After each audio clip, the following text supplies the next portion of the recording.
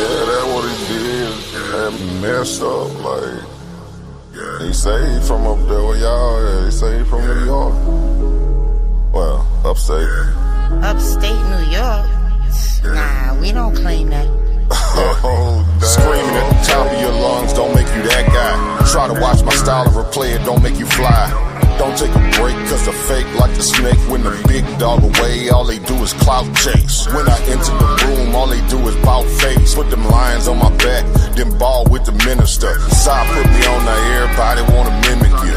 Yeah, I thought I told you we the toughest here. We be on the scene, niggas screen our shit. We the toughest you done seen, we the big boy clique. If he really want smoke, I pull up with him. Toughest environment, smoke city. I can tell by your energy, you ain't really woke. He showed up to debate, but he choked. No money in his pocket, boy broke. Shit, the only thing he can teach is hope. Kill a spider, drown a fish, stomp a rose, do something. But don't come on sa.neter with the stunt. Everybody over here getting money. Touche hit me up, told me go and run it. Guess I'm Carl Lewis. You looking dumb foolish. Nigga way upstate making soft music. Boy, this the toughest environment, show you how to do it. Mr. Toughest environment, show you how to do it. We be on the scene, niggas screen our shit. We the toughest you done seen, we the big boy clique. If he really want smoke, I pull up with it. Toughest environment, smoke city. I can tell by your energy, you ain't really woke. He showed up to debate, but he choked. No money in his pocket, boy broke. Shit, the only thing he can teach is hope. We be on the scene, niggas screen our shit. We the toughest you done seen, we the big boy clique. If he really want smoke, I pull up with it. Toughest environment, smoke city. I can tell by your energy, you ain't really woke. He showed up to debate, but he choked. No money in his pocket, boy broke. Shit, the only thing he can teach is hope.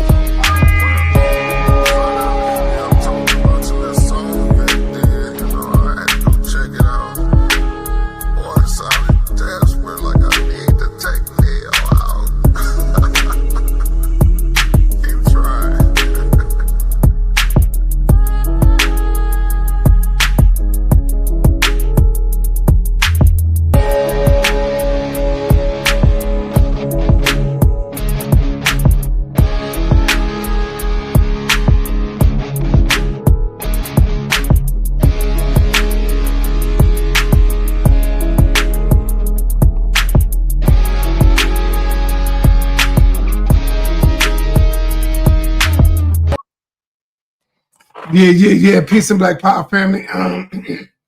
Today is the day I'm going to release the video right now in a few minutes, and I'm just going to let it play out. I'm not going to try to stir the audience nowhere. We're going to let it all play out. If you feel in need of wanting to support the brother, you can do it through PayPal. I got to fix up my Cash App. They want me to turn my Cash App into a business Cash App.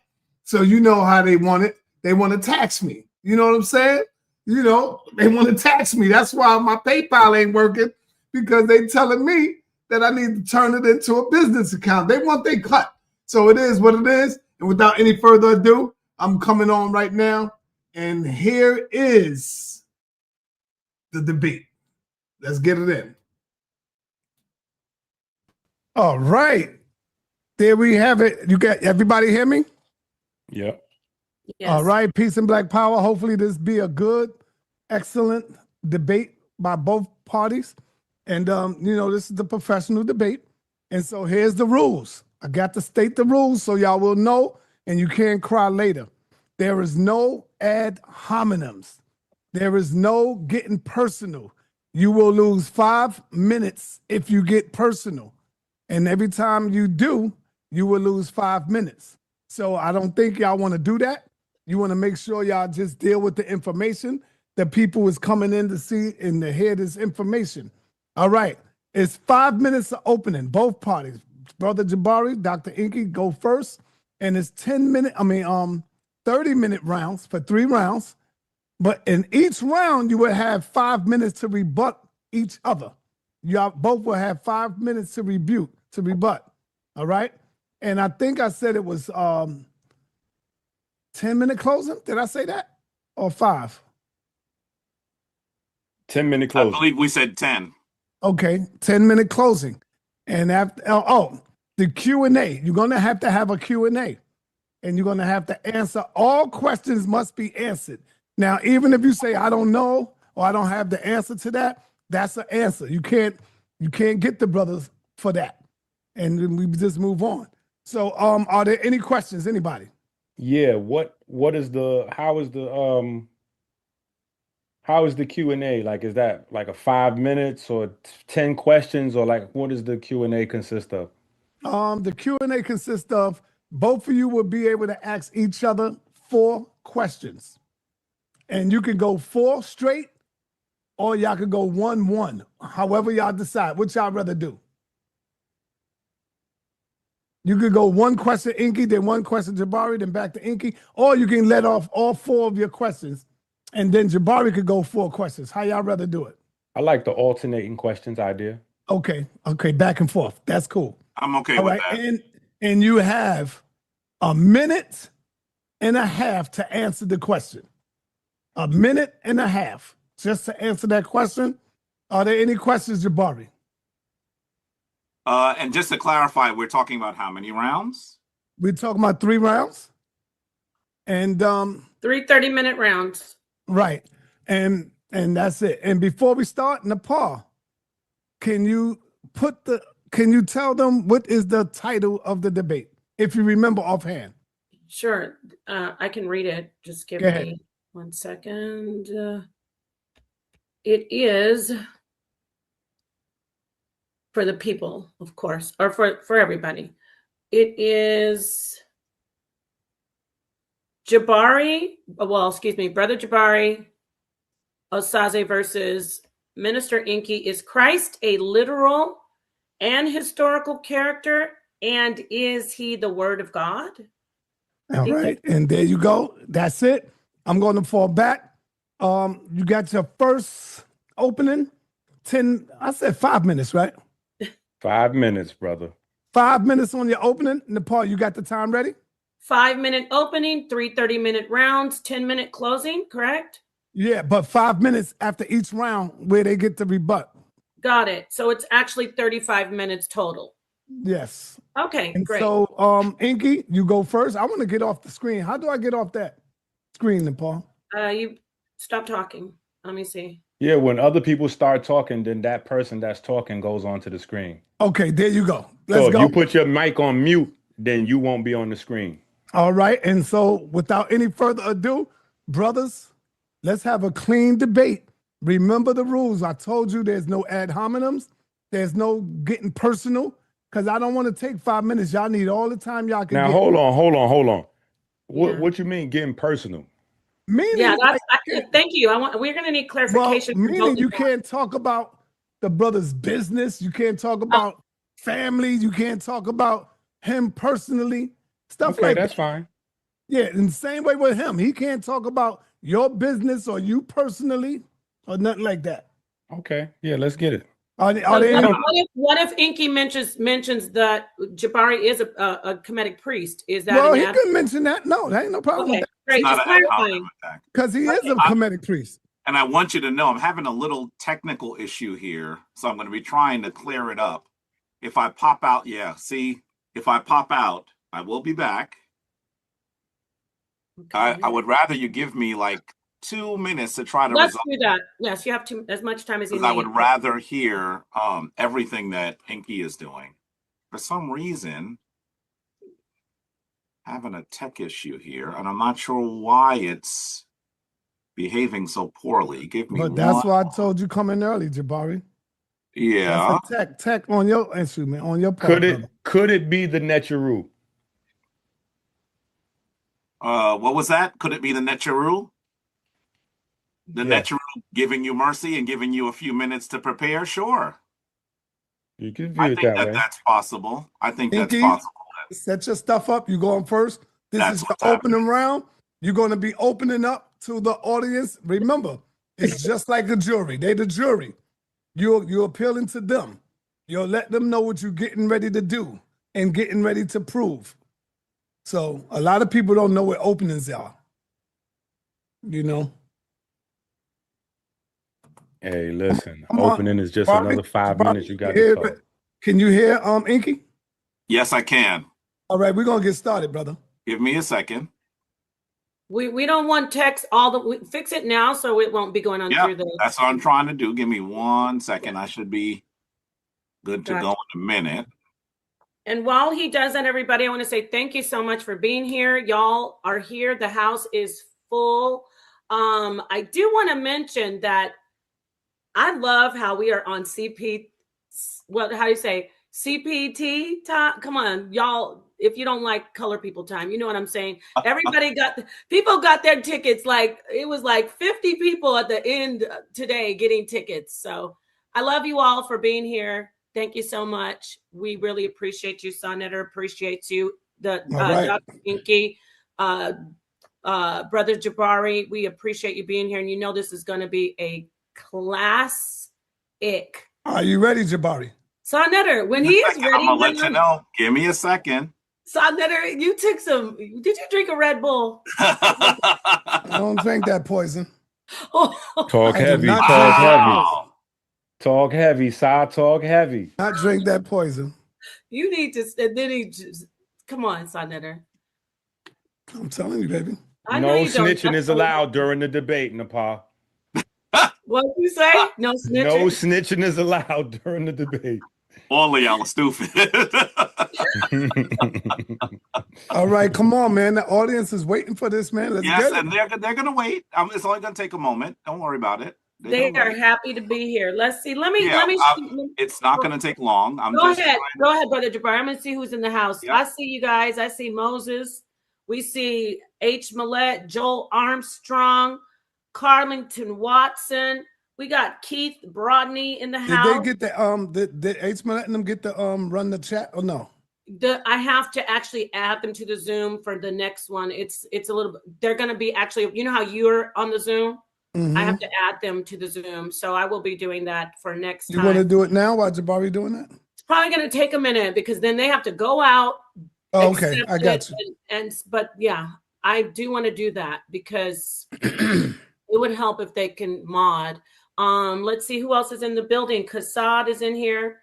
Kabad. I don't see Black Sage in the house. He needs to get all the debates information that he can get. Where is he at? Go ahead. Just so you know, I'm ready when you are. Okay. Awesome. All right, let's fall back. Dr. ENQI, you got the time ready, Nepal? 5 minutes. Yes, sir. All right, tell ENQI when he's ready. Go on mute, Jabari. ENQI, I'm going to tell you when you're ready. You're ready now, ENQI. Okay. No, honestly, in all seriousness, let me know when you have 5 minutes for your opening. When you start talking, your time starts. Okay. Who is the utterance? So we're going to start with who is the utterance, who nefer. We're doing this for the Church of Winning for Christ.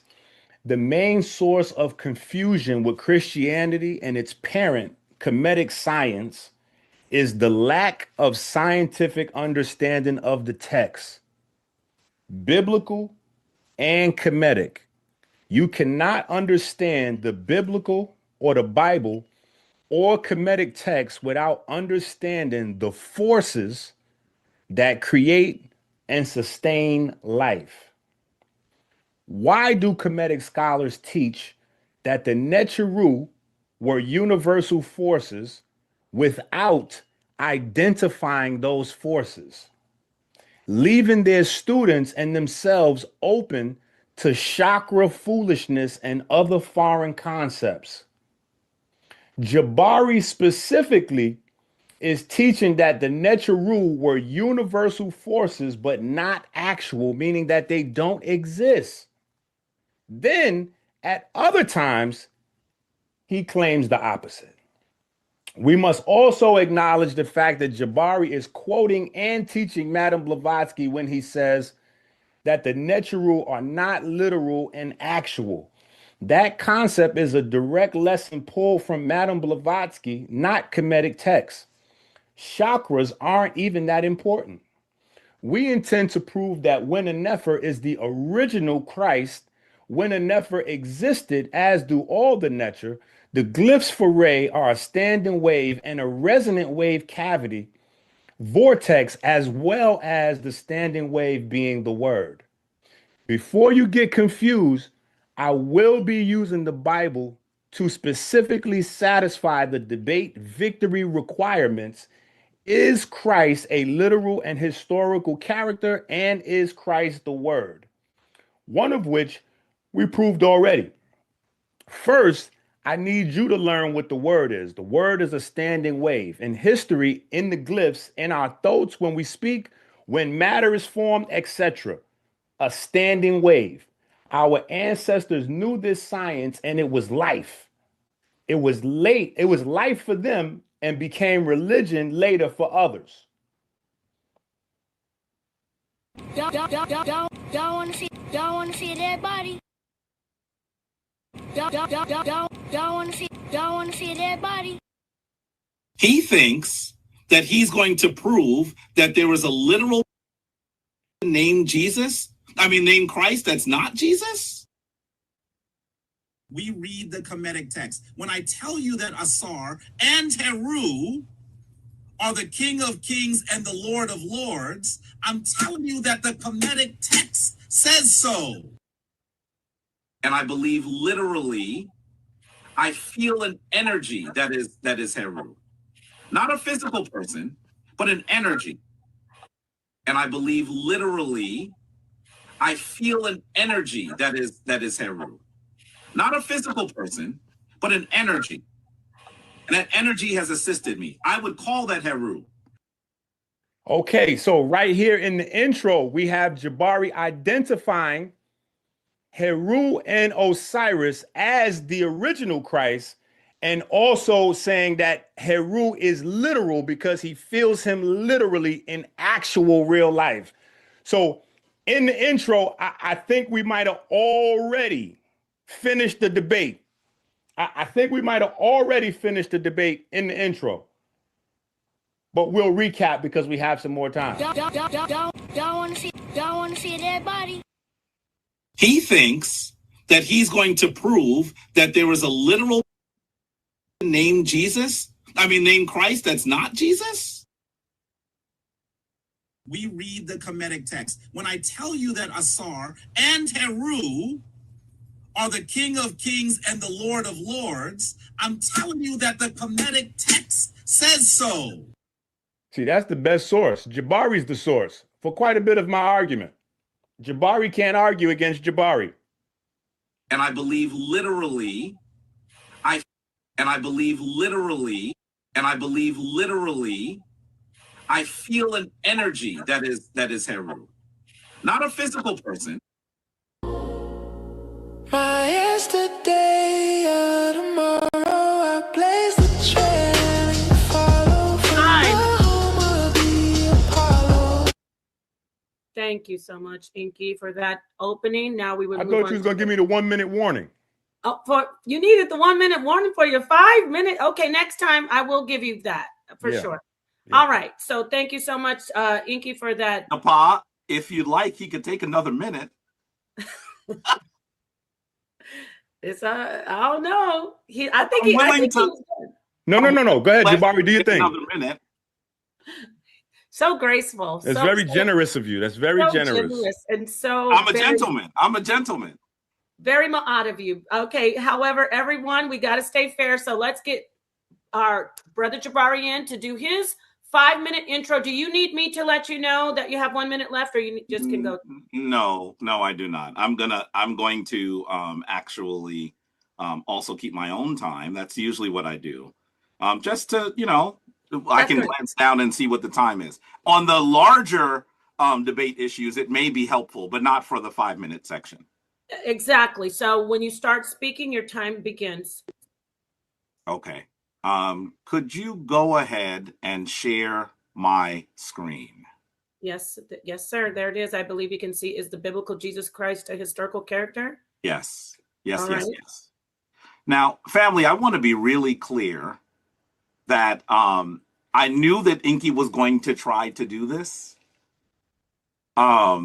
Notice that the topic, even if he wants to say that we're talking about Christ, notice he's not talking about Christ. Notice very carefully that he is going to continue to be the remarkably unsourced ENQI. That is what I call him, and you're going to see that that's what he's going to do. But right out front, I want you to hear him answer about what we are debating about. I want you to hear him answer this. Take a listen.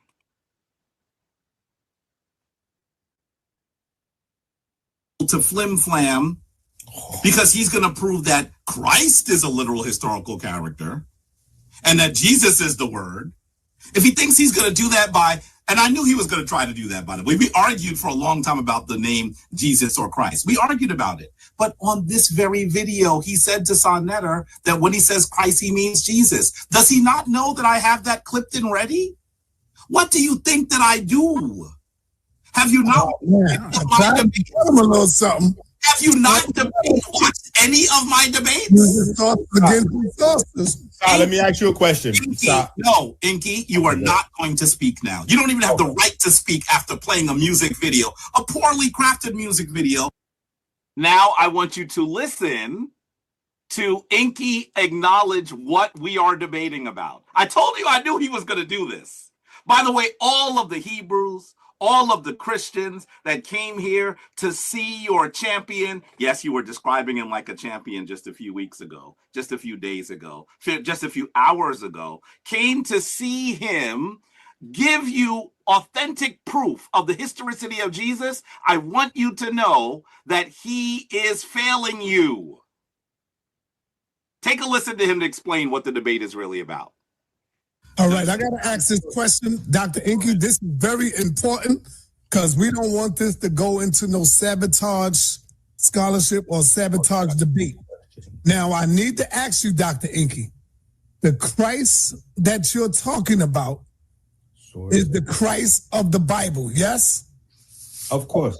Okay, that's all I wanted to make clear, because some people try to say, well, there was a man by the name of Christ. You know what I'm saying, Jabari? That lived. That was historical. So we want to just clear that up right now. We got the information, the clarity. Go ahead, Dr. ENQI. So I want you to understand that ENQI thinks that he is going to play Harlem's famous 3-card Monte game, and y'all aren't going to see what he's doing. You followed the cards. You know where the ace is at. Don't let him try to confuse you about what this debate is supposed to be about. It ain't about who never. It ain't about Kemetic text. It's about the Christ of the Bible. Show me where Hu Nefer is in the Bible. So what is this debate about? This debate is about the biblical Jesus.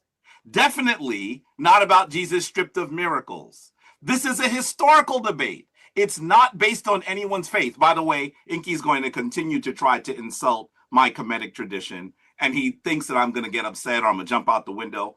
Folks, you know me well enough. That's not going to happen.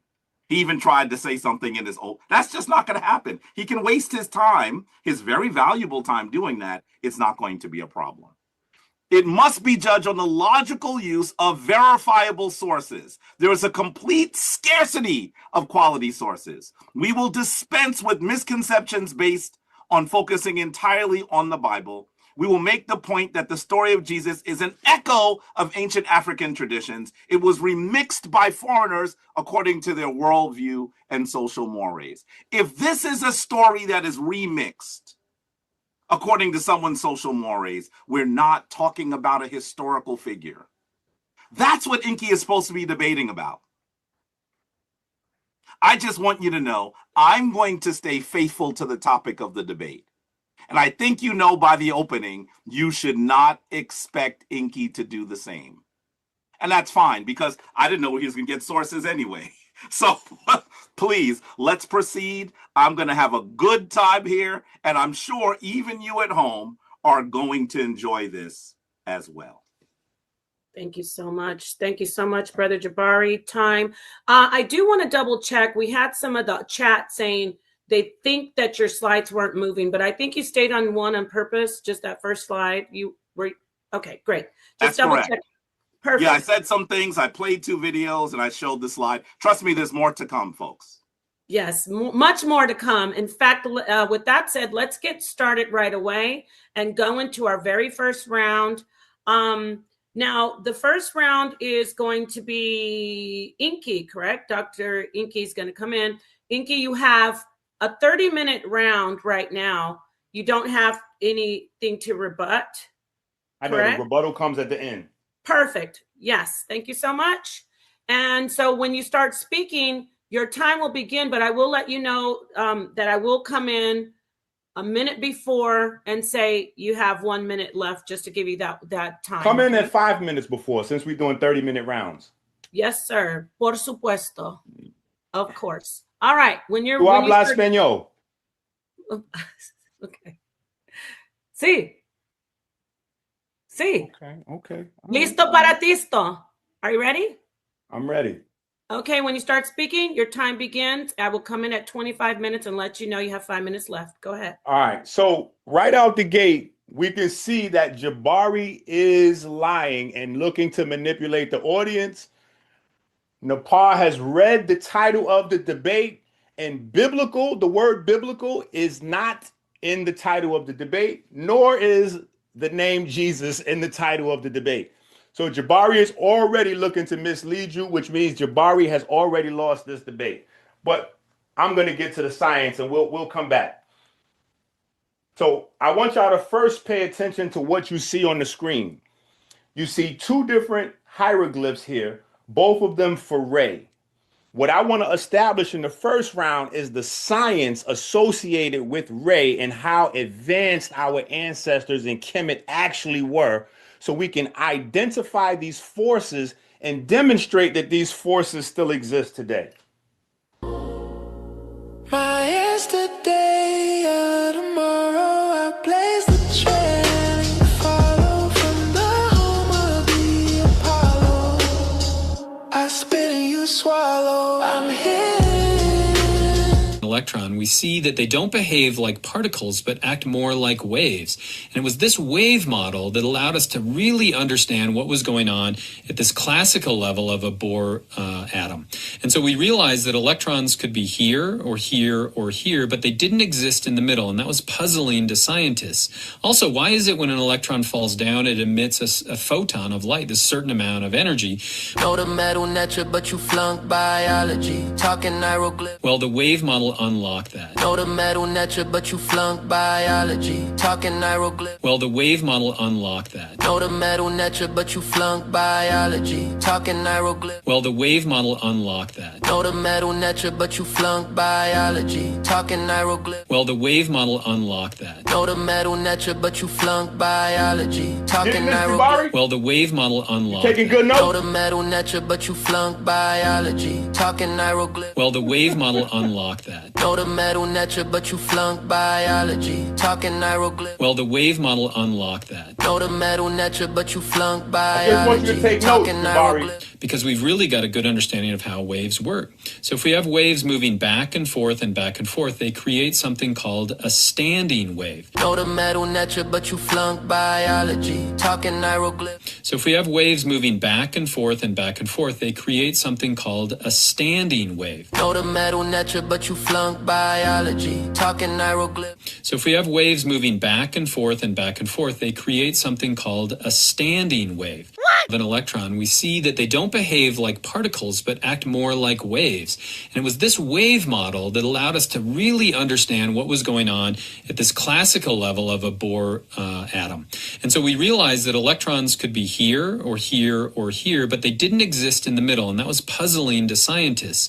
Also, why is it when an electron falls down, it emits a photon of light, this certain amount of energy?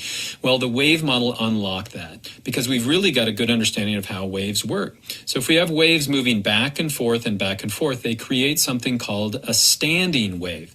And so what scientists started to hypothesize is maybe the electrons, as they're moving around, are interfering with themselves. They're going so fast that they're interfering with the electrons as they come around again. And so maybe they're wrapping around and creating standing waves. And so areas out here, we could get a standing wave. You see what a standing wave looks like? Where the electron moving around the outside of the atom is interfering with the electron itself. And so what you get are these standing waves. Know the metal nature, but you flunk biology. It's Talking sinking in. hieroglyph. Standing waves that build up, and that's where that energy allows the electron to be there. But in Words are standing waves. Vocal tract resonance. The human vocal tract acts as a natural resonance cavity that filters the buzzy sounds produced by the vibrating vocal cords into specific shapes made by the tongue and lips, soft palate, creating standing waves. Acoustic environments, in an enclosed space like a room, sound waves, speech reflects off the walls. The room dimensions match the wavelength of certain frequencies of sound. Standing waves can be set up. Musical instruments. Musical instruments rely on creating standing waves within air columns or on a string to produce sustained notes. Okay? So I'm explaining to you the science of what a word is. I'm demonstrating it to you from a collegiate level, a scholarly level, and showing you our ancestors knew that and captured that in the glyphs of Re, right? And then also here in Nefer. Nefer is very important because you'll see that this is a part of the name for Osiris. But Nefer encapsulates the source of standing waves, which is where the all of creation is supposed to emanate from. This is why we have Ptah and Memphis, the heart and the tongue, because between the heart and the tongue is where standing waves are created. Also the brain. The brain completely relies on traveling waves and standing waves. So not only do we have the words being formulated as standing waves, but we also have thought integration throughout the neural networks as standing waves.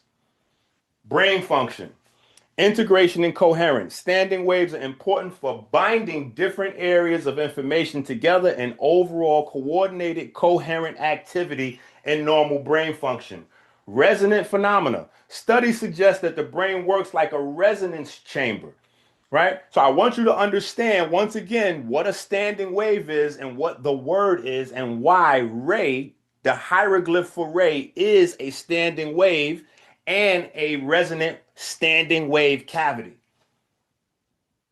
The sun functions via standing waves. This is another reason that Re is associated with the sun, because the sun is a large resonant cavity for standing waves. The sun functions as a vast resonant chamber of standing waves, specifically acoustic pressure waves, the foundation of the scientific field of helioseismology. Okay, so everybody at home, you should be taking notes. You should be proud that I'm showing you the science of modern day was captured by your ancestors 5,000 years ago and preserved for you up to today. So hopefully y'all get it. Our ancestors were telling you about the nature of the universe. The nature of the universe is waves, electromagnetic waves and mechanical waves via traveling waves and standing waves.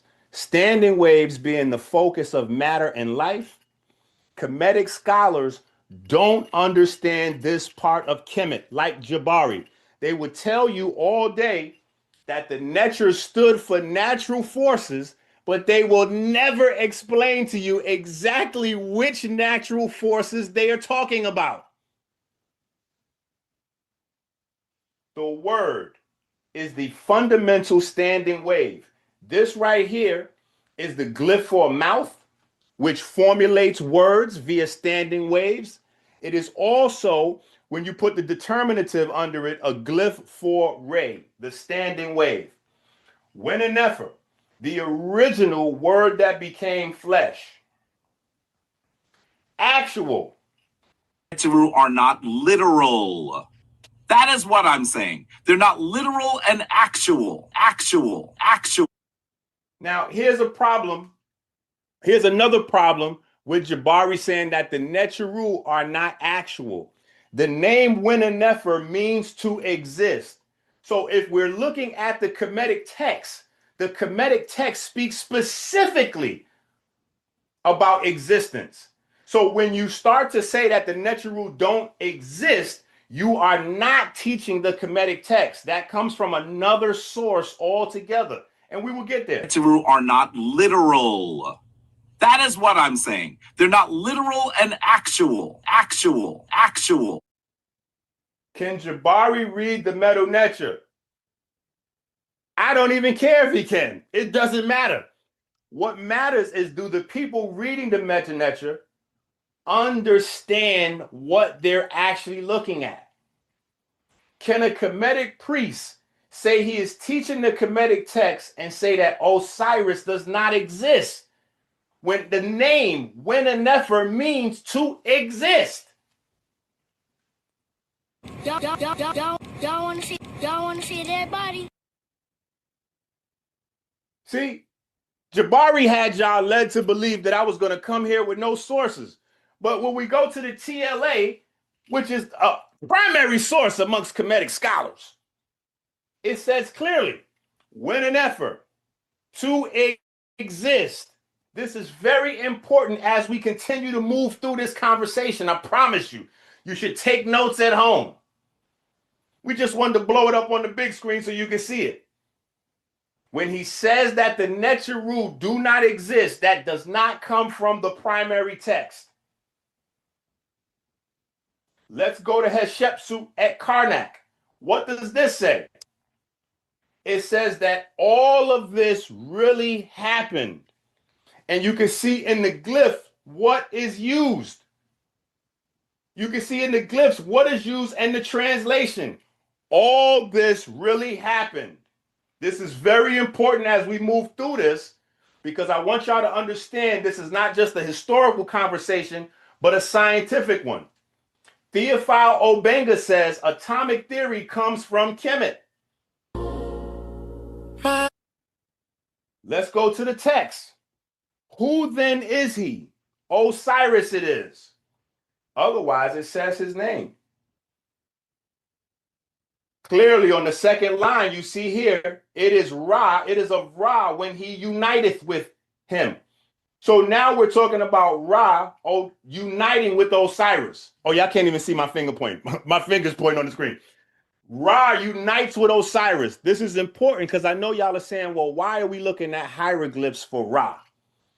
Because we're establishing something that you'll see come to fruition in the later rounds, in the later discourse. For now, just know Osiris, when a Nefer, means to exist.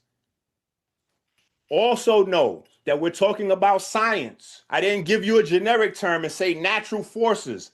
I'm pinpointing based on the actual text, the hieroglyphs of Re, a standing wave and a resonant wave cavity. Now, if you only study the Medu Neter language and you don't actually study science, you could look at a standing wave for 20 or 30 years, like some of you people at home have already done, and never recognize that it is the standard hieroglyph for Re. You could look at it and never know that the sun is a resonant wave cavity for standing waves. So again, we have Osiris, right? The original gleam in his father's eye, right?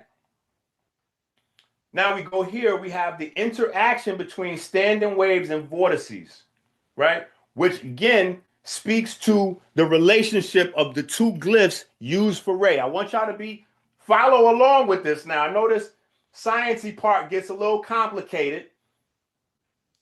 It gets a little complicated, but I want y'all to be able to follow along with this. Energy creates matter using two standard geometries, a standing wave and a vortex. A vortex dissipates energy. A standing wave allows it to collect.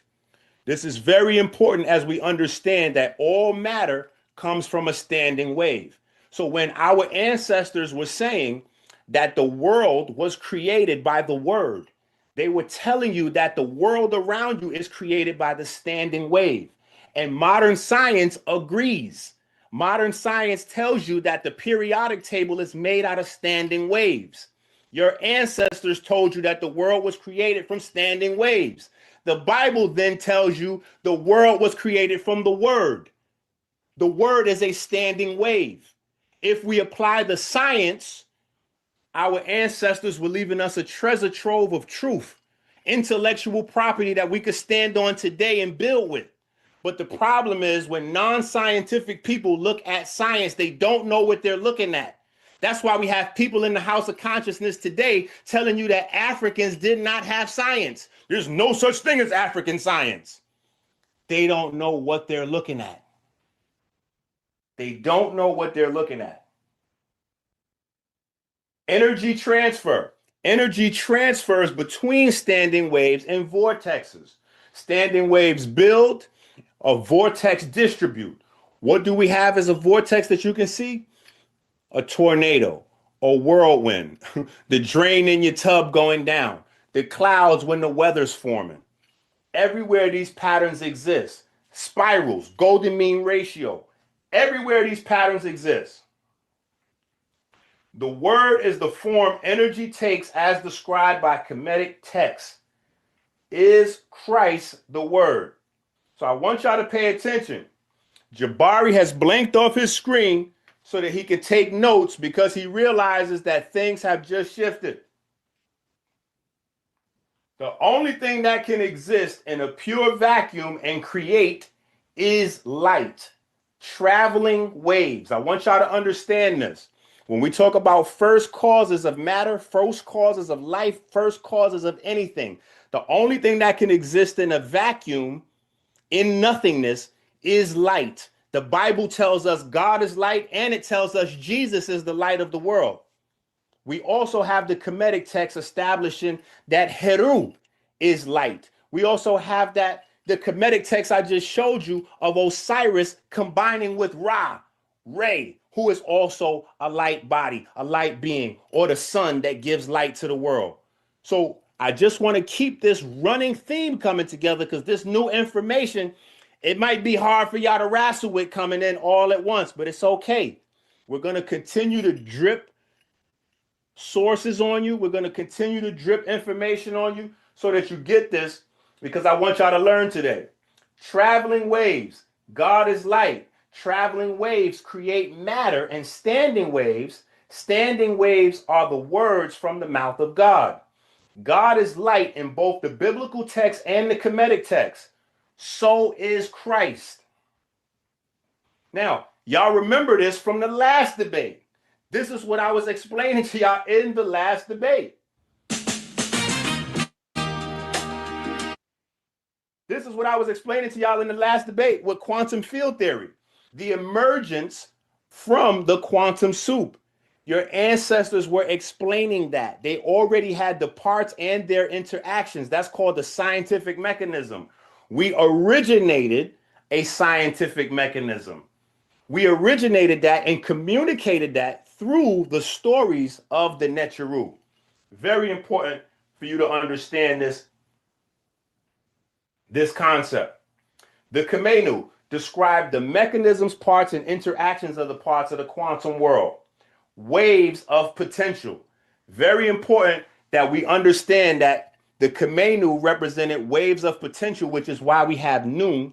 And when we come to standing waves, we're talking about waves that are going to precipitate.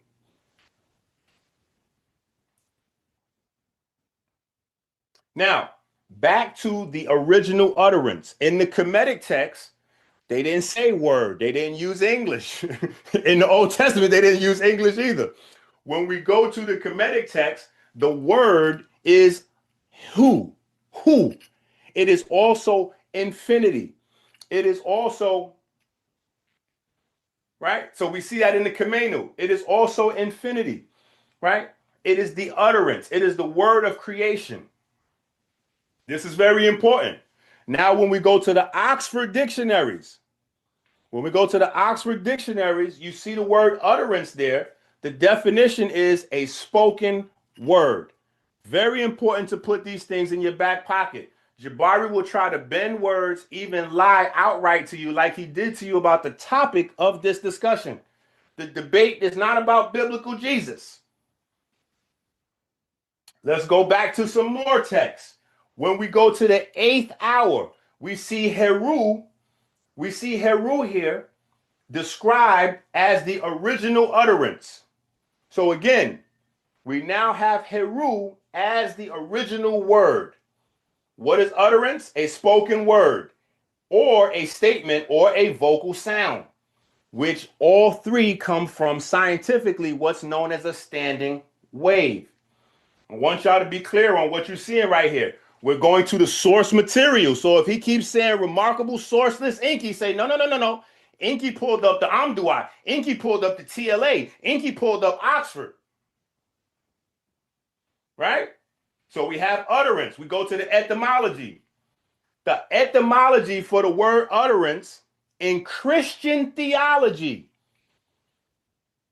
the etymology for the word in Christian theology means utterance. So I want you to get a good look at that on your screen. In the Bible. So you say, oh no, he's not speaking about the Bible. In the Bible, when they say the word, that word means utterance. So again, I showed you here, and I showed you the definition, that word means utterance. And then from utterance, I showed you in the Kemetic text what utterance means. ENQI, I paused your time. Are you changing your screen because it's still on the menu, and people are asking? Are you changing your slides? Yeah, I've changed mad slides. No, you're stuck on just that one where it says Kameno describes mechanism. Oh, so, I gotta go back my time. Well, I paused your time. You paused my time just now, but that. Well, you were still speaking the information. I mean, right, but people couldn't see it. Okay, so I don't know about giving you extra time for that. It's your tech thing, not mine. So it's not my tech thing. The Zoom just glitched. The Zoom glitched. Nah. We'll give you 3 minutes. We'll give you 3 more minutes to go back over it. But that is your fault, ENQI, not the Zoom, brother. It's okay, your look. Is my screen showing right now different screen? Yes, it is. Yes. Can it move? Let me see it move. I'm moving it. It's not moving. No, it's not moving. See, that's your stuff. That's your thing going on over there. Your screen Look, it's not us. And we told you about. Wait, hold on. Your screen is not in slideshow mode. Yes. So we'll give you 3 minutes to go back over. I mean, that seems like a copious amount. The people heard you talking, though. I don't know. Is that okay with Jabari? 3 minutes? You're the moderator. We're the moderator. Jabari got to be okay with it. Okay. Well, there I'll it let him is. have 3 minutes. Okay, great. I just wanted to be totally diplomatic on it. So, all right, great. So I haven't started your time back. You're right at about 19 minutes. You're about 20 minutes. So you're going to get an extra 3 minutes. So do you want to try to just move through those slides? It's still on that same screen. No, I'm good. It's moving now, right? Great. It is moving now. So I'm going to resume your time. You're at about 20 minutes. Remember, I'm coming in at 25 minutes until you have, well, now I'm not coming in 25 minutes. I'm coming in. So I got 13 minutes basically right now. Yes. Let's see you move it again, Doc. Let's see you move it again. Okay, good. You're good. 13 minutes? He had 10 minutes left, really? He had 10 minutes left. Okay. That's, yeah. So I'll still come in at 25, ENQI. Okay.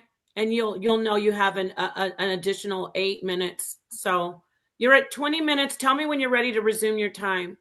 I'm ready. Okay, time resumed.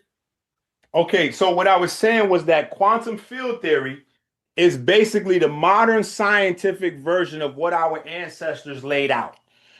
Our ancestors laid out the Kemenu, which is features noon or none, which is the wave, undifferentiated, chaotic infinity. And then from that, you have the first emergence. That emergence then becomes the tomb, and we go on from there. Modern science agrees with that. Modern science agrees with that. The Kemenu described the parts and interactions of those parts, not chaos, waves of potential. Not chaos, waves of potential. So I showed who, which is the divine utterance in the Kemetic text, right?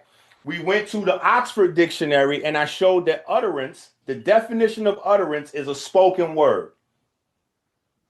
I went then to the Kemetic text to show that Heru is identified, Heru, a character, is identified with the word, the utterance, right? In the Kemetic text. And I was saying specifically, laying out some of the sources that you've noticed that we've used TLA. We're going to the Kemetic text. We're showing you things. First primary source. Again, we have utterance. Now we go to the etymology of the word word. And when we go to the etymology of the word word, you can read here. It says the meaning promised was in Old English, as was the theological sense of Holy Scriptures, God's message, and Christian doctrine. So when we go to the Christian doctrine and we see the word used, especially in the creative sense, it is talking about utterance. So here we have utterance. Here's the etymology telling us this is where Christian theology uses came from. And then we go back to utterance, a spoken word. We go back to the Kemetic text. We have Heru, right? We're moving. Now, standing wave. Again, I want you to understand that when we're talking about the mouth, right, we're talking about the generation of standing waves, which is why Ptah is always referenced with the heart and the tongue, right? I want y'all to get this. So I'm giving y'all the science, but I'm also giving y'all pictures, so hopefully it could jog something in your genetic memory, right? This is what a fundamental standing wave looks like. Spiritual system of ancient Kemet. In ancient Kemet and Kosh, the Kemetu believed in one creator, the spiritual consciousness and of all things. So Jabari is going to have to debate Mfudishi. Jabari is going to have to debate Theophile Obenga. It's not just me saying these things, right? We have NASA. We have NASA as a source for standing waves at the edge of Earth's magnetic bubble, right? So it's not just me he's going to have to debate, right? We have the sun as a resonant cavity in its plasma vibrating with three-dimensional standing waves as studied in helioseismology. We have electrons. Electrons behave as standing waves when confined to an atom, right? We have the depiction. So I'm giving y'all every source possible to verify that your ancestors were not general when they said the Neteru represented energy or forms of energy. They were specific. But today's Kemetic scholars are so caught up in chasing other things, they haven't given you this information. In fact, they don't even recognize the science when it's in front of them.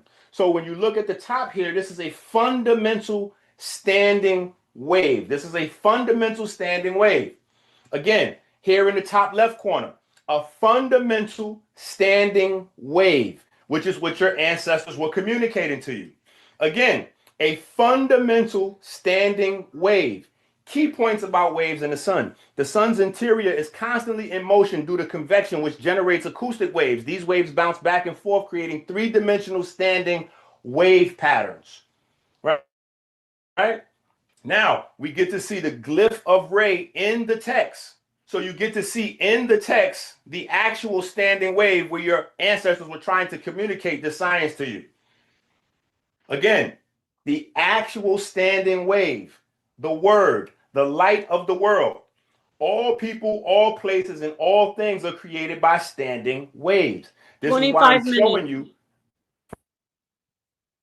5 minutes. You're at 25 minutes. You have 8 more minutes. Okay, 8 more minutes. Good. Okay, so this is why I'm showing you the two symbols for Re. On the left, you have a standing wave. On the right, you have a wave cavity, which is a macro version. We could look at the sun as a standing wave cavity, and then we could shrink that all the way down to the micro version, and we could look at an atom. And I already gave you a PhD professor to explain it earlier. I know we had a little music in there and it was new concepts, but I wanted to give it to you from somebody else besides me. Somebody else besides me.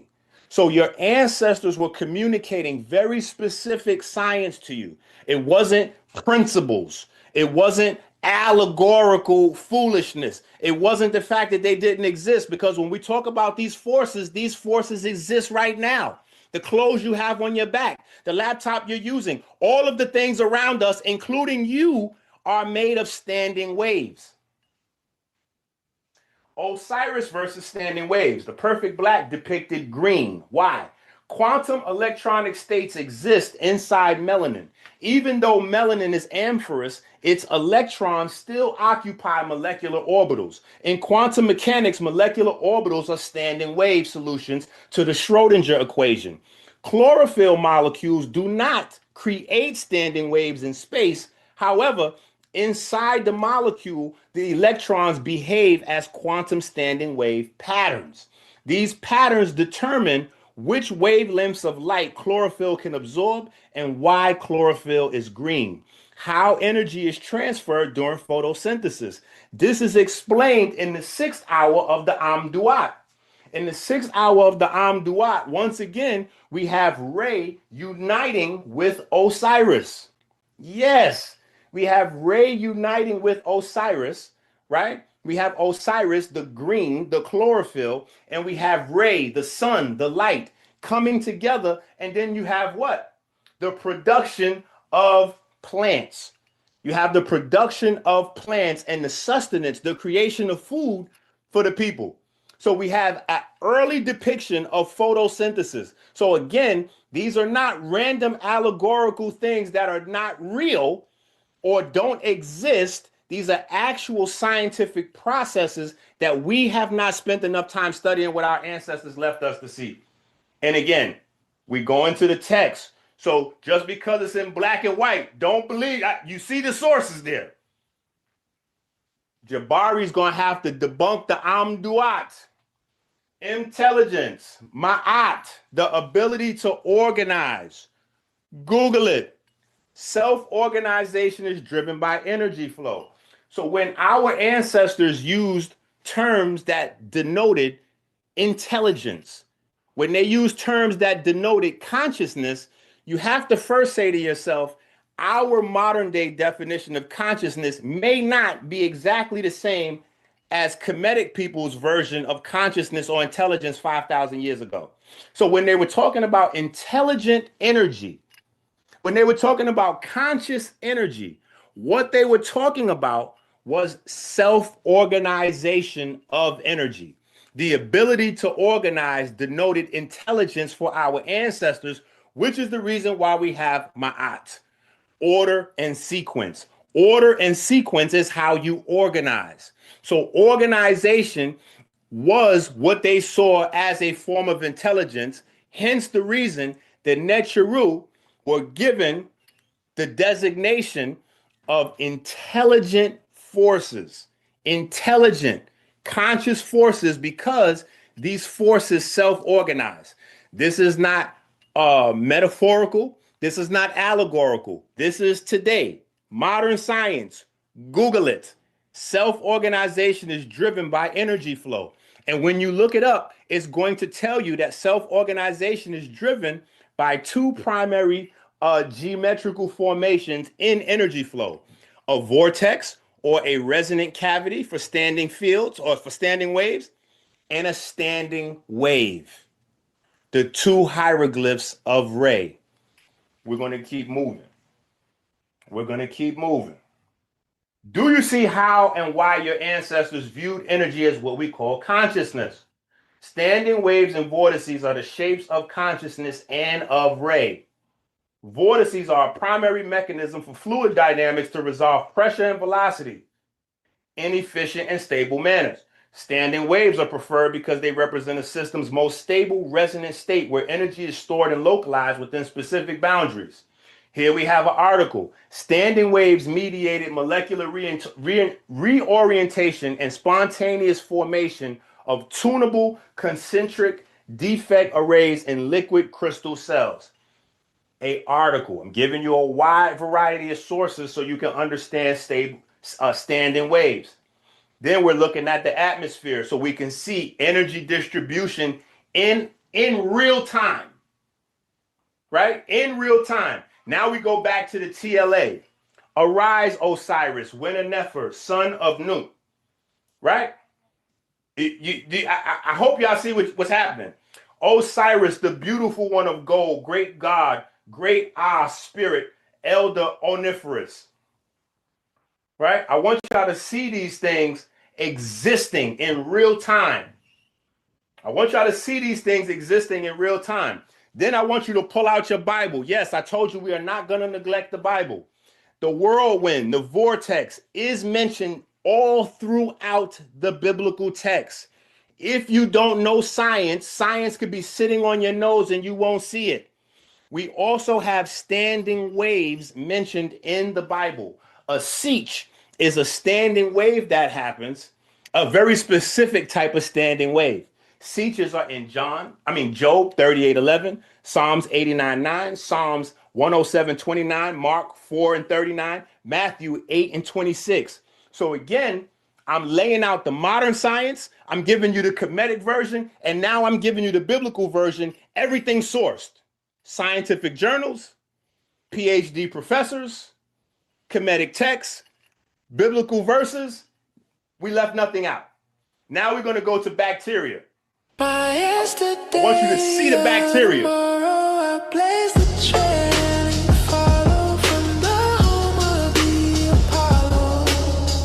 I spit and you swallow. I'm here. I want you to see the bacteria.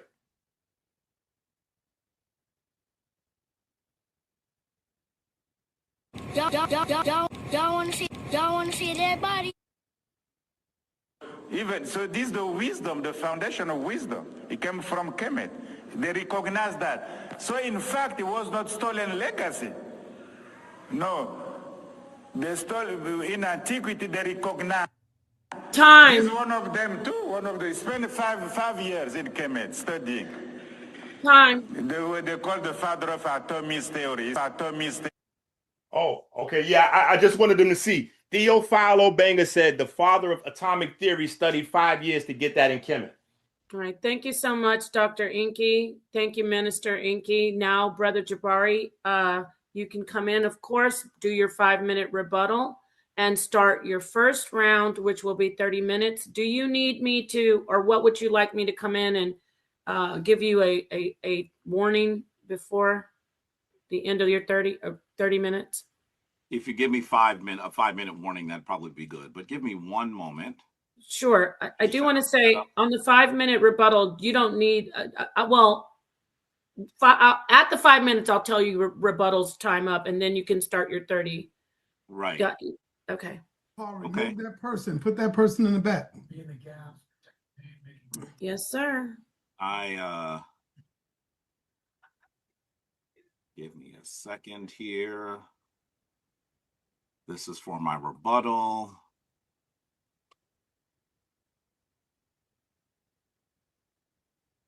Okay.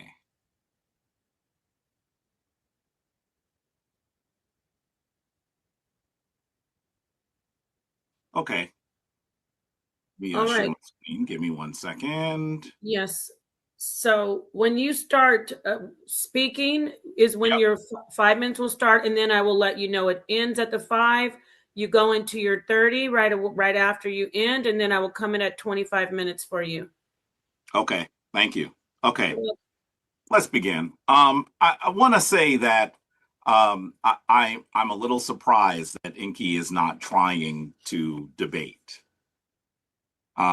He's not trying to debate at all. I mean, he is far from the topic. But I just want to say something that's going to take just a few seconds, and then I'm going to be on the topic.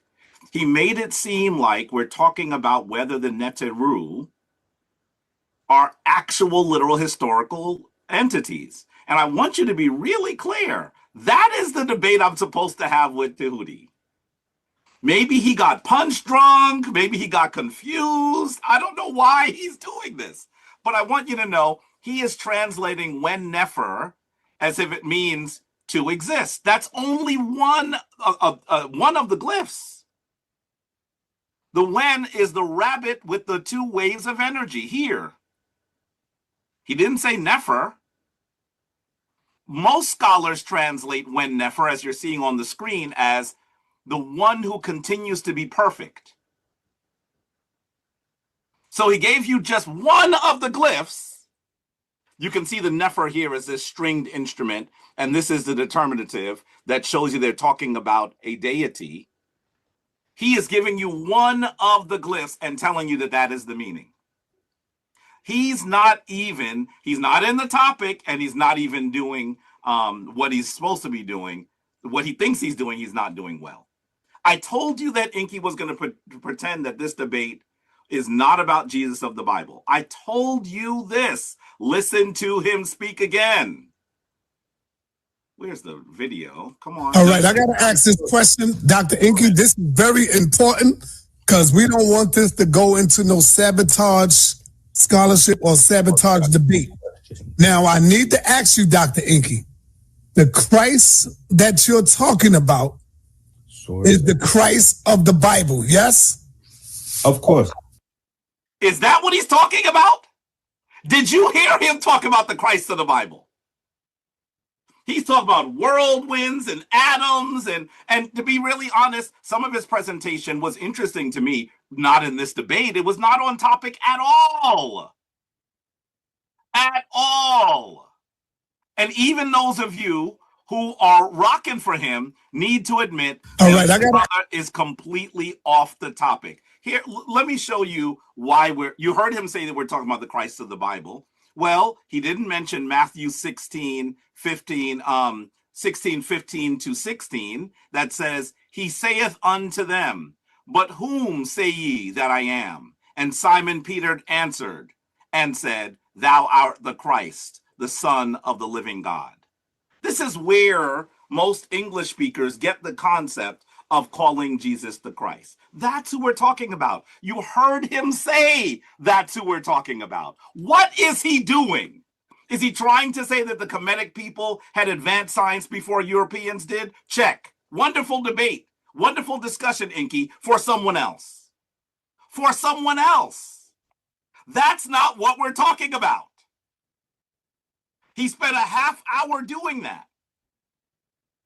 I really want you to understand that I'm going to show you exactly what ENQI said he was going to do and didn't do. I'm going to show you the paucity of historical sources. I'm going to show you how the arguments around a literal historical Jesus are fallacious. I'm going to show you why this is a challenge. You know, just a little bit earlier when I came on, folks asked me, you know, are you going to go into your deep reservoir of understanding on the historicity of Jesus? And I said, I'm not sure if I need to, because ENQI is not going to be talking about that. He's going to mistranslate the meta-neter. He's going to talk about chakras and auras. He's going to talk about the neteru. He's not talking about Christ.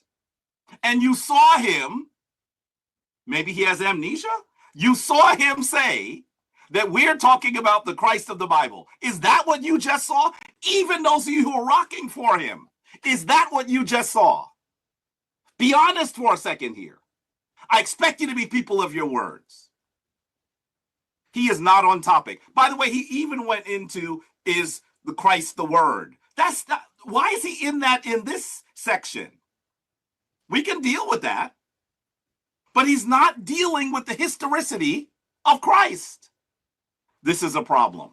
And I want us to recognize that we're going to do better. Okay. Your rebuttal time is up, and now your 30 minutes begins. I'll come in at 25 and let you know you have 5 minutes left. Your time starts when you start speaking.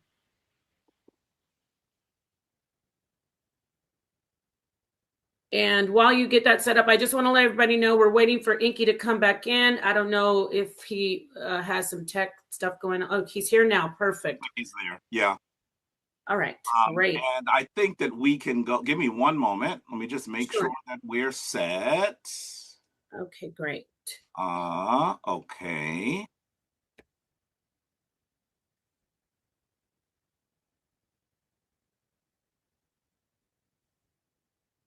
Okay.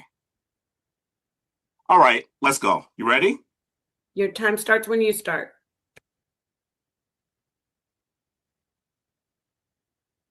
Okay, let's begin. So, what fallacious arguments are you going to hear today? Fallaciousness abound. I thought that ENQI was going to try to deal with the topic. This is not the topic. Remember, even if you think he was talking about vaguely how Kemet is the origin of things that we see in the Western world, how was he showing us how we see a literal historical Christ? He's not even trying to do that. Does he want to say that the Kemetic people and ancient Africans by extension are actually had advanced sciences and they gave those to the Western world? Wonderful, ENQI. We could actually collaborate on that topic. But that's not what the topic is today. That's not what the topic is today. So for those of you who are trying to grade on a curve, and I know that some of his people are in here, I recognize your names, I want you to be honest. He is not on topic, and he spent a half hour, more than a half hour, not being on topic. So what are the arguments that you're going to hear today that are problematic? I can't even say that I'm even addressing this to ENQI because he's not making arguments. He's not. I'm addressing this to the folks at home who may think this. Let's do that. When someone's not doing their work, I go into teaching mode. And ENQI is not doing his work. I want you to be really clear that what we are seeing is really problematic. Maybe ENQI thinks that he can get away with showing us things that don't fit, that he can confuse us about what we're meant to. You can read here. Actually, think it says the meaning promise was in Old English. Was in Old English. Doing something that he's not. This is not a 3-card Monte game. It's not. You can't say you're going to talk about the biblical Christ and then talk about atoms. You can't say you're going to talk about the biblical Christ and then talk about how quantum theory comes from Kemet. This is not the topic. It's an interesting discussion for another day. And if you want to get in on that debate, maybe you should tag team with Tehuti and I'll beat the brakes off of both of y'all together. Maybe that's what he's looking for. So what do we usually hear? We hear that we should believe that Jesus the Christ is historical because the consensus of scholars agree. And I want to say to you that most simply believe. They ignore major historical problems, or at least they never mention them to their parishioners. They're completely unfamiliar with more ancient sources. And I'm going to be honest with you, many of them are afraid to lose work or standing in institutions so that they say very little. I have seen this in institutions that I have been part of myself. Take a look at this. This is by a conference by biblical scholar Dr. Brian Russell. It's a Deeper in Prayer conference. Sometimes when you're listening to biblical scholars on the historicity of Jesus, what you are hearing is their faith. And that's the challenge that we have. We're not talking about faith. We're talking about whether we can prove there was a literal historical character named Christ. By the way, even if he tried to bring in the word Christ, did he try to explain that it was a literal historical character? You must say no. That is not what he's doing. Just because he might have said the word Christ once or twice in 30 minutes, that's enough for you? This is actually an affront to this platform. That's what this is. It's an affront to the platform. So take a look at Dr. N.T. Wright, Nicholas Thomas Wright. He is one of the most important biblical scholars, and his work spans more than 5 decades. He was the Bishop of Durham. By the way, most people don't realize that he was actually a bishop, a person that was focused on evangelical work within the Christian tradition. He is a research professor in the New Testament and early Christianity in St. Mary's College. He retired in 2019. He was a senior research fellow at Wycliffe Hall in Oxford University. He's authored over 70 books. He is a very important biblical scholar. But what does he say? I want you to see in his book, Jesus and the Victory of God from 1996, he says, I have taken it for granted that Jesus of Nazareth existed. Let me say that again. I have taken it for granted that Jesus of Nazareth existed. Some writers feel a need to justify this assumption at length against people who try from time to time to deny it. It would be easier, frankly, to believe that Tiberius Caesar, Jesus' contemporary, was a figment of the imagination than to believe that there was never such a person as Jesus. He is a major biblical scholar, and he's not even dealing with historicity. He's not even attempting to make the argument. He takes it for granted. That is what we're dealing with. When you're dealing with people who have done this, that's what they do. And here I am. I'm going to cite someone who I had a spirited debate with, a biblical scholar, someone far above the weight class of ENQI, who left with his tail between his legs. Listen to his quote from his book on the historicity of Jesus, Why We Might Have Reason for Doubt. He says, hence the point of this book is not to end the debate, but to demonstrate that scholars need to take this hypothesis more seriously before dismissing it out of hand, and that they need much better arguments against it than they're heretofore deployed. A better refutation is needed, a better theory of historicity, which actually credibly explains all the oddities in the evidence. We have to debate this. We have to discuss this. Is telling us that the Kemetic people were the origin of much that we see in the modern world and even in Christianity addressing this? No. Those are arguments that I've made much more effectively, by the way, myself on sa.neter's channel. He's not debating the topic. Let's continue. I want you to know that many Christians, particularly those who are in the Catholic tradition, they actually recite this regularly. It comes from the Nicene Creed, and there's a modern version of it. What do they say? I believe in God, the Father Almighty, maker of heaven and earth, and all things visible and invisible. I believe in one Lord Jesus Christ, the only begotten Son of God, born of the Father of all ages, God from God, light from light, true God from true God, begotten, not made, consubstantial with the Father. Through him all things were made. For us men and for our salvation, he came down from heaven, and by the Holy Spirit was incarnate of the Virgin Mary and became man. For our sake, he was crucified under Pontius Pilate. He suffered death and was buried and rose again on the third day in accordance with the scriptures. He ascended into heaven and is seated at the right hand of the Father. He will come again in glory to judge the living and the dead, and his kingdom will have no end.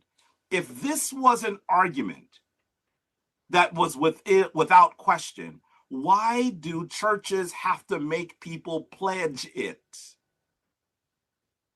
If it is obvious, why do people have to take this like an oath that they believe in one Lord Jesus Christ that came down as a man? You should know that this same creed that is spoken in churches every Sunday and many other days of the week is one that comes directly from the Council of Nicaea, led by Constantine. Christians, for nearly 2,000 years, have been saying they must believe in a literal Jesus. Why are they taking an oath if it is so obvious? Because it is not obvious. And they want people to believe that if you have any questions, it's a crisis in faith, Satan has gotten your mind. You are not supposed to actually apply rigorous analysis to this question. I am arguing that in order to be someone who understands what occurred, who understands how spiritual traditions have been weaponized against us, you must question. This is stuff by Europeans. Why are we still doing it? That's the problem here. By the way, let's go further. One of the other things that you'll see scholars do is they'll use sources. ENQI decided that he was going to bring sources. By the way, he really did not. I'm not sure if he understands what a source is. But they weren't sources that are material to the debate. If I say I'm going to bring a source and I bring you a parking ticket from 145th Street in Harlem and say, this is a source. See, I got a ticket. ENQI can't say I don't have sources. Okay, it's a source, but it's not a source that is material to our discussion. Showing us a mistranslation for one of the epithets of Asar is not a proper use of a source in a debate. Maybe it's a source in another debate, but not this one. Maybe you were supposed to have this debate next Tuesday and you got the dates confused. The other thing that they'll do, and this is something that we see very often in the African American community, we say sometimes that everything regrettable in Christianity is Roman Catholic, and that is not a genuine article. It's one of those things that I'm not going to spend a lot of time on that, particularly because I want you to understand that, well, let me say this. I want you to understand that were it not for Roman Catholicism, Christianity would probably not exist anymore. It was a small tradition led by itinerant preachers. It isn't until the Roman Church decides to utilize the tradition in order to empower themselves that it becomes a major tradition. State religion. This is the Theodosian Code.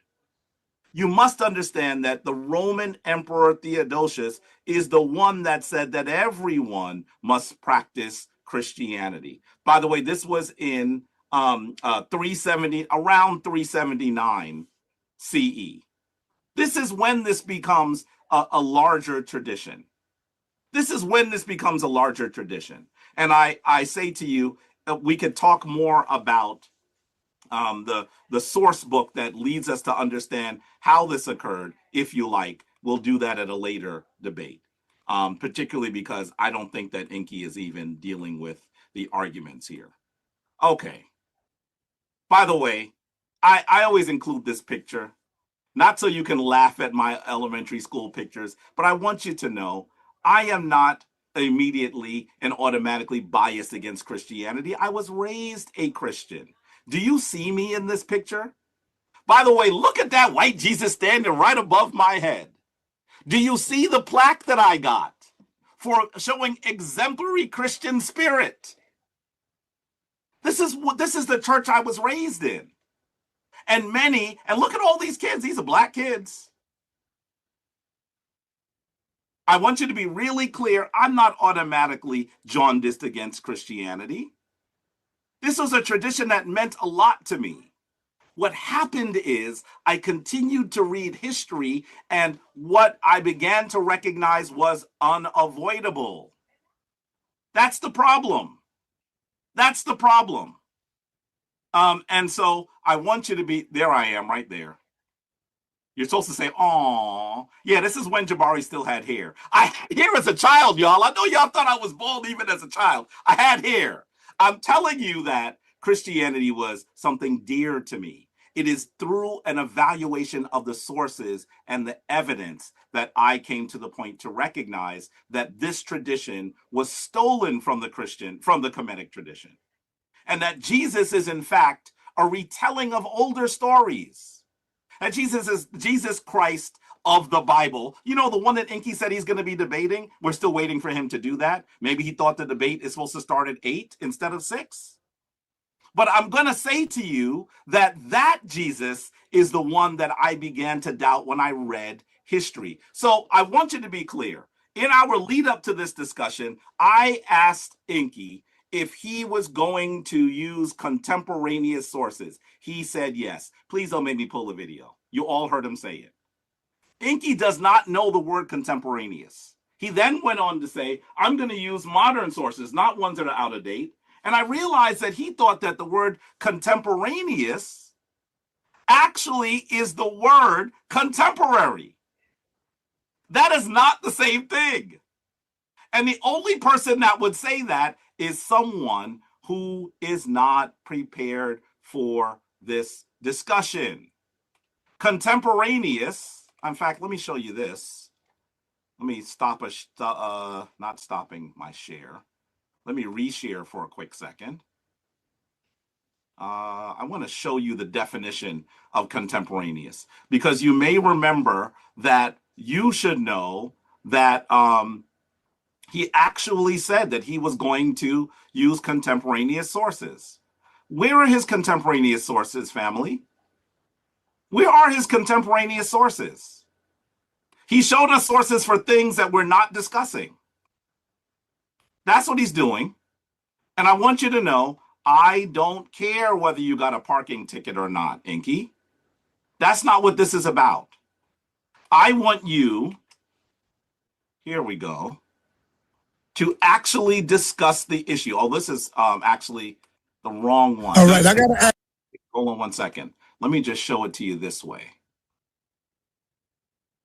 because I want you to see what the term contemporaneous means. Here we go. Okay, this comes to us from the Merriam-Webster Online Dictionary. It says contemporaneous. It's an adjective. It says existing, occurring, or originating during the same time. Not contemporary, contemporaneous. I asked ENQI if he was going to show us contemporaneous sources, and he said yes. That's not what he is doing. He hasn't shown us one. He showed us some interesting things from Kemet, but not the stuff that he's supposed to do. Not the stuff he's supposed to actually. He's not even begun to reach the lowest bar in this debate. So these are reasons why we must acknowledge Jesus is mythological. By the way, I want you to look at the image here. This is the Christus Apollo. This is one of the early images, as you can see, Jesus being conflated with other deities. And look, Jesus is depicted as what? The sun in the middle of the zodiac. This is earlier than the stuff that, obviously, it's earlier than most of the stuff that well, listen, it's earlier than any of the sources that ENQI would show you if he was using appropriate sources, but he's not. Do you see the zodiac around here? By the way, if you're not sure if this is him, look at these images of these folks around him. Are we not clear that we're not dealing with also the Gospels here? Here we see Jesus as a mythological character. Now, some scholars will attempt to pass quotes from Josephus, Tacitus, Paul, Pliny the Younger, and even Talmud writings as relevant.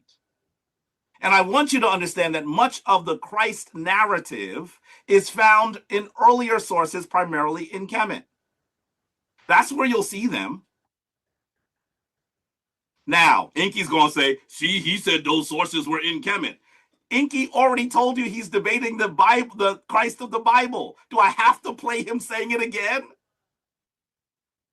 Does ENQI not realize that he's actually contradicting himself? By the way, he seems to believe that you can use a person as a source.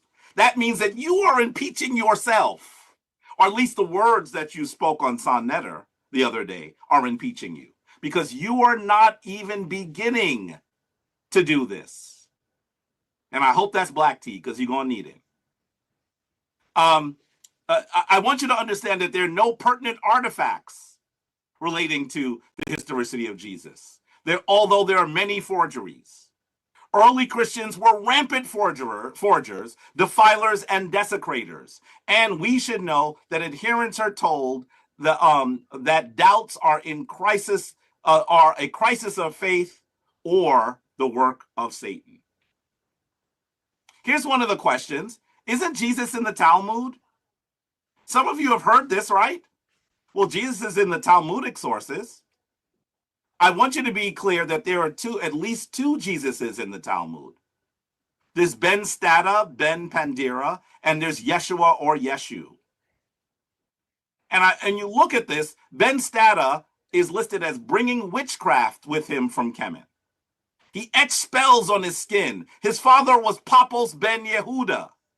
His mother was Miriam, the hairdresser. He lived around 100 CE, and he might have been executed on the eve of Passover. This is what the Talmud says. Is that the Jesus that many of our families are worshiping? By the way, he lived around 100 CE. Don't most Christians say that he actually died at around 30 or 33 CE? Are you saying that this is 70 years after? How about Papos ben Yehuda? That's his father? When you hear that people say that Jesus is in the Talmud, they're not expecting you to read the Talmud. How about Yeshua or Yeshu? He lived around 93 BCE. He traveled to Kemet. He practiced magic and was excommunicated. And he actually feels quite bad that he was not forgiven. He might have been executed on the eve of Passover, and he had 5 disciples. This is what we see. I want you to understand that even if you were going to try to use these sources, remember that tricky word contemporaneous? I want you to be clear. The 2 sections in the Talmud date from 200 and 500 CE. They are not contemporaneous. And they don't even seem to be the Jesus that your grandmother taught you about. So when you hear that the Jewish text mentioned Jesus, this is what they're referring to. Is that the Jesus that pastor is telling you about on Sunday? I would say no. These sources are not good. How about Tacitus? You're going to hear people mention that Tacitus mentioned Jesus. I want you to understand that this quote is from about 118 CE, first off, right off the bat. It is nearly 100 years after Jesus's supposed life, if he was a historical character. It is not contemporaneous. And what does he say? He says, Nero fastened the guilt on a class hatred for their abominations, called Christians by the populace. Christus, by the way, look at how he says this person's name. Christus, from whom the name had its origin, suffered the extreme penalty during the reign of Tiberius at the hands of there's a lacuna here, a piece of the text that is not quite clear. Pontius Pilate, and a most mischievous superstition, thus checked for a moment, again broke out only in Judea, the first source of evil, but even in Rome. I want you to understand that when people tell you that Tacitus mentions Jesus, that he's a source for Jesus, Tacitus, if you read his words, is a source for the idea that in 118 CE that Christians existed. No one is disputing that. No one is disputing whether Christians exist or existed. The discussion is about the historicity of Jesus. This quote, which is not contemporaneous, also does not actually talk about an actual historical Jesus. He says this is what the Christians are telling us, and that they've caused lots of issues, not only in Judea but in Rome. This is not a extra biblical source that can be utilized. By the way, I'm not the only one that argues that. You should see that Michael Martin in his book, because I've been told when I had a debate on sa.neter's channel with another biblical scholar, he cited Tacitus. And when I told him my understanding of the Tacitus quote, he said, you're the only one that says that. You should read Michael Martin's The Case Against Christianity. He actually is saying very clearly exactly what I'm saying. I hadn't read this at the time I made that argument, but it was interesting to see that other people were making the same argument. He says on page 51, still, the evidence suggests that Tacitus did not obtain the information from early Roman records. He refers to Pilate by the wrong title, for Pilate was a prefect, not a procurator. The term procurator was current in his lifetime, not in Pilate's. Furthermore, he refers to the executed man as Christus, which is derived from the Greek word Christos and means the anointed one or Messiah, not as Jesus. It is unlikely that Tacitus would have found a reference to the Messiah in Roman archives. I want you to see that he's making the same argument that I am.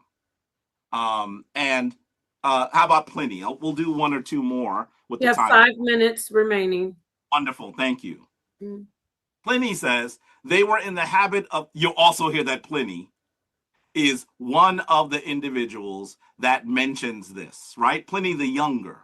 And this is his quote from 112 CE. Once again, not contemporaneous. There are no contemporaneous sources for Jesus. None. Zero.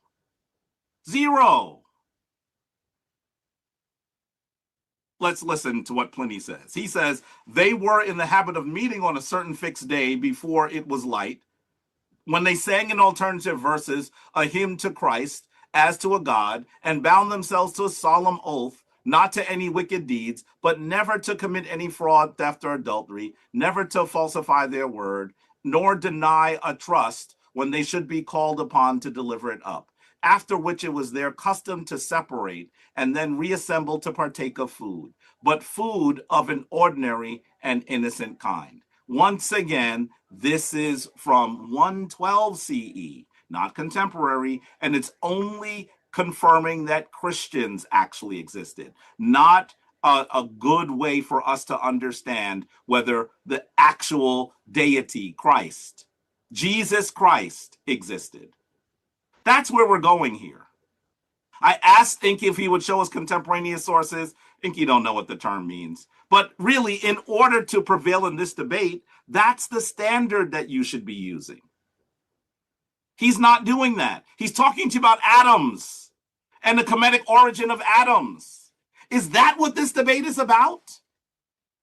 I would have to say that even those of you who rock with him, his men, his peoples, y'all got to know that he is doing the 3-card Monty. I know he's from the South Bronx. Maybe that's where he picked it up. I've seen the 3-card Monty many times. But this is a scholarly debate, ENQI. It's not 3-card Monty. You can't say you're going to do something and then flip the script and think people aren't going to question why you flipped the script, why you're not meeting the standard for the debate, why you're not on topic, why you haven't had the decent respect for their time, and prepared for this. He's bringing you stuff from his he's bringing you stuff from his lectures. That's what he's doing. But that's not material to this discussion. It's not material to this discussion. So I have no idea why he thinks that what he's doing is proving there's a literal historical Jesus, a literal historical Christ. Is he arguing that much of this comes from Kemet? I've made that argument much more effectively on these very airwaves. That's not what we're debating. If that's what he wanted to debate, we could have just chopped it up and went and had a drink. That's not what this debate is about. This debate is about the historicity of Jesus Christ. Or, since he wants to flim-flam, Christ of the Bible. He has to prove to you, family, that the Christ of the Bible is a literal historical person. That's what he's not doing. He's not doing that.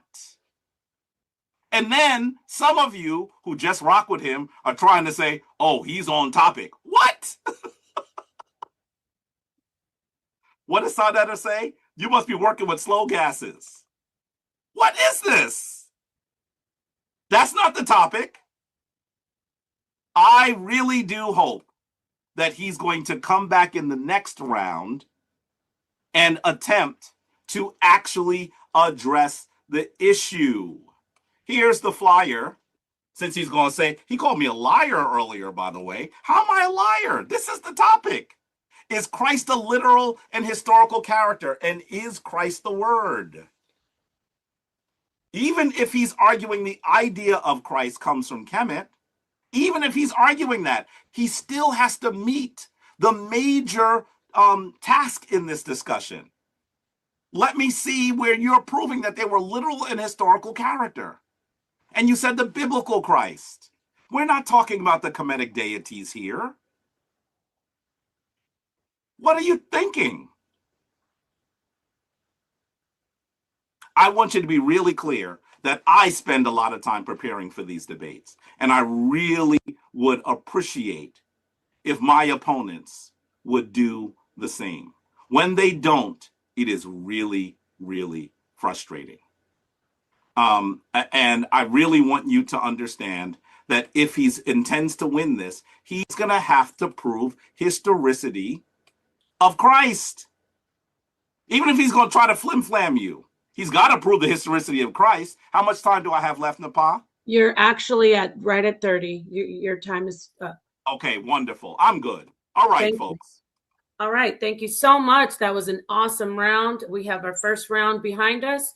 And hey, hold on, Paul, before you get started with the second, with Dr. ENQI, before you give ENQI his 5-minute rebuttal, I want to say that no debaters should be in the chat chatting while the other debater is talking. That goes for Jabari, and that goes for you, Dr. ENQI. This is a professional debate now, and so I don't want no debaters in the chat swaying nothing, and that goes for both of y'all brothers.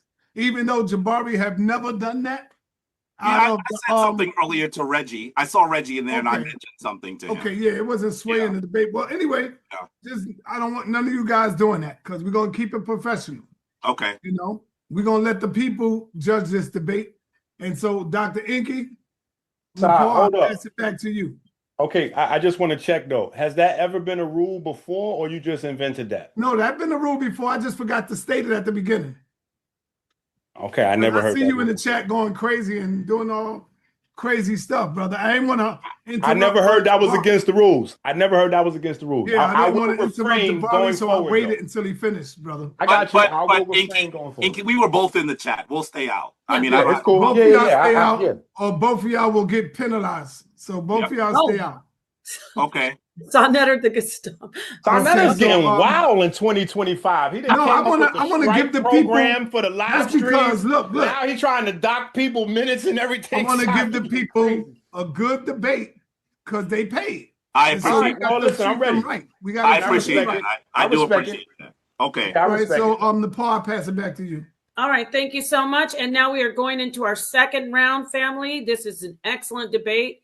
I want to let Minister ENQI know you have your 5-minute rebuttal. It's up to you. I can come in at 4 minutes and let you know, or you can go to your 5. I'll tell you your 5 is done. You start right into your 30 minutes. I'll come in at 25 minutes and let you know you have 5 minutes left. Is that going to work for you, sir? What I would like to do is just run it all the way through and just let me know at the end of the I'm gonna run the whole 35 straight through. So basically I will stop you at 30 and let you know you have and let 5 me know minutes. I got 5 minutes left. Boom. Your time starts when you start. Okay, so let's go ahead and get started. First things first, Jabari said that this was a mistranslation. Jabari said the TLA is incorrect, which is crazy because right after that, right after Jabari says this translation is a mistranslation from the TLA, here's Jabari's slide where after he says the TLA is incorrect, he then pulls up the TLA as a reference for his own material. This is crazy. Now, we also have to go to the flyer real quick, and we have to be honest with ourselves. Jabari is a great orator. Jabari is an amazing speaker. Jabari is well educated, well read, but Jabari did not prepare for this debate.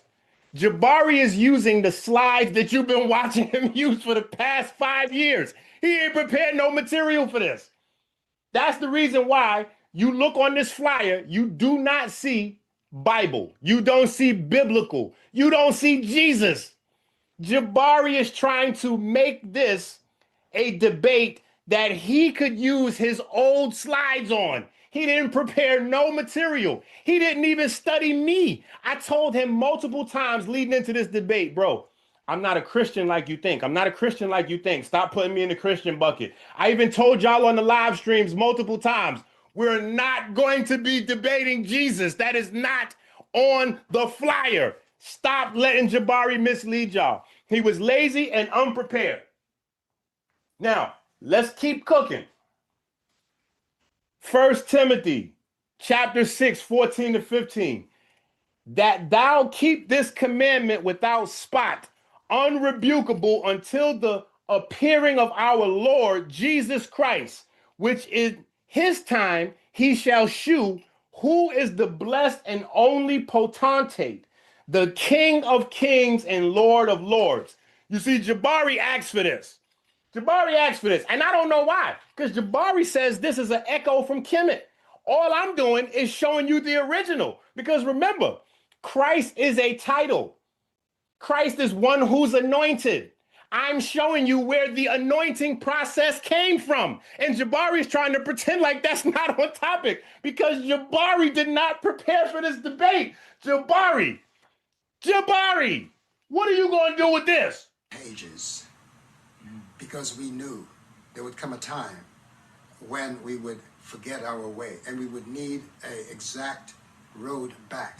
When you visit the pyramid of Unas, it said of the king Unas, "This is my beloved son in whom I'm well pleased." And that's in the pyramid text, which is the oldest corpus of spiritual writing in the world. Later, that same term, "This is my beloved son in whom I'm well pleased," was plagiarized by the compilers of the Bible and put in the mouth of God when Jesus was being baptized by John the Baptist, that this voice came from heaven and said, "This is my beloved son in whom I'm well pleased, hear ye him." Well, those words were uttered thousands of years before. So how do they appear in the King James Version? Plagiarism. Well, that's what we're discussing here, Jabari. The original text. The original text, Jabari, you said contemporaneous sources. I'm talking about the contemporaneous sources of the original text. He thinks that he's going to prove that there was a literal named Jesus, named Christ that's not Jesus. So right there, we have Jabari acknowledging that he knew in advance what was going to happen in this debate. In fact, he said at least 5 times already, I knew ENQI was going to come in here to try to prove that there was another Christ character outside of Jesus. So if that's the case, Jabari, why didn't you prepare for that material? Why didn't you bring in the original sources on where the anointing process came from before it was in the Hebrew tradition, before it got translated into the Greek? Why didn't you do the original scholarship, Jabari? We read the Kemetic text. When I tell you that Asar and Heru are the King of Kings and the Lord of Lords, I'm telling you that the Kemetic text says so. Now, how is Jabari going to debate with Baba Heru and Brother Jabari? Wait a minute. Jabari got a debate with Baba Heru and Brother Jabari? Because Brother Jabari has already identified Heru and Nefer. I want y'all to make sure y'all get this. Jabari is identifying Nefer as the original. The story of the Kemetic priest with no Kemetic belief. How can you be a Kemetic priest that is an atheist? How can you be an atheist? Are not literal. That is what I'm saying. They're not literal and actual, and actual, and actual, and actual, and actual, and actual, and actual, and actual, and actual, and actual. See, this is the problem. Y'all want to act like y'all don't understand what's happening up here. See, we have to establish the original Christ according to not the biblical standard alone, the scholarly standard of Jabari. See, this is how you beat somebody. And when I say beat them, you take the body bag and put the body bag into a body bag. I'm not coming with my standards. I'm using Jabari's standard of proof to show Jabari that he didn't know what he was talking about. Now, again, we go into Hatshepsut, and we're going right here where we can see what? All this really happened in the Kemetic text. What else do we see here? Again, winning Osiris, which he claims is a mistranslation. Winning, meaning to exist or to become. So again, when he goes to the Kemetic text, or when he's doing his Kemetic lessons, or when he's on sa.neter's class, he's telling y'all that the Neteru are not actual, meaning that they do not exist. That does not come from the Kemetic text. That comes from somewhere else. And it's important because we are establishing that Osiris and Heru are the originals when it comes to the anointing process that later on becomes the Christ in the biblical narrative. We're also going to show you the historicity. But it's important for you to get these sources. Trust me. Have your notebook out. Get your popcorn. Let's get some opinions from the family at home. I don't have to go into the chat, sir. Is the natural real? Yes, but in figurative dimensions as well as in physicality, in physicality, in physicality, in physicality.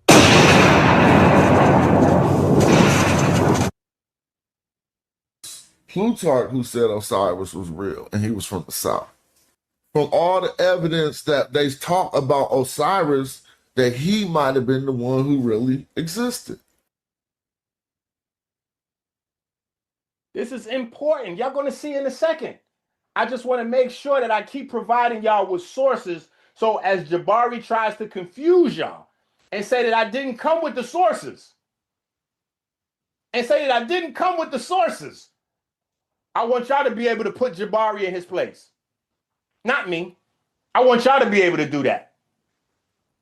An offering which the king gives Osiris Kentimenti in Abydos of a Thinite gnome, Horus, who judges the terror of the two lands, king of Upper and Lower Egypt, Osiris Nefer, Horus Wehemesut, Wepwawet, lord of the sacred land.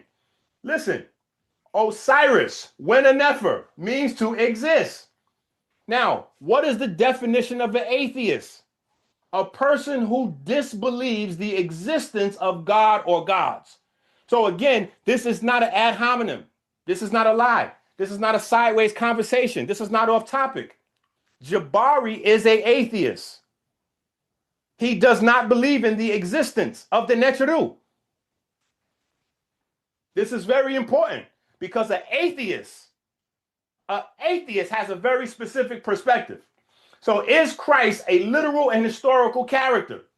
Now we have to break this down systematically. Christ, the title, also treated as a name given to Jesus. So Christ and Jesus are separate. Christ is a title. Jesus is a person. Christ is the subject of the debate. Do not let Jabari fool you. What else does it say? An oath used to express irritation, dismay, or surprise. Christ, etymology, the anointed, synonymous with and translating to Greek Hebrew, Mashiach, a title given to Jesus of Nazareth. A title from the Latin Christus, from Greek Christos, the anointed. So again, when I go back to the original blueprint, do not let this man dissuade you. Literal. According to Jabari, the original text on Christ, the King of Kings and Lord of Lords, is in Kemet. I done played that for you at least 5 times already. Literal means taking words in their usual or most basic sense without metaphor or allegory. It also means representing the exact words of the original text. This is why I'm showing you the Kemetic text. It also means without a misprint of a letter. Very important for us to understand the definition of what we're doing here. Literal means in the writings. It does not mean in real life. The word literal refers to the actual writing. I want y'all to understand that. We're talking about writing, not people. According to the actual context of the debate. See, we're going to go word for word here. Taking words in their natural meaning of or belonging to letters or writing has nothing to do with whether a man walked on water or not. Historical, of or concerning history, concerning past events, belonging to the past, not the present, especially of a novel or a movie set in the past. So historical doesn't even have to be quote unquote a real person that walked around. I want y'all to understand the word games Jabari's playing. I came here to debate the debate topic. Jabari want to do something different. Historical, of or pertaining to history. See, we're doing definitions and etymology. Something Jabari can't do because he's scared to actually show his hand. Character. Oh! Character. Oh my goodness. Jabari said we're debating is Jesus a real person. That is not on the flyer, people. Y'all did not buy tickets to see is Jesus a real person. Character. Character is the mental or moral qualities distinctive to an individual. A person in a novel, play, or movie. Character. Character? Mister, I got 1,000 degrees from 1,000 colleges. You ain't know the definition of character? Bugs Bunny is a real character. You had the nerve to pull up Obama in a comic book. I said, Jabari don't even know. Jabari don't know the origin of the word character. Look at the bottom where it says archaic. It says to inscribe or engrave. Wait a minute. Do we have inscribed or engraved words? Yes. The hieroglyphs, the very ones that I've been showing you all night, the ones I started showing you in the first round that he's trying to misdirect you from. Because what Jabari doesn't know is that character is a biblical word. The word character comes from the Bible. So anything referencing the character, we got to go back to the original, which is the Greek. Character refers to an express image or exact imprint and is a crucial term used in Hebrews chapter 1, verse 3 to describe Jesus as the perfect representation of God. Jabari, you in trouble, bro. If you keep pulling out them old retired slides, the people might get cranky. I'm just saying. Is Christ a literal or historical image? Biblical narrative here, Jabari, just in case you say, oh, but he didn't go to the Bible. Hebrews chapter 1, verse 3. Who being the brightness of his glory, another reference of light, and the express image of his person. The word there used in the actual text of the New Testament is character. Jabari, it's a long night for you. Character, etymology, symbol marked or branded on a body, symbol or drawing used in sorcery, an alphabetic letter. An alphabetic letter, just like the glyphs I've been showing you, buddy. I've been showing characters. You have been playing a Jesus story. I stick to the topic of the debate. The debate is about characters. You know, like the hieroglyphs, the engravings, the engraved images. It's all right, Jabari. You're going to get this. Image, piece of statuary, artificial representation that looks like a person or thing. Image, did you see that, Jabari? Artificial representation. Jabari, did you see that? Okay. I know. A representation of the external form of a person or thing in art. In art, not a person walking around or on water. The general impression that a person, organization, or product represents to the public. Make a representation of the external form of. See, Jabari, you can fool some of the people some of the time. Is Jesus a literal historical character by definition? Too easy. We aren't debating Jesus, though. We are debating Christ. We have also established that Christ is a title of literal and historical figures by definition. No matter what is said after this moment, you have to remember that Jabari lost this debate by definition and on the specific topic. The Kemetic priest with no Kemetic belief has brung us here to bury the truth. To be very transparent, I'm saying that Christ, the anointed one, literally and historically existed in the Bible and Kemet. And here we go with the TLA. What you're going to see is the letters QRS.T. This is the original word that refers to the burial process, which includes the anointing. Now, if this is your first time seeing this word is from the original text in Kemet. I'm sure Jabari's familiar with this word because he's a Kemetic priest. And this is the TLA. We also have Kemetic scholars and Kemetic meta-neter specialists in the chat, which can verify this. Is Jabari OSAZE an initiate of the Great White Brotherhood? I'm just saying. He doesn't believe the Neteru are real. Burial, death, purification, baptism, organ removal, 40-day natron dehydration, wrapping, and anointing with oils, opening of the mouth ceremony, funeral procession, burial in a tomb, offerings placed, recitation of spells, weighing of the heart, judgment by Osiris, resurrection, eternal life in the field of reeds. These all culminate in the overall heart ritual.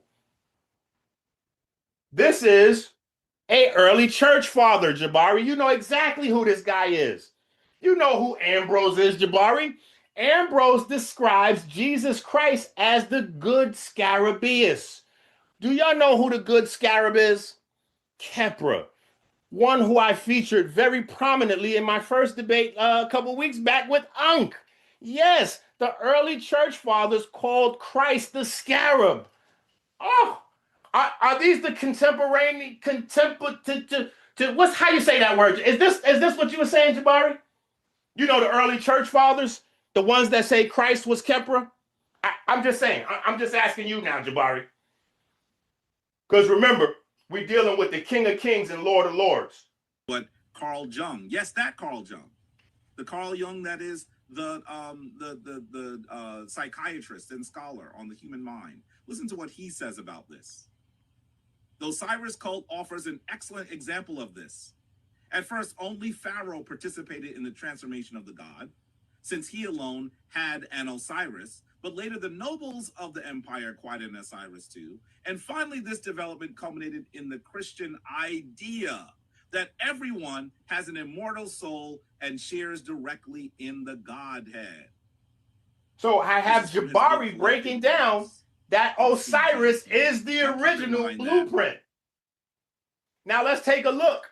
Let's take a look at the spirit, right? Let's take a look at the spirit descending down on the first Christ, right? Christ, but originally, right? We don't have the vowels or the vowel proper placings in the Medu Neter, right? So we have to just go with the consonants, QRST. Do what you want with that, right? So we have the spirit descending down on the first ever mummy, who is Nefer, the one who exists, right? We have the definition here for you. Just, I know our purists, we need this. I know our purists, we need this. We need a variety of sources, right? Source of sources, right? A source of sources, right? Do you see it, Jabari? Jabari, do you see it? Do you see it, Jabari? Do you see this? Do you see it? Come on, Jabari. This is my position now that you could disagree with. My position is that the story of Jesus is an echo of traditions, as St. Augustine has told you, that have actually gone back thousands of years before Christianity. Well, that could be a fair interpretation. Do you see it, Jabari? Or are you going to keep lying to these people? I'm proving to you a literal and historical Christ. Maybe not the one you wanted, because you came with them old rusty slides. Maybe not the one you wanted. Right. And they are examining all your organs in your body. Now, hold up. Infudisi and sa.neter going to break it down. Right. And they are examining all your organs in your body. Now, when you break this down right here, what does this story remind you of? Like, for someone who plagiarized it and copied our story, when you look at it. Well, it sounds like the Christian doctrine. That's right. The Christian doctrine comes directly out of this. That's right. Thanks. Again, King of Kings and Lord of Lords. Pages, because we knew there would come a time when we would forget our way and we would need an exact road back. When you visit the pyramid of Unas, it said of the king Unas, "This is my beloved son in whom I'm well pleased." And that's in the pyramid text, which is the oldest corpus of spiritual writing in the world. Later, that same term, "This is my beloved son in whom I'm well pleased," was plagiarized by the compilers of the Bible and put in the mouth of God when Jesus was being baptized by John the Baptist. Wait a minute. Wait a minute. Do y'all see? Wait a minute. Okay, so let me put it together for y'all. Y'all might be a little slow in the back. Nefer means to exist. Nefer is the original mummy, the original Christ, the original buried one, the original Lord of burial. The original Lord, the King, the Lord of the West, Lord of the underworld. Do y'all see it? Do y'all see it? Do y'all see it? he thinks that he's going to prove that there is a literal named Christ that's not Jesus. We read the Kemetic text. When I tell you that Asar and Heru are the King of Kings and the Lord of Lords, I'm telling you that the Kemetic text says so.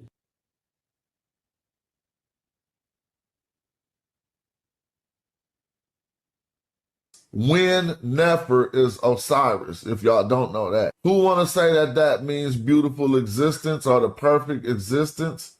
I would not argue against you, but that's a divine name. And so that's another reason why I say Osiris might be the one who was venerated.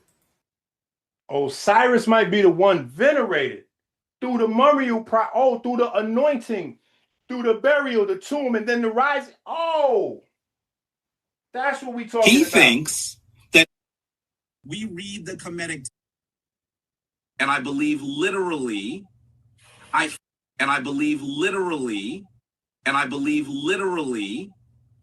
feel an energy that is Heru. Not a physical person, but an energy. Now, this is a slide that I got from Jabari. I thought it was very useful. It shows how the Kemetic spiritual tradition became the later spiritual traditions. This is Jabari's slide. See, this is what I mean about disingenuous. Why would Jabari try to say that there was no other character called Christ? There was no Christ before Jesus when he himself has the slides to prove it. Why would he do that? Why would Jabari say there's no other Christ when we see Jabari banging on the Kemetic text saying, when I say that Horus and Osiris are the original King of Kings and Lord of Lords, the Kemetic text says so.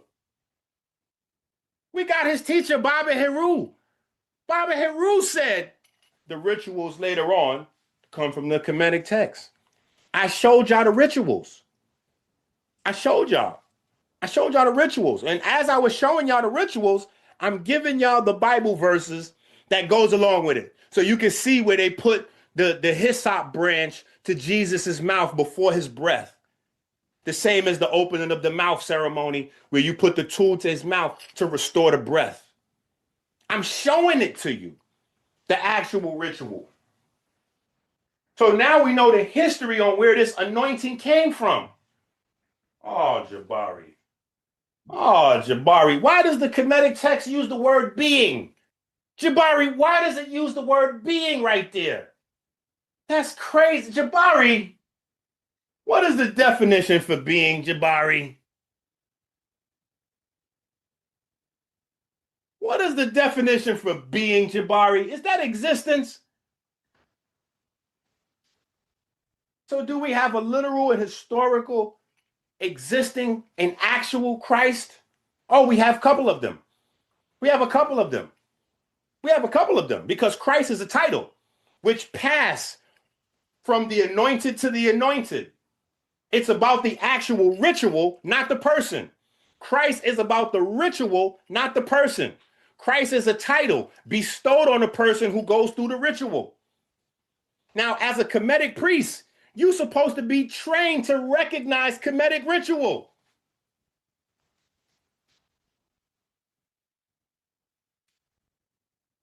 How is the Kemetic priest with no Kemetic belief able to deal with this? Well, he's going to have to debunk Kemet in public to win this debate. He has to disprove the Kemetic origin of the burial rituals. The burial rituals that give the title Christ. Hopefully, y'all in the chat, y'all all the way in the back, now y'all can see how it comes together. The burial rituals, which comes from Kemet, is where the anointing with the oils and the whole, that's where the origin of that is. So to say that that did not exist, the Kemetic priest has to debunk Kemet. So now we go back to 1906. In 1906, just in case y'all need a different type of reference, I'm giving y'all German work. I'm giving y'all French work. I'm giving y'all an article from 1906 where they're talking about how the anointing process comes from Kemet. The French journal Recul de Travaux Relatifs à la Philologie et à Archaeologie Egyptiens et Assyrians translates to collection of works relating to Egyptian and Assyrian philology and archaeology. The original title is in German and the journal title is in French. Wilhelm Spielberg, his argument for anointing as a ceremony for the installation of officials was published in the German Egyptological Journal. So they're breaking this down over 100 and some years ago that the anointing process comes from Kemet. So now you have a scholarly reference, just in case. I gave you the Kemetic references, the biblical references, and now we're giving you a scholarly journal reference. I also gave you the church fathers who said Jesus was the good scarab. I just want to make sure we didn't miss any of the reference points. Now we go to the biblical text where it says that Aaron and his sons were the first to get anointed in the Bible. 5 minutes. Later on, the ritual became central to the installation of Israelite kings. Very important to track the anointing process in the Bible. Now, here's the problem with that.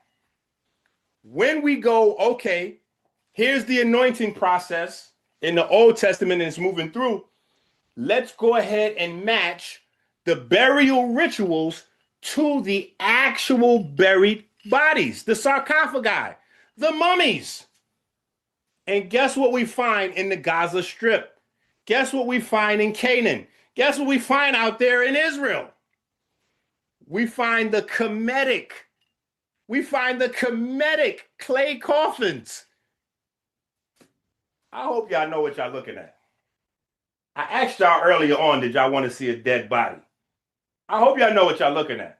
These are where the burial rituals translated from Kemet to Israel. I'm showing y'all step by step. These from the first dynasty. The burial process is Christ, Cres, Crestu. In the actual Kemetic text, English versions by Egyptologists, like Jabari's teachers in college, have edited that out of translations. Now I'm giving y'all these words so y'all can go re-look them up. I want y'all to go re-look these up because nobody wants to discuss these. Jabari wants to use the TLA as a source when it works for him and then also take it out. Do y'all see that at the bottom here? Down at the mid, oh, I can't show y'all. My mouse is not mousing. You see down there, mummy of a god, right? With the root, right? Okay. I just need y'all to see this. The story of Osiris is the story of the first mummy, the first Christ. In the text, what does it identify the dead body as? Kores. Kores, the dead body. What does it say? That on that day, which we established the festival of the meeting of the dead body, it is of Osiris. We have in the text, Osiris as the first Christ. In the text. That day of uniting the two lands, that is the joining together of the two lands at the burial of Osiris. Listen. People. I'm a Kemetic priest. The heart center, the heart arit or gateway, known as a chakra. Okay. All right. We good. We good. So how many minutes I got left? Okay, 3 minutes. So we can do a nice little recap. So what I have shown is the science that our ancestors put into the hieroglyphs to pass on generation to generation. Then I'm showing you that those traditions have been passed on. I'm also taking you back to the origin of the term Christ because that's what we're debating. Is Christ a literal and historical character? I showed you in the text Christ over and over again. Literal means in the writing. Historical means in past writing. Character, I showed you what character is. So have we established literal historical characters by definition? Absolutely. Then I traced the ritual of the anointing. I showed the anointing. I showed the opening of the mouth ceremony. I showed you the original mummies in the Gaza Strip, in Canaan, in Israel, to show you that the burial process, the Christ, from Kemet was exported to Canaan. Proof, the bodies are still there.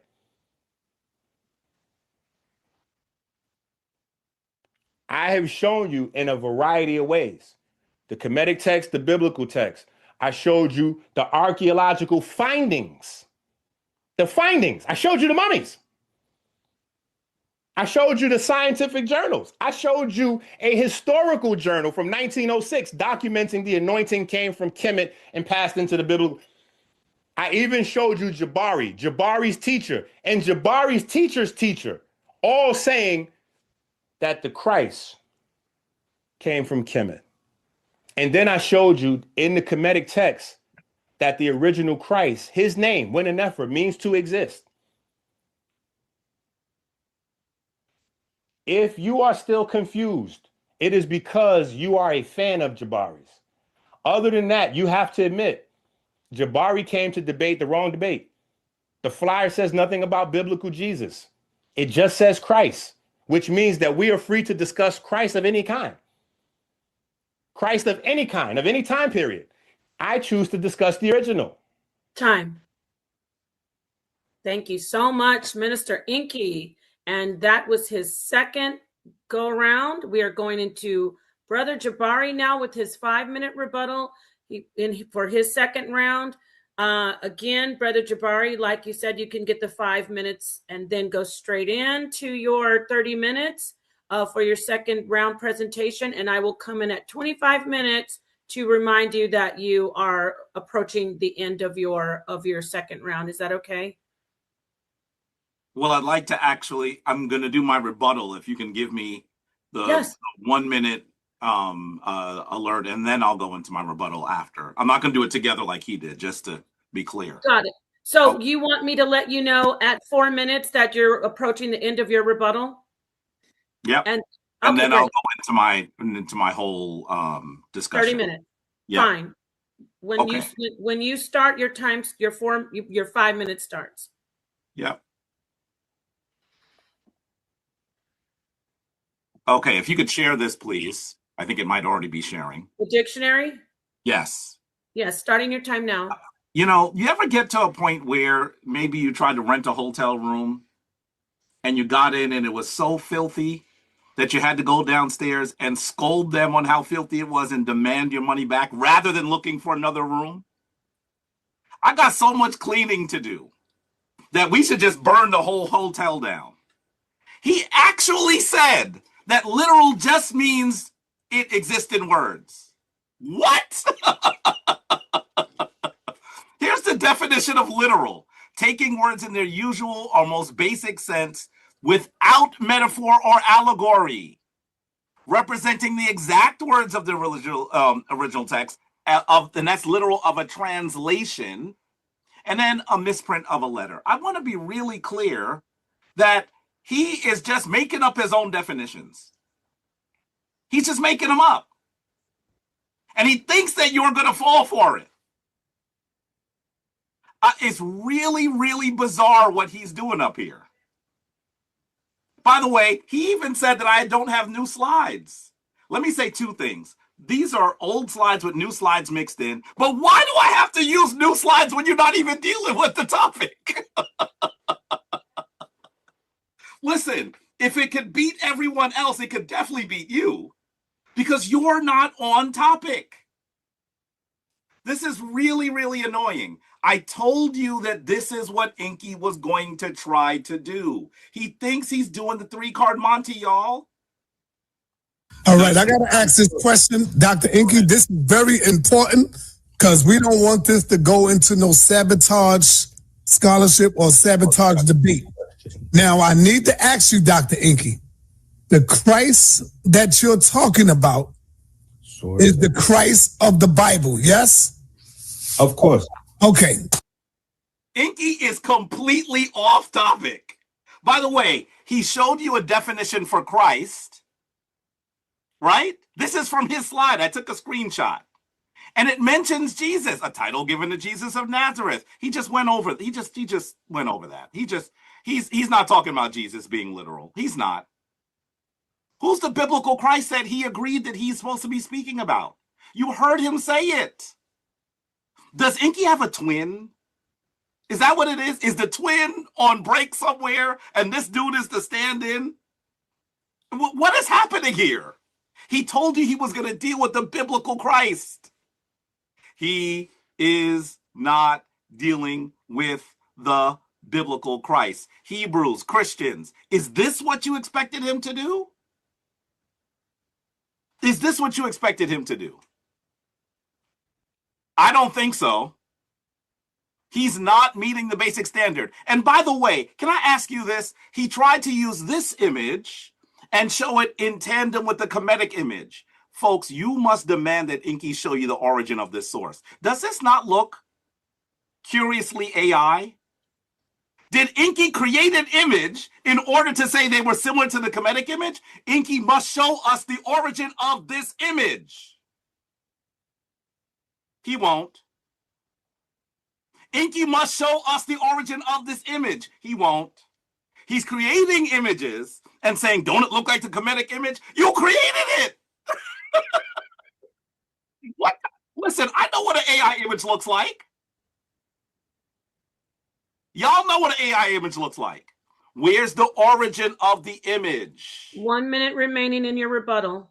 By the way, he also says that character is a word from the Bible. It has its origin in the Bible. This is etymology online. Listen to this. Character, symbol marked or branded on the body, symbol or drawing used in sorcery, alphabetic, the letter, graphic symbol standing for a sound or syllable, on and on and on and on and on.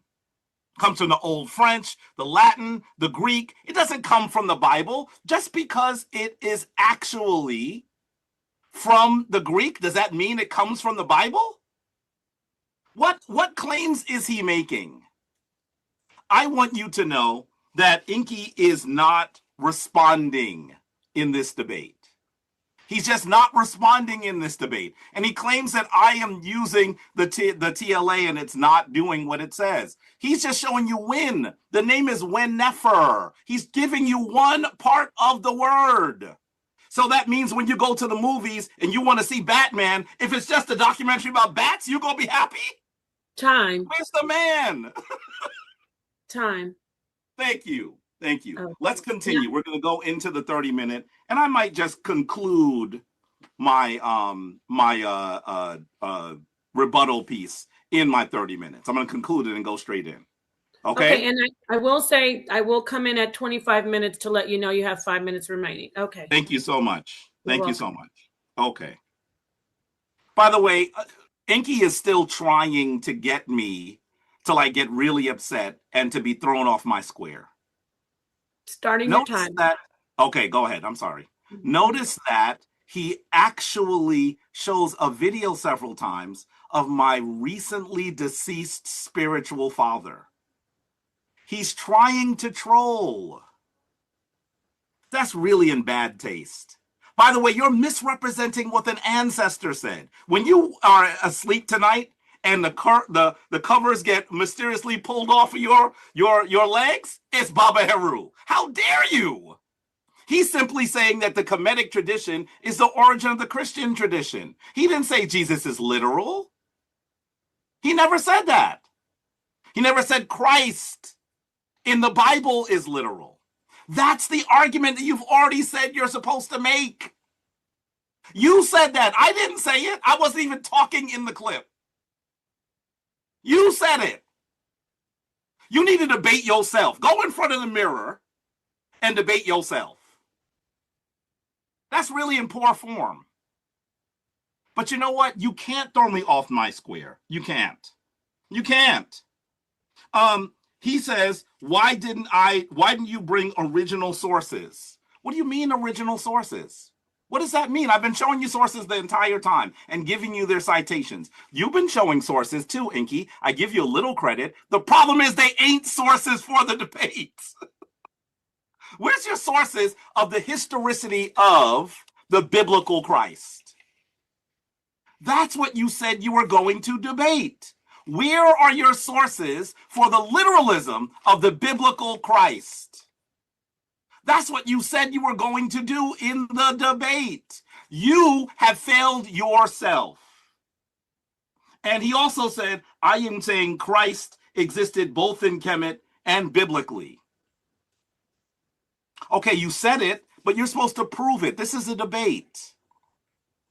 Just because you show us that the title Christ has its origin in Kemet, by the way, something that I've said on sa.neter's channel many times, That doesn't mean that we're talking about a literal, historical, biblical Christ. That's what you said you were going to be debating. What are you doing? What are you doing? Is this an infomercial for one of your workshops? Just tell us the truth. Because you're not debating the topic. You're not even close to the topic, brother. And having your followers in the chat, some of them say, now ENQI doing it great. Come on now. Come on, man. Come on, man. I mean, you are not on topic. When are you going to show us the literal historicity of the biblical Christ? Don't make up what the word literal means. Don't tell us that character comes from the Bible. What are you doing? None of that is true. And don't forget, family, ask him for the source of his image. He was trying to show you a Kemetic image and a Christian image and say they were the same. He created one of them. That's not scholarly, brother. You would fail in my class. You'd be brought up on academic fraud. You can't do that. I know what an AI image looks like. Come on, man. So I want to continue doing what I'm supposed to do. Here are I'm talking to you about the lack of credible contemporaneous sources for the historicity of Jesus Christ. The biblical Christ, ENQI. The biblical Christ. Remember the guy you said you were going to talk about? ENQI has been trying to back away from this the entire time. He says things in curious ways. I got two questions. He tries your best to confuse the topic. Look, here's another video of him trying to confuse the topic. Let's see. You got to see this. Because I'm not exactly sure why he thinks that you all are not smart enough. That's what he's doing. He thinks you're not smart enough to see what he's doing. We see the ace card, ENQI. We see flim flam because he's going to prove that Christ is a literal historical character and that Jesus is the word. If he thinks he's going to do that and I knew he was going to try to do that, by the way. We argued for a long time about the name Jesus or Christ. We argued about it. But on this very video, he said to sa.neter that when he says Christ, he means Jesus. Does he not know that I have that clipped and ready? What do you think that I do? Have you not? Tell him a little something. Have you not watched any of my debates? Let me ask you a question. No, ENQI, you are not going to speak now. You don't even have the right to speak after playing a music video, a poorly crafted music video with the ridiculous hip-hop song. That's the other thing he thinks he can do. He thinks he can play music, and that's going to get the crowd going. Really? Really? He's been trying to deflect from this for a long time. For a long time. Listen to this one. Listen how he tries to prevent us from understanding what he's really talking about. Listen to this. But you kind of prefaced segueing into the Bible conversation when we was on the phone. You said the first thing you mentioned was you didn't think that it was possible that if I believed in Bible narratives to also find value in Kemet. And you prefaced that by saying that you yourself were a Christian for a long time, and then you, for whatever reason, fell out with it, or you found out it was fake or debunked it or whatever. You didn't kind of specify that, but you said you moved on to Kemet after. Could you elaborate on that? One of the things that you're not going to be able to do, is frame my words in a way that is helpful for your argument. Fine. Now, folks, I want you to listen carefully. I've been debating longer than anyone on sa.neter's platform. I guarantee you that. Okay. And so I hear how people frame debates, how people frame arguments. He started by saying, you said that if people believe Bible narratives, that they cannot also believe. No, you said that to me. Tradition. I did not say if you believe the Bible narratives, you can't be. I mean, listen to the way that's framed. I said you posed that to me as a debate question. Wait. I'm talking about how you framed it. And you know you did. That's why you smiling. Look at your face. You're not slick enough for this, brother. Let's provide the clarity. Do you think? All right. That's why you're smiling, because you thought you were going to do this, and you weren't going to see that you were doing this, and then you're going to say, aha, and that's not how this works. Go ahead. Sharper than that, ENQI. Okay, go ahead. Do your thing. Just admit that you set the lore, and I walked around it, and you said, okay, I have to set another. You asked me something. Let me finish. Okay, Notice you said, if you believe in Bible narratives. Very, very vague. Extremely vague. I'm saying if you believe in a literal, historical Jesus Christ, who was crucified, died, and was buried, if you believe that he practiced miracles, if you believe, and I'm going to get to you on this, don't think I'm not on your back on this. If you believe in the Exodus, which Jesus also mentioned, if you believe in all of those things, it is incompatible with the Kemetic condition, with the Kemetic understanding, with Kemetic spirituality. That is what I said. So when you say Bible narratives, you're leaving it really vague. You see what he's trying to do? He's trying to confuse us. Can I say to you, family, y'all been watching debates for a long time. Y'all know what a flim-flam artist looks like, don't you? Is he talking about what we're talking about? You heard him say that he was going to prove the historicity of the biblical Christ. Did he do that? No. He's not even touching it. He's showing you AI images and Kemetic mummies. He talked to you about the atom and quantum physics and the origin of science among the Kemetic people. Brother, we didn't pay to see what you think are your greatest hits. We paid for you to debate. You're not on the topic. You haven't been on the topic all day. You got a third round. Maybe you'll do better. I doubt you'll do better. I don't think you have the capacity to do better. When you didn't understand what contemporaneous meant versus contemporary, I already knew you were in trouble. Let's look at some more sources that many people who are trying to argue that the biblical Christ is a historical person use.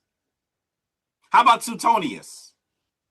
Suetonius is another one that is often used. Remember, I'm gonna be on topic. I don't know what he's doing. I'm on topic. Here goes the quote from Suetonius. It says, during his reign, many abuses were severely punished and put down, and no fewer new laws were made. A limit was set to expenditures. The public banquets were confined to a distribution of food. The sale of any kind of cooked viands in taverns were forbidden, with the exception of pulse and vegetables. Whereas before, every sort of dainty was exposed for sale. Punishment was inflicted on the Christians, a class of men given to a new and mischievous superstition. He put an end to the diversions on the chariot drivers, who from immunity of long standing claimed the right of ranging at large and amusing themselves by cheating and robbing the people. The pantomimic actors and their partisans were banished from the city. When they mention Suetonius as a source, Suetonius is not talking about Christ or Jesus. Suetonius is talking about Christians existing. You know, all those people that try to say there are many sources, contemporaneous sources, they're not being honest. Maybe they heard it from someone else. Maybe they haven't read it for themselves. But even this is written around 120 CE. 120 CE. Nearly 100 years after people who believe in a literal historical Jesus believe that he died. 90 years. This is not a contemporaneous source, and it doesn't speak to the historicity of Jesus. It only speaks to the idea that early Christians existed. No one is disputing that. How about Josephus? How about Josephus? We hear Josephus a lot. Listen to what Josephus says. By the way, this is written around 94 CE. Once again, 60 years after we are to believe that a historical Jesus the Christ lived. He says, about this time there lived Jesus, a wise man, if indeed one ought to call him a man, for he wrought surprising feats. He was the Christ. When Pilate condemned him to be crucified, those who had come to love him did not give up their affection for him. On the third day he appeared, restored to life, and the tribe of Christians has not disappeared. I want you to be clear. This is the reason why most people mention Josephus, because it is the clearest mention of Jesus. But you know, there's a problem. Virtually every scholar recognizes that the Josephus quote is what is called an interpolation. That's a really scholarly, polite saying, a way of saying a forgery. That early Christians forged this. There are virtually no scholars that debate this now. They've even done microscopic study in some of the writings and noticed that some of the letters seem to have been changed. I want you to understand that it would be really unusual for Josephus, an adherent Jew, to mention that Jesus was the Christ and that he died and was reborn. It doesn't fit with all of his other writings. Even the tense and the grammar is different than all of his other writings. This is what Bart Ehrman says. Bart Ehrman's blog on from March 10, 2019. Yes, another source on the topic. His blog post was called, "Do any ancient Jewish sources mention Jesus?" This is what he says. This testimony in Jesus has long puzzled scholars. Why would Josephus, a devout Jew who never became a Christian, profess faith in Jesus by suggesting that he was something more than a man, calling him the Messiah, rather than merely saying that others thought he was, and claiming that he was raised from the dead in fulfillment of prophecy? Many scholars have recognized that the problem can be solved by looking at how and by whom Josephus's writings were transmitted over centuries. In fact, they were not preserved by Jews, many of whom considered him to be a traitor because of his conduct during and after the war with Rome. Rather, it was Christians who copied Josephus's writings through the ages. Is it possible that this reference to Jesus was beefed up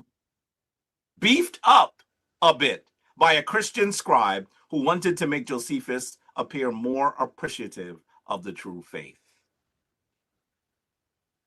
I'm going to tell you that the contemporary sources don't exist.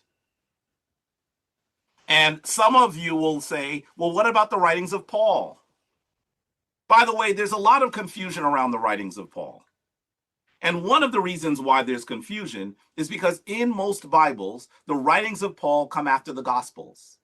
It gives you the impression that the Gospels exist, and then you see this man, Saul of Tarsus, who becomes Paul, and he's talking about how these events in the Gospels are actually supposed to influence those people who were to become Christians and those people who were already Christians. In actuality, Paul's writings predate the Gospels. They predate them.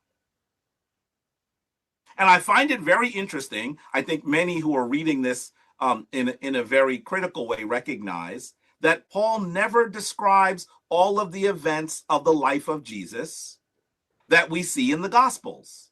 And his writings were first. He never mentions the events. He's speaking of a spiritual, metaphorical guy.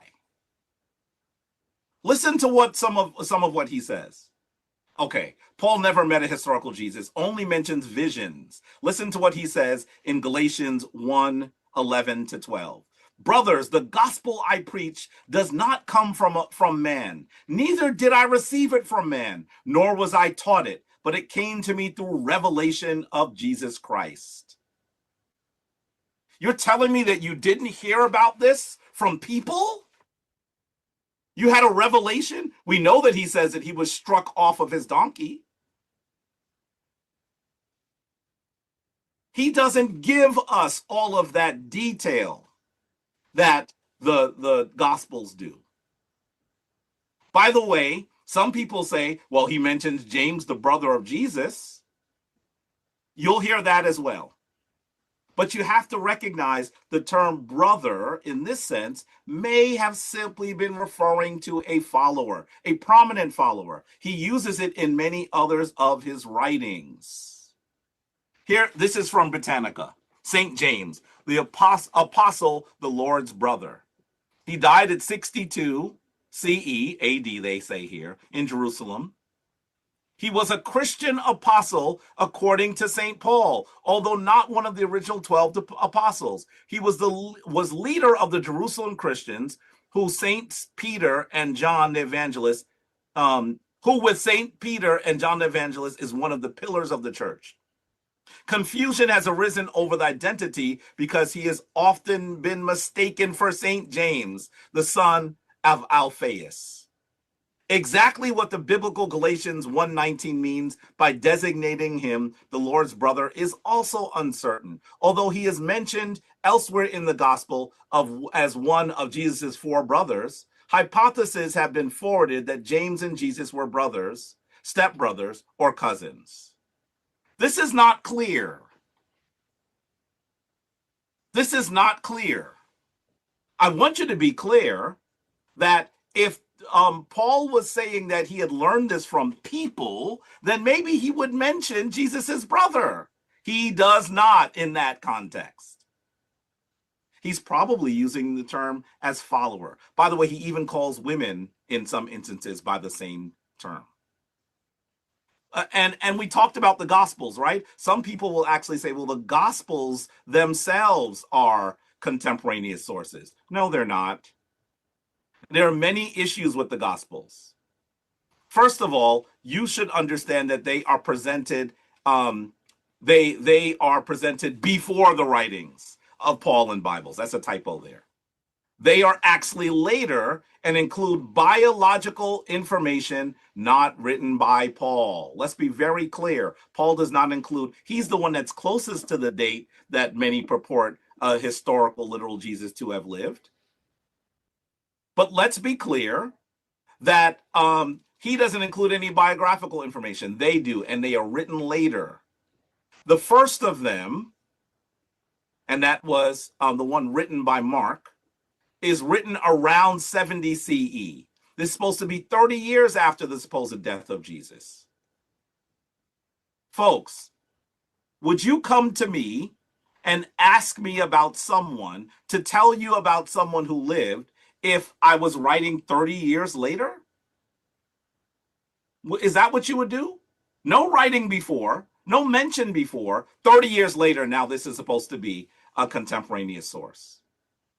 In fact, many scholars, as I've said, argue Mark is first, with Luke, Matthew and Luke basing their writing on Mark. So when you actually look at these texts, the Gospels, it seems like here are four people talking about Jesus. In actuality, the first one is Mark. Scholars call this the Markan priority.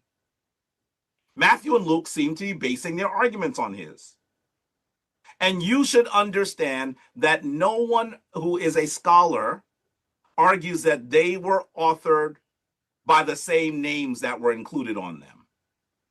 That, in fact, we have copies of these Gospels without the names. The names were included later. This could be very confusing if you're looking at the argument for historicity. But I will tell you that no one in church, no one in the pews has heard this. It's not something that pastor tells you. I'm going to tell you, I was 14 when I first heard that the Gospels, the earliest of them, were in 70 CE. I said, what? Literally, a scholar told me that in high school. And he said, well, we have issues. Some of them are copies of the others. This was a scholar that was teaching me the history of the Bible. It was the first time I'd read the entire Bible from cover to cover. Scholars know this. It's the people of faith who do not. And ENQI professes to be a person of faith. He professes to be a person of the Christian tradition. Why has he not shown any allegiance to the Christian tradition? In other words, he wants to say that because I am arguing that the Neteru were not literal, tangible entities, that I'm an atheist, a Kemetic priest. How can he tell me about what I do? I've been in the Kemetic tradition for over 30 years. I've been a priest for, I don't know, maybe 12 or 13. How is he telling me about what I do? I am telling you that the Kemetic tradition was not meant to describe the Neteru as literal entities. We're talking about these powerful energies within the universe that we have named. We name those powerful energies in the universe. I'm not saying that they aren't real. That's what some of you will say. He's saying that the deities aren't real. I didn't say that. I said they aren't literal. They aren't literal. That's it. Now, if he wants to debate that topic, it's to get in line. Because Tahuti and I already debated. Did he think that he was supposed to be the stand-in for Tahuti? Read your notes, dude. You're in the wrong debate. That's not what we're doing here. I want you to understand that our dear friend ENQI has not even met the most basic of standards. And that's unfortunate. I expected for him to do a lot more than this. I expected for him, I asked him if he was going to use contemporary sources, by the way, for the biblical Jesus. He didn't know what the name, he didn't know what the word contemporaneous sources meant. He didn't know what contemporaneous was. Thank you, Queen Napa. You know, ENQI, I'm sure that you're really good with helping people with diabetes. Stay in your lane, brother. Let the historians do the history work. Because when you come out here and have a showing like this, where you're not even meeting the basic standards, what are we doing? Do you think that it makes sense for you to argue that the origin of the Kemetic tradition, the origin of the Christian tradition is Kemetic? I had a debate with a PhD scholar about that. You already know that is an argument that I have made far better than you have. That's not what this debate is about. This debate is about the historicity of Jesus, of the biblical Christ. You want to say biblical Christ? By the way, you should know we debated for a long time. For over a half hour, he refused to use the word Jesus. And we asked him on the phone very clearly, you're talking about Jesus. Everyone in the chat's going to know who I'm talking about. That's a flip-flap artist.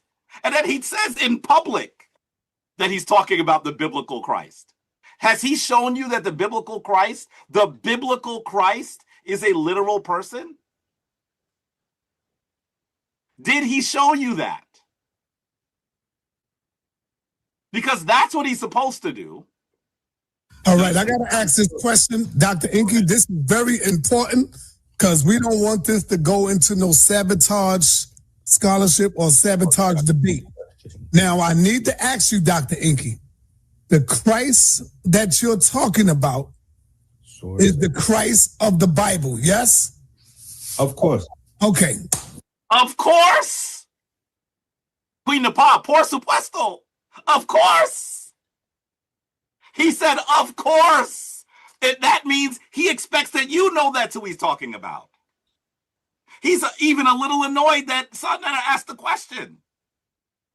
I wasn't talking. Actually, I was looking at a text from my wife. You see me looking down. I was looking at a text. But I heard it. I said, oh, I'm going to clip this and play this all day long. Because I knew that ENQI was going to try to do the 3-card Monty from South Bronx on you. You know that that's not what he's supposed to be debating. Where are your contemporaneous sources, brother? You're showing us that the origin of the word Christ comes from Kemet? Okay. You think that showing us that when Nefer, the first part of that term means to exist? Okay. It's when Nefer, brother. Maybe if you want to be even literal with your translation, you could say to exist in perfection. But that's not how scholars translate that. He thinks that he can just show you the first part of the word, and that's enough. That's not what this is. Christians, Hebrews, I'm showing you more respect than ENQI is. I'm at least dealing with the topic. You may disagree with me, but I'm at least dealing with the topic. How can you allow someone to disrespect you by doing a debate like this? I know y'all rocking with him, but is he actually doing your business? I saw a bunch of Hebrews come forward and say, I'm rocking with ENQI. You still feel that way? He's arguing that Christianity comes from Kemet. Yara, you agree with that? Apostle, you agree with that? I saw y'all coming on and cheering him up, rocking with him. Is this what you expected him to do? I'm the one showing you the sources that everyone talks about as the proof of a historical Jesus. He hasn't contended with any of them. He's misquoted the Kemetic language, mistranslated the Kemetic language. What are you doing? Well, I know we have one more round, and I know I'm at the end of my second. I truly hope that ENQI stays on topic. And in his rebuttal, he should tell us where he got that image from. The AI image. Show us where you got it from, ENQI. Don't show us an AI image and say it's like the Kemetic image. Yeah, because you created it. That's not scholarship, brother. Let's go. Time. Thank you. Right under the wire. That was a fiery second round. We are going into our third and final round. Minister ENQI, you have 5 minutes. sa.neter's up here. sa.neter's up there making... He's doing something. He's shaking his head. Was it good, sa.neter? It's very good. Okay, Minister ENQI, you're going into your third and final round. You have a 5-minute rebuttal. You have your 30 minutes. Would you like for me to do like you did before, just 30 through and then let you know at the end of the 5? Yes. All right, sir. When you start, your time starts. Okay. All right. When I start, my time starts. See, now it's getting ready to have to get crazy. So I got to make sure I don't leave no fingerprints at the scene. Because now we done went. You know what I'm saying? Because now Jabari playing games. So now we got to go there. Now we got to go there, Jabari. We got to go there, brother. I didn't want to have to do it to you, buddy. We got to go there. We got to go there, Jabari. Oh, my goodness. Jabari, I am so sorry. Everybody just witnessed me catch a body. This is crazy. Jabari just agreed that the original Christ I am correct on. Y'all all heard this with your own ears. Please don't pretend y'all don't see what's happening up here. This is crazy. Do not pretend y'all don't see what's happening.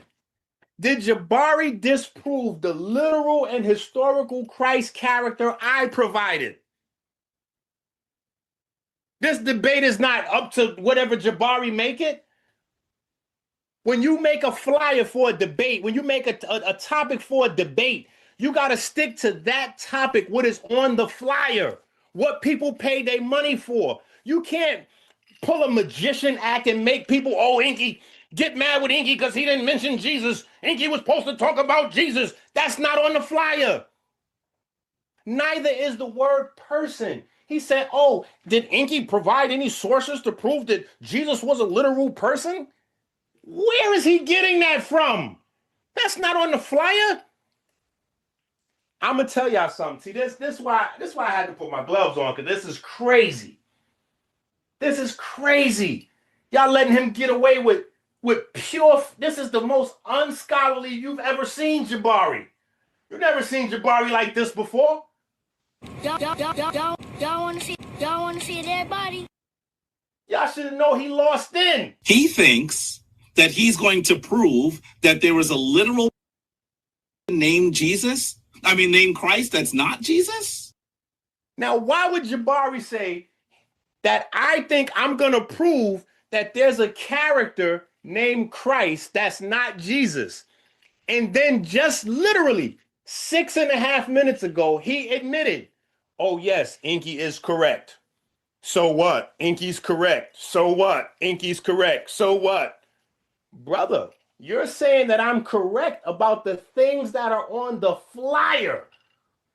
Do you even realize that you are conceding defeat? Do your fans in the chat realize that you just acknowledged I was correct on the actual topics that are listed on the flyer? And then proceeded to tell them, but ENQI didn't prove Jesus was a literal person. He sure didn't. You know why, Jabari? Because that's not on the flyer, brother.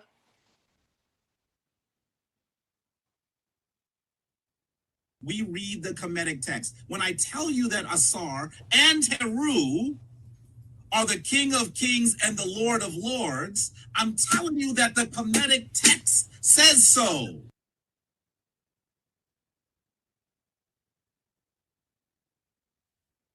We read the Kemetic text. When I tell you that Asar and Heru are the King of Kings and the Lord of Lords, I'm telling you that the Kemetic text says so. See, Jabari, you've been lying all night, brother. We're going to expose this and lying. I believe literally, I feel an energy that is Heru. Not a physical person, but an energy. And that energy has assisted me. I would call that Heru. Now look at this flyer. I want all of y'all grown adults to look at this flyer. Is Christ a literal and historical character? A character is not the equivalent of actual person walking around. A character is a character in a story. Jabari has misrepresented the Kemetic text to y'all. Why would a Kemetic priest lie to y'all on video? He said that I only showed one word and I didn't show win and effort. I'm showing y'all again. Matter of fact, let me blow it up, because maybe y'all not familiar with this. Do y'all see that? Win and effort. Why is he lying about this so much? He has told y'all various lies about this slide. He said, this is a first of all, he said, I mistranslated it. And this is the TLA. I'm not translating the TLA. I don't work with the TLA. That's a lie. I showed y'all on multiple slides, win and effort. Why is he lying about win and effort? Why is he doing that? I even read y'all the text. Win and effort, right? Why is he doing that? Why is he lying about this? Because this destroys his argument. And for the people you trying to rile up and say, where's the Israelites? Where's the Christians? Blah, blah, blah, blah, blah. Sometimes you have to fight fire with fire. Sometimes you have to fight fire with fire. Sa.neter said, ENQI, watch out, because Jabari going to use your sources against you. So that told me, you know what Jabari's not prepared for? Jabari's not prepared for me to use his sources against him. Jabari didn't prepare for this debate. But we're going to talk about it. We're going to talk about it. Because Jabari learned that Jabari learned that Osiris does not exist from Madame Blavatsky. This is why we talked about in the weigh-in. This is why I had to bring up where he getting his information from. This is why I had to show that Jabari is very familiar. He's been studying Blavatsky because Jabari has been teaching y'all about Blavatsky this whole time. But y'all don't know Blavatsky's information when y'all hear it. The divine androgyne, the hermaphrodite gods. See, y'all don't know what Jabari actually been getting this information. Why do they get angry when I teach the science of Kemet, but not when other races teach Kemet as the origin of trans bisexuality through divine hermaphrodites? I'll tell you why. Because they're Madame Blavatsky students. Alan Gardner, in Egyptian Grammar, page 502, describes the Jed pillar as a bundle of sticks.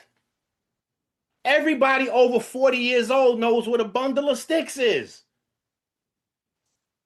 You don't hear no response from these guys when they say that, you know, Osiris's Jed pillar is a bundle of sticks. Y'all know what that is, right? Because they got all kind of other references for that spinal chakra energy as well.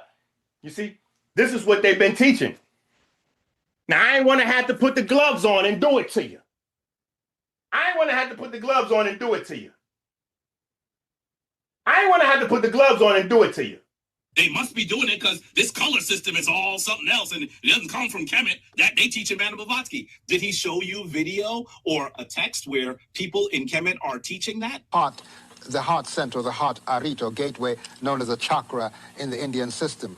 By the way, if he believes that we are showing that we are practicing something that comes from one of Madame Blavatsky's followers or compatriots, what he would have to do for that argument to make sense is show us doing it. Did he do that? No. Did he show me doing it? No. He did none of that. Does that mean that because you see me talking about something, it means that it's part of what we're teaching in our shrine? We have been to Egypt many times with Brother Yasir, and it's been an experience. It's been an experience. That's another episode. Yes, that's another episode. That's the after hour show. All men need to cultivate their feminine energy. Chakra, chakra, chakra, chakra. The heart center, the heart arit or gateway, known as a chakra in the Indian system. That able to defend yourself. That's what these lower chakra, lower chakra, lower chakra, lower chakra, lower chakra, lower chakra. Able to defend yourself. That's what these lower chakras is for. They're for self-defense and survival. These are not your lower self. They're part of yourself. What? This is Jabari, business partner that teaches chakras in Egypt and in Jabari Shrine, teaching Madame Blavatsky science. You just don't know it yet. This is Blavatsky science. All men need to cultivate their feminine energy. All men need to cultivate their feminine energy. All men need to cultivate their feminine energy.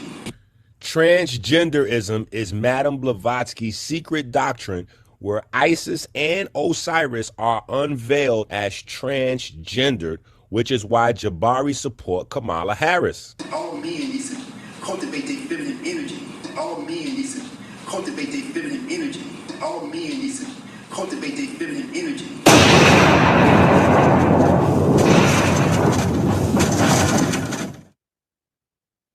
I'm one of the few people in the Kemetic tradition who is actually really familiar with Madame Blavatsky's work. I'm one of the few people in the Kemetic tradition who is actually really familiar with Madame Blavatsky's work. What? I'm one of the few people in the Kemetic tradition who is actually really familiar with Madame Blavatsky's work. What? See, I had to put the gloves on for this. In Isis Unveiled, do y'all know what Isis is unveiled as? The work that Jabari is really familiar with. Osiris is a male-female. Here's the citation. I want y'all to look this up. Open up another screen on your computer. Open up another screen on your phone and check and see if Madame Blavatsky teaches that Osiris is a male and a female. Right? I want y'all to do this. This is very important. I'm one of the few people in the Kemetic tradition who is actually really familiar with Madame Blavatsky's work. Go and look if Madame Blavatsky teaches in the secret doctrine that Horus is both sexes. I want y'all to go look this up. This is important to the conversation. Go and look and see if this information is there. Because guess what? I just showed you that Jabari is on tour doing exactly what he told us he wasn't doing. So I want y'all to take a moment and do that. Part of the debate. Go look it up right now. Search it up. Search it up. Because guess what else you're going to find in those very same books that I just gave you? Madame Blavatsky created the concept that the gods were not meant as literal or actual, only universal principles. You do not have anybody teaching that before Madame Blavatsky's books came out. Anytime you hear somebody telling you that the gods were principles, that's Madame Blavatsky's work. It's not just the chakras that come from Blavatsky. The very concept that gods as principles is theosophical. Now let's look up the word principle because they want to play word games with you. A principle is a fundamental truth or proposition. A principle is not energy. A principle is not a natural force. So when Jabari says that the Neteru are principles, that is not the same as natural forces or energies. That is a lie. That is a lie. That's why the gloves had to come out so we could get surgical and I wouldn't leave no prints with his blood all over the walls. Energy, the strength and vitality required for sustained physical or mental activity. Energy is actual. Energy is actual. So if we're talking about the Neteru as energy, that means that the Neteru are actual. That means the Neteru exist, which is the reason why I gave you Re, because Re combines with Osiris. And I showed you in modern science what the definition of the glyphs for Re are. So you can see the form the energy takes to manifest matter, to manifest light, as defined by your ancestors and modern science, existing now. So when I show you Osiris as the original Christ, oh, maybe some of you were misled by Jabari. Maybe some of you came to hear about a different Christ. Maybe some of you didn't know Christ as a title. Maybe you didn't know that the anointing process originated before Jesus in the Bible, before the Bible. Maybe some of you didn't know that the Bible originates in Kemet. But that's why I showed you the work. You see, I showed you the work. I showed you the work. Suntan even said it today. Suntan was repeating Jabari. The Neteru are principles. I said, Suntan, I'm going to talk to you in the debate tonight. You just as confused as these people that's misled by these fake scholars. This is crazy. This teaching is the opposite of actual Kemetic texts, which I've been showing you. When the Nefer to exist. Now Jabari wants, oh, well, he's not giving you the full because it's the beautiful existence. It don't matter what kind of existence it is. Existence. It could be the horrible existence, the crummy existence, the great existence. Exist. You said it's not actual. And you said it's not actual because you wanted to be able to win this debate by any means necessary. You were even willing to cut off your own nose to spite your face. Because at the end of your second round, you just admitted to the people, ENQI is right about the origin of Christ. ENQI is right about the origin of the anointing process and the rituals and the debate was over. But you had to lie. Again, what you've been doing this whole time. What you've been doing this whole time. Blavatsky teaches the Aryan races are the credit for true spirituality. And this is the reason why we had to have that discussion, Jabari. Because you was unsatisfied with Christianity, so you moved on to Kemet. And even after being a Kemetic priest for decades, you still thought there was something that you needed to learn more. You still needed more study. You were unsatisfied with Kemet the same way you were unsatisfied with Christianity, so you moved on, and where'd you go? You went to Blavatsky. You went to Blavatsky. Now we got all of the Greek and Roman deities with the androgynous qualities. And here we go. We got Isis unveiled. We got Isis unveiled. We got the citations for you, Jabari, but you know these already because you're very familiar with Blavatsky's work. Taking advantage of the fact that the people are not. You see? This is where we got to bring this thing and make this thing surgical. We got to put the gloves on for this. Now we get to the word. As the form energy takes, as described in Kemet. As the form energy takes, as described in Kemet. I laid that out beautifully for you in the first round. The word. I showed you the etymology. I showed you the definitions. I showed you word in the Christian theology means utterance. I showed you the utterance in the original Kemetic text.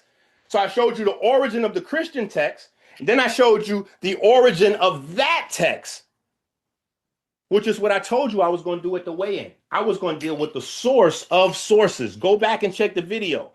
I said multiple times, I'm going to deal with the source of the sources. Jabari misled y'all. Jabari still misleading y'all, telling y'all, like, y'all can't read the flyer. ENQI, you supposed to do, is Jesus a real person? Where is that on the flyer, brother?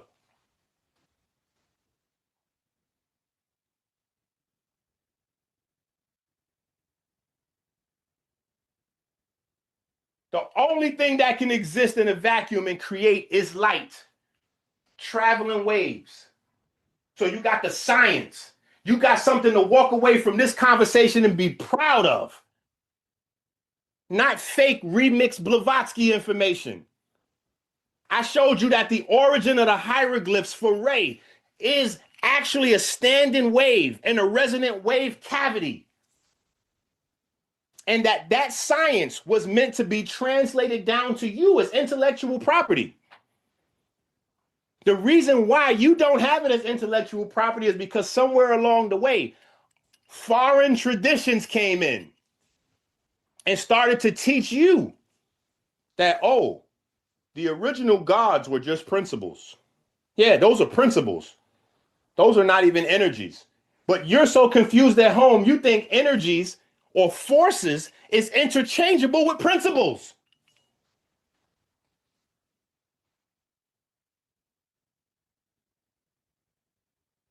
God is light in the biblical text and the Kemetic text. And Christ is the light of the world. So now Jabari going to say, oh, where that picture came from? Where that picture came from? Misdirecting your attention again. Ask, where did the text come from? Ask, where did the source for the ritual come from described in John chapter 19, verse 29? That's what we need to ask. That's what we need to ask. Ask if this is actually a representation of the burial processes. Ask in Egypt if it said, may your mouth be open so you may breathe air.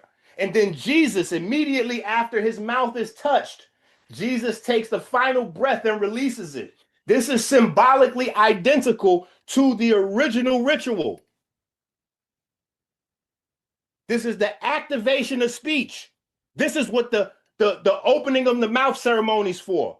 As a Kemetic priest, you're supposed to recognize this. After the mouth is open, the deceased can now speak in the afterlife. After the sponge touches Jesus's lips, he speaks his final words. It is finished. You're supposed to recognize the rituals. You're supposed to recognize the ritual. But you want to play games. You want to misdirect the people. Oh, but ENQI's not teaching y'all about Jesus. The flyer don't say that. I took y'all to the original text. We went to the original. Burial in a stone chamber. In Kemet, the body is placed inside a stone tomb or sarcophagus for transformation. In the Bible, Jesus is placed in a rock-cut tomb, sealed and undisturbed for resurrection. I'm showing y'all the ritual. But not only did I show y'all the ritual, what else did I do? I showed y'all the sarcophagi that come from the first dynasty in Kemet that were found in Canaan, in the Gaza Strip, in modern-day Israel. I showed y'all the proof of where they got the ritual from. I'm not discrediting the Bible. I'm not disrespecting the Bible, because all Bible scholars know where those anointing rituals come from in the New Testament, the Old Testament, and where they come from in the Old Testament. So did Jabari disprove these rituals? Did Jabari disprove the title of Christ?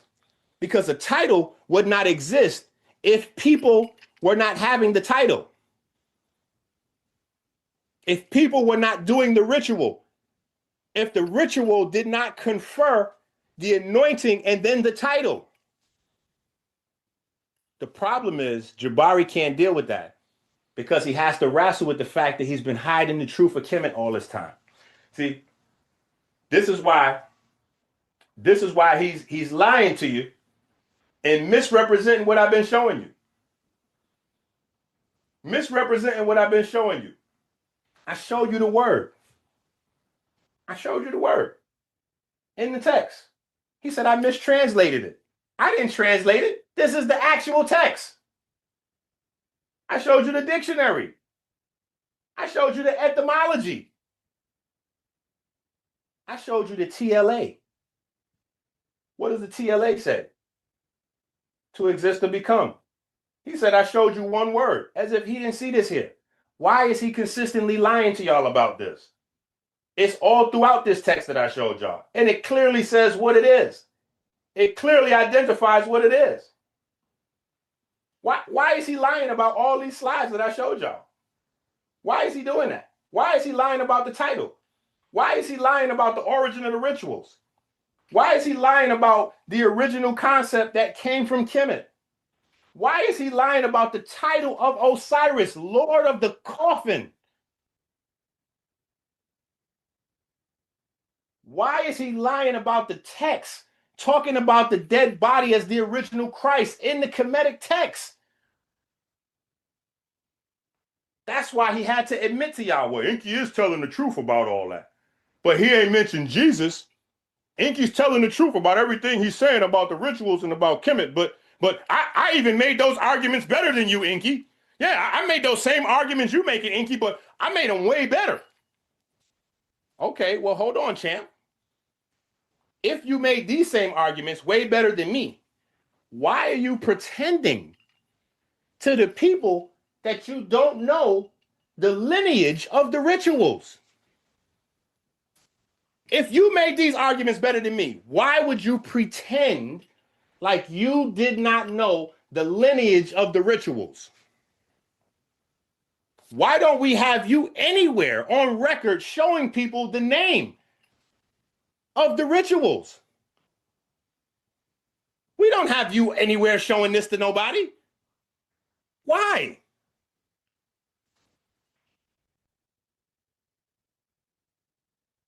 And we definitely don't have you understanding no science. We definitely don't have you understanding that we're looking at a standing wave in a resonant wave cavity. We definitely don't have that. We definitely don't have you understanding the concept of photosynthesis. Light being absorbed by green pigment, producing plant life and food for the food chain. We definitely don't have you on record teaching that. Why have you not told these truths? I gave you the original text again, where Ra unites with Osiris. You haven't disproved anything I said, and everything I said was based on the flyer, the subject matter. But guess what? Since you want to keep talking about what we debated on the phone, you're scared to have a scientific conversation, brother. This is why every topic that we brought up on the phone to discuss science, Sa and could bear witness. You ran from it. You ran from it and tried to create this Jesus concept. And you yourself admitted, yo, when me and ENQI was on the phone for like 30 minutes going back and forth, ENQI refused to debate Jesus.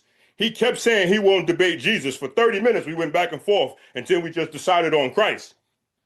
So if we went back and forth on the phone, Jabari, I want all of y'all in the chat to think about this. Think about this. This is real talk for a second. If we went back and forth on the phone for 30 minutes, like Jabari said, and I refuse to debate Jesus, why would he come here with 3 rounds about Jesus? You got to ask yourself that. Y'all are fans of him. You got to ask yourself when he tells y'all that me and him on the phone working out the details for this debate. I said over and over, I'm not debating Jesus. He said, yeah, let's debate Jesus. I said, no, we're not debating Jesus. Yes, we can debate Jesus. I said, no, we're not debating Jesus. We can discuss Christ. Why not Jesus? I'm not debating Jesus. Yeah, ENQI, you're a Christian. No, I'm not. Yes, you are. No, I'm not. What are you talking about, Jabari? Have you read any of my books? Have you watched any of my videos? Have you ever visited my channel?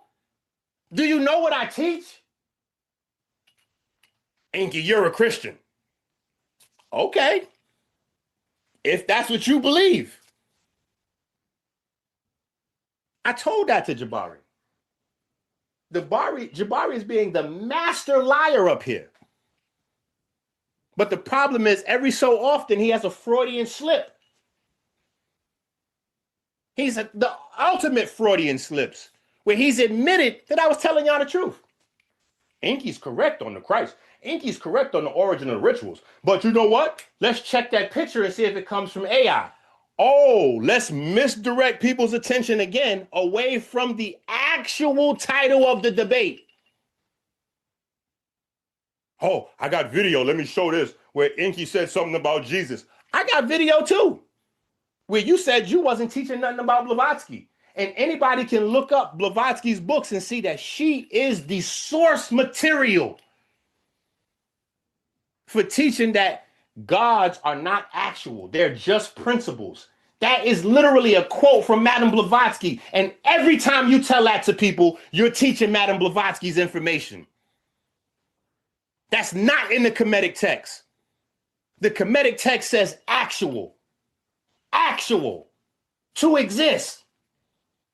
When an effort exists, to be, to become. Those are diametrically opposed, Jabari. So you need to search in your soul.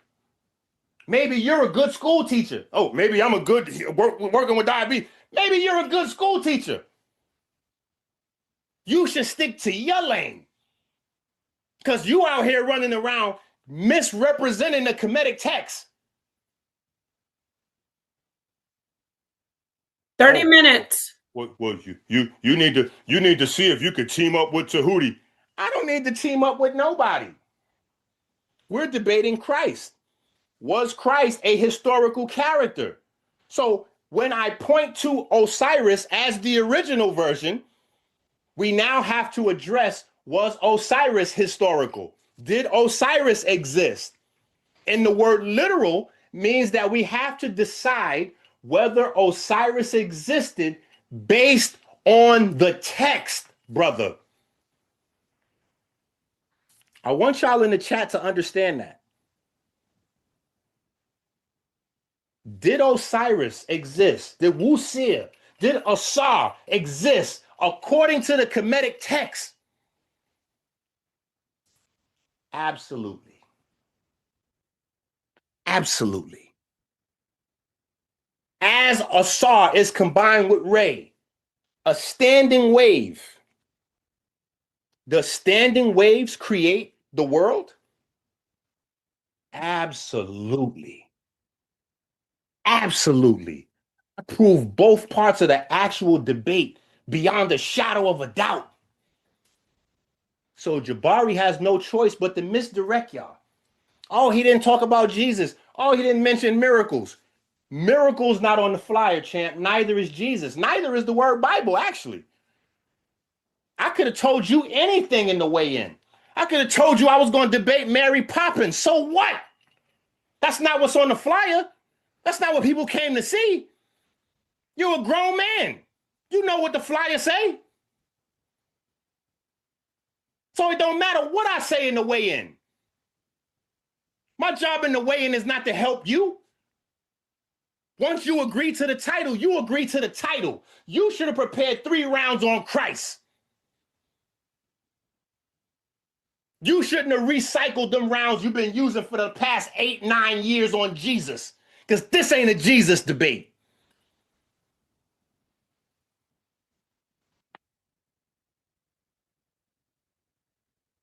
How much minutes I got left? You have 3 minutes left. Let's add that 3 to my last 5. Can we do that? Okay. I think let me just, that's okay with me, but I do want to still talk to the other debater. Are you okay with him relinquishing his time for now and picking it up at the end for a rebuttal? No. So he's not good with that. So no. That's not how that works. And hey, I what have to happened say, to the gentleman? No. What happened to the gentleman? See, that's why I had to put the gloves on. I'm a that's gentleman. Why I had to put the gloves on. You don't have to say gentleman. nothing else, Jabari. Let me do this. Wait, just a moment, Brother Jabari. It's not conventional, and it's not really how the professional. It's fine. Listen, it's fine. We can keep going. Let the clock go. Let the clock go. But we was gentlemanly So you in have the 3 beginning. minutes. I did pause your time, so you. Well, can't unpause it. Unpause it so we can keep cooking. Let's get okay. You're at 32 minutes and 30 seconds. So your time starts right now, brother. 2 minutes and 30 seconds left. Family, friends. The person wrote. We are gathered here to share some words about Jabari. He was a great scholar and a debater.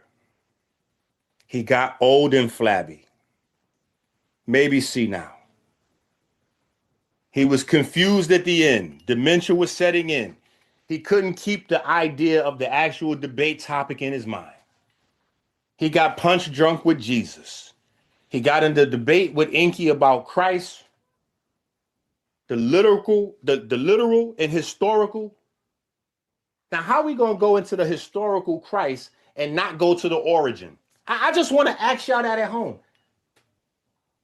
So as we say, rest in peace, rest in greatness to the great debater we once knew as Jabari, you got to ask yourself, how will we discuss the historicity of the title Christ and not go to the origin of the ritual? Please answer that to yourself.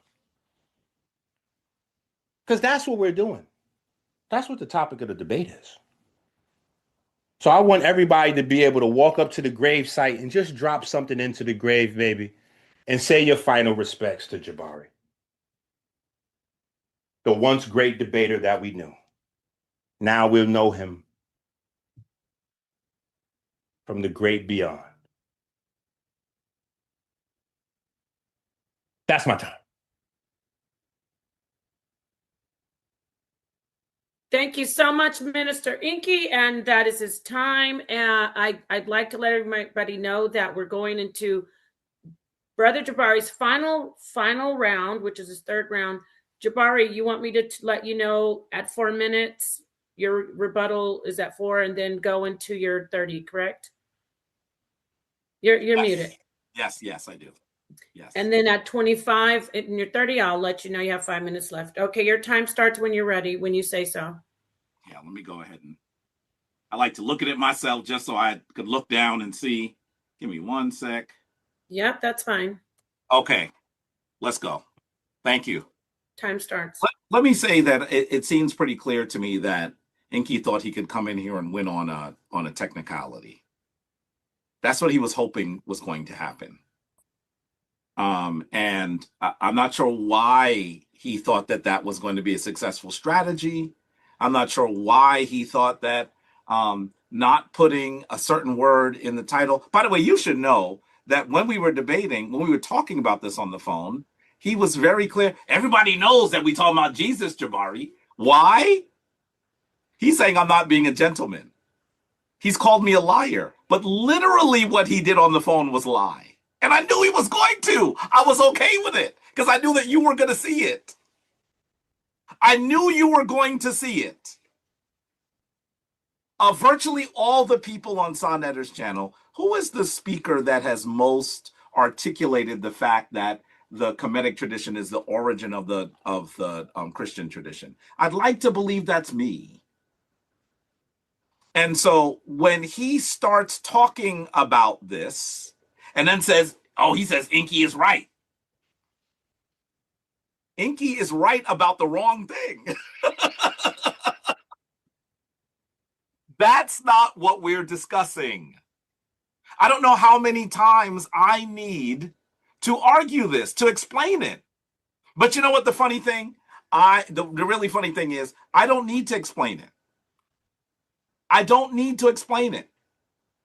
Because in actuality, the person who really, really drives this home is someone else. There's another person who actually helps us understand where these ideas come from. And I want you to hear from that person now. This is the person that explains what the debate is actually supposed to be about. Take a listen.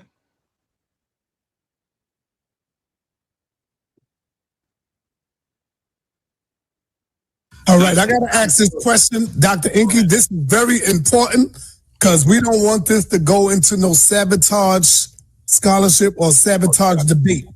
Now, I need to ask you, Dr. ENQI, the Christ that you're talking about is the Christ of the Bible, yes? Of course. I want you to understand the person that tells us what the topic is. I wasn't even speaking. He said it. And by the way, sa.neter didn't pull this out of thin air. It's what we were talking about on the phone. It's what we talked about on the phone. And I don't even have to say, y'all, I'm sorry, I should have recorded the phone call for you to hear. He says it here on the live. How many of you saw the weigh-in? And I said later on, I hope he doesn't, he has to realize I've done clipped this. He has to realize it. What is he doing? He continues to say that I am a student of Madame Blavatsky. He continues to say I am teaching Madame Blavatsky. You know, ENQI has never been to one of my classes. He's never been to Kemetic Ascension, which is a public session that we have been, I don't know, how long has Kemetic Ascension been public? Maybe 10 years? Every other Sunday? I have Kemetic Ascension tomorrow. Tomorrow. Hundreds of people watch Kemetic Ascension. I've never once mentioned chakras. 1 minute remaining in your rebuttal. Thank you. And by the way, I want you to understand that I want you to be clear. When ENQI initially asked me about it, I said, yes, the Kemetic people seem to talk about nodes of energy within the human body. I'm prepared to have that argument. I'm prepared to have that argument. But he also said that the part of the chakras that comes from Madame Blavatsky is their color system and all these other things. He said that. You heard him say it. Has he heard me say that? No. Has he heard Baba Heru say that? No. Has he heard Yasir Rahotep say that? No. Has he even heard my ex-wife, Anika Daniels OSAZE, say that? No. This is a deal of very poor misdirection and sleight of hand. So I'm going to deal with the actual topic. That's what we'll continue to do here. Thank you. Okay. Yes. Time. Now you're going into your 30 minutes. When you are ready, let me know, and I will come in at 25 and remind you that you have 5 minutes left.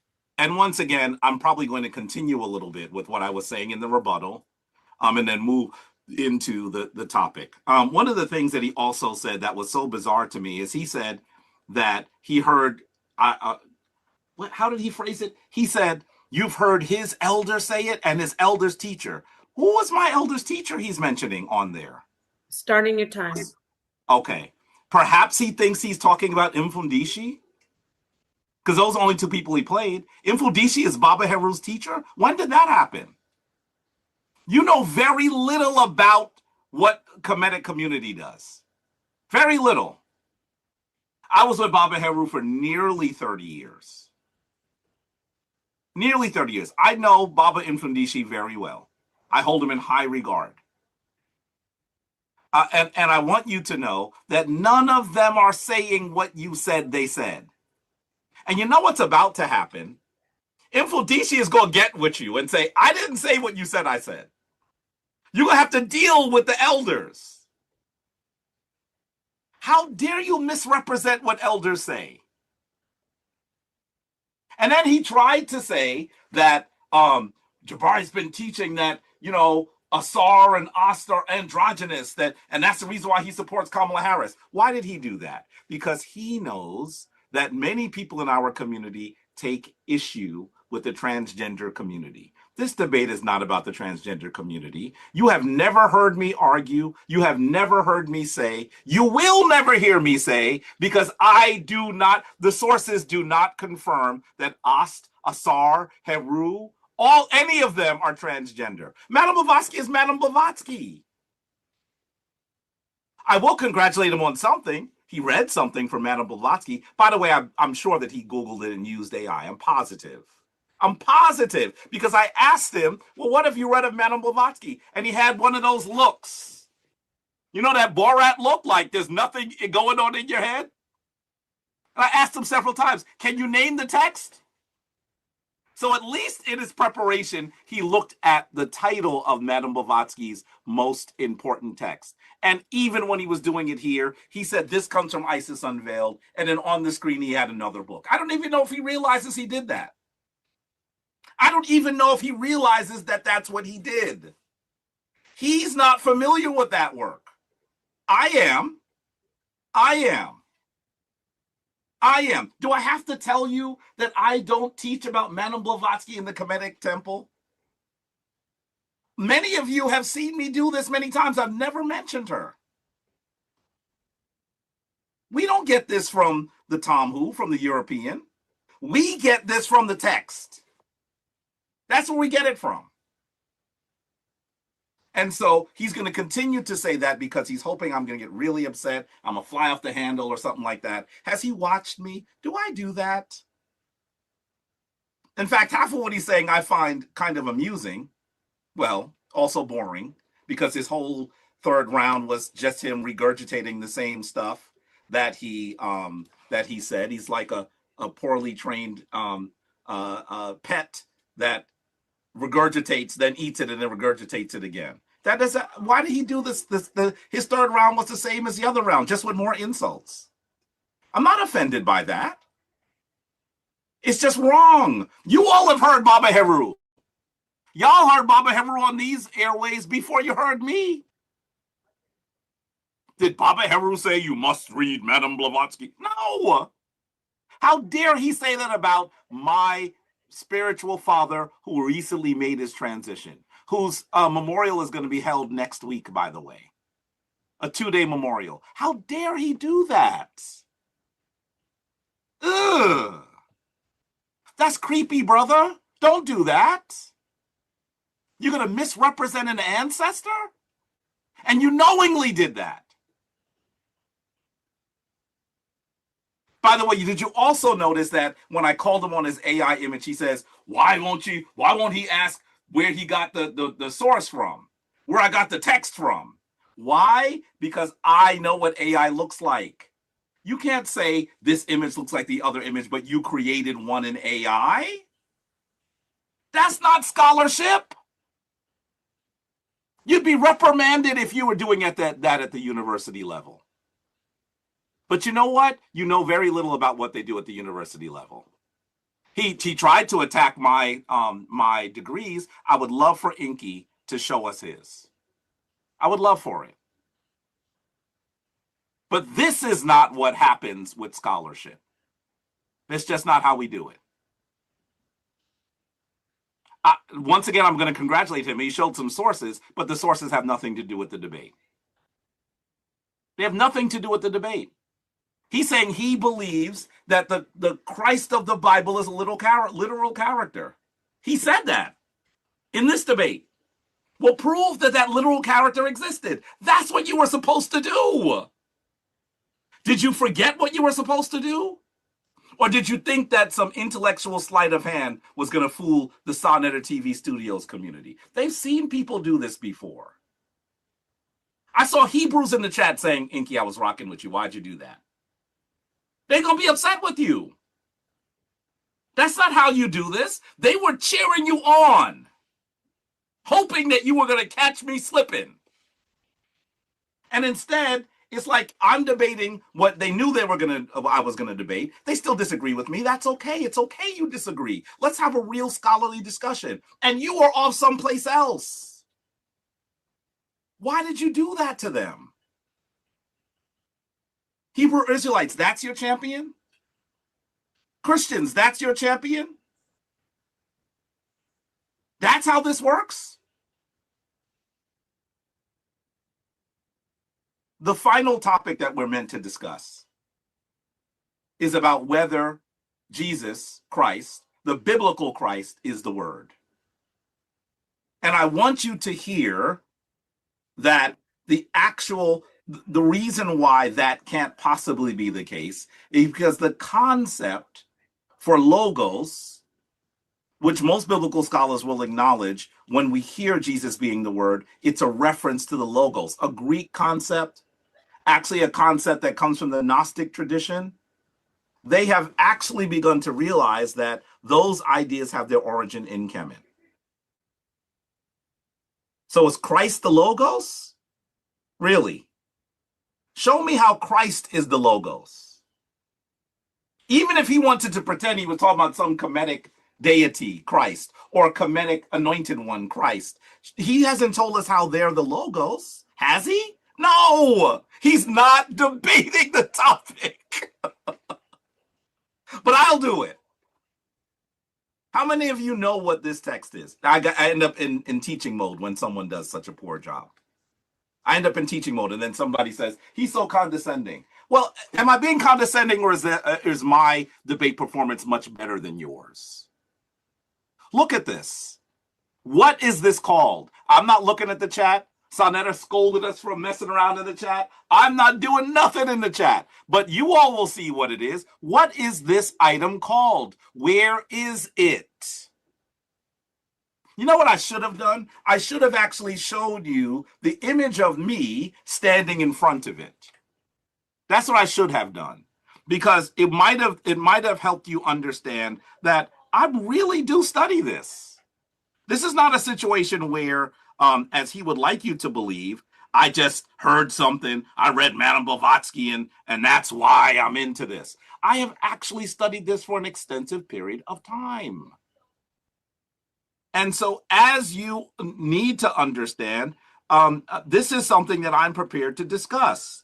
This item, for those of you who may not be aware, is called the Shabaka stone. Sometimes it's called Men Fight Theology.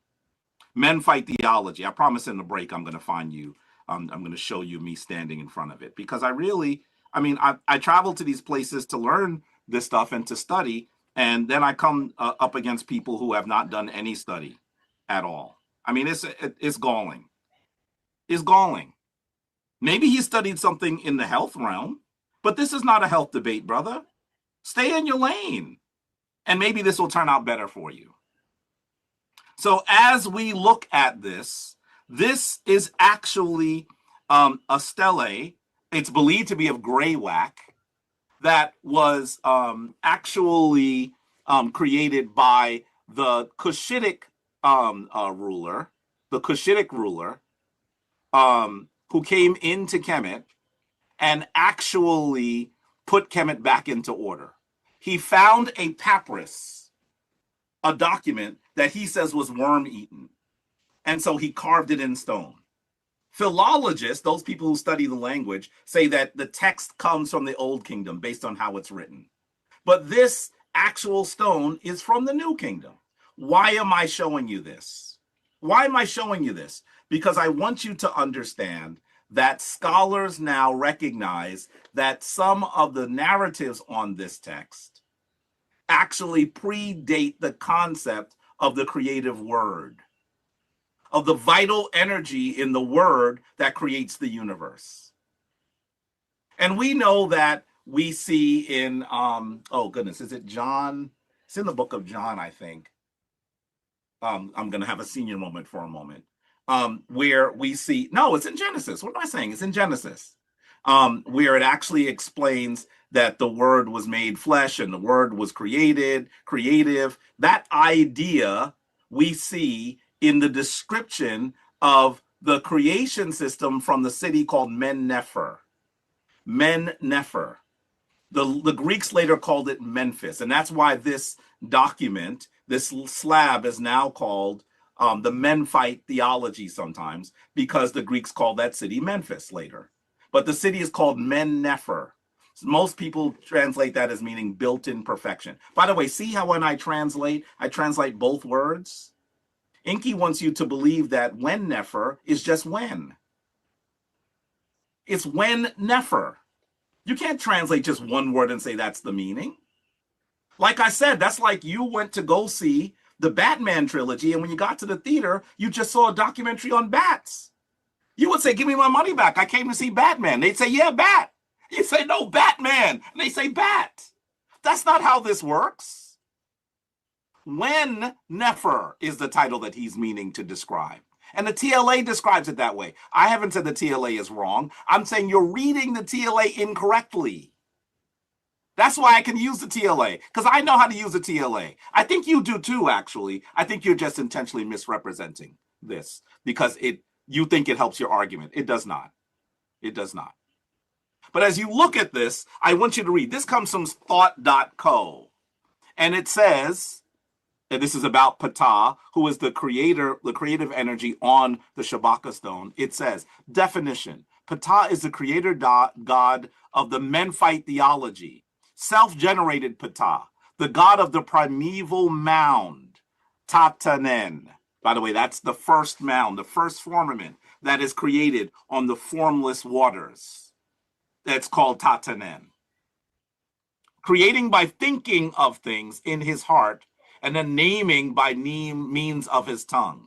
This is referred to as logos creation. A label that references the biblical in the beginning was the word logos. John 1.11. See, I questioned myself, but it was in John. The Egyptian gods Shu and Tefnut came into being from the mouth of Ptah. Ptah was sometimes equated with the Hermopolitan chaos pair, Nun and Naunet. Besides being a creator god, Ptah is the Chathantic god of the dead. Chathantic means that he's connected to the cycles of death and growth that happen in the earth. You know how in the winter everything dies, but in the spring it comes back? That means that when they say he's a Chathantic god, that's what they're referring to, of the dead, who seems earthly king, shrouded like a mummy, like earthly king, shrouded like a mummy, holding a special scepter and wearing a skull cap.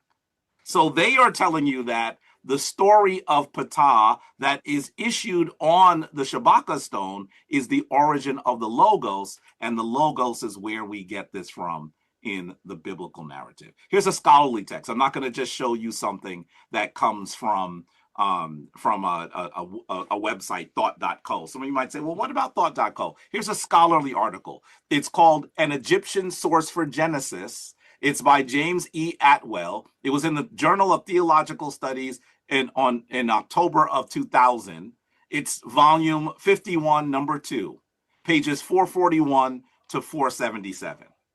By the way, ENQI, this is how you do a source. You seem to believe that the person was the source. So if that's the case, I could just say, James Atwell is my source, and then blink at you with this vacant look. No, I have to show you what he wrote. That's the source that you use in a debate. So let's listen. In the New Kingdom, the witness is unequivocal in claiming for Amun-Re and patah, creation by the word. But the claims made for both are deeply rooted associations with more earthly and physical concepts of creation.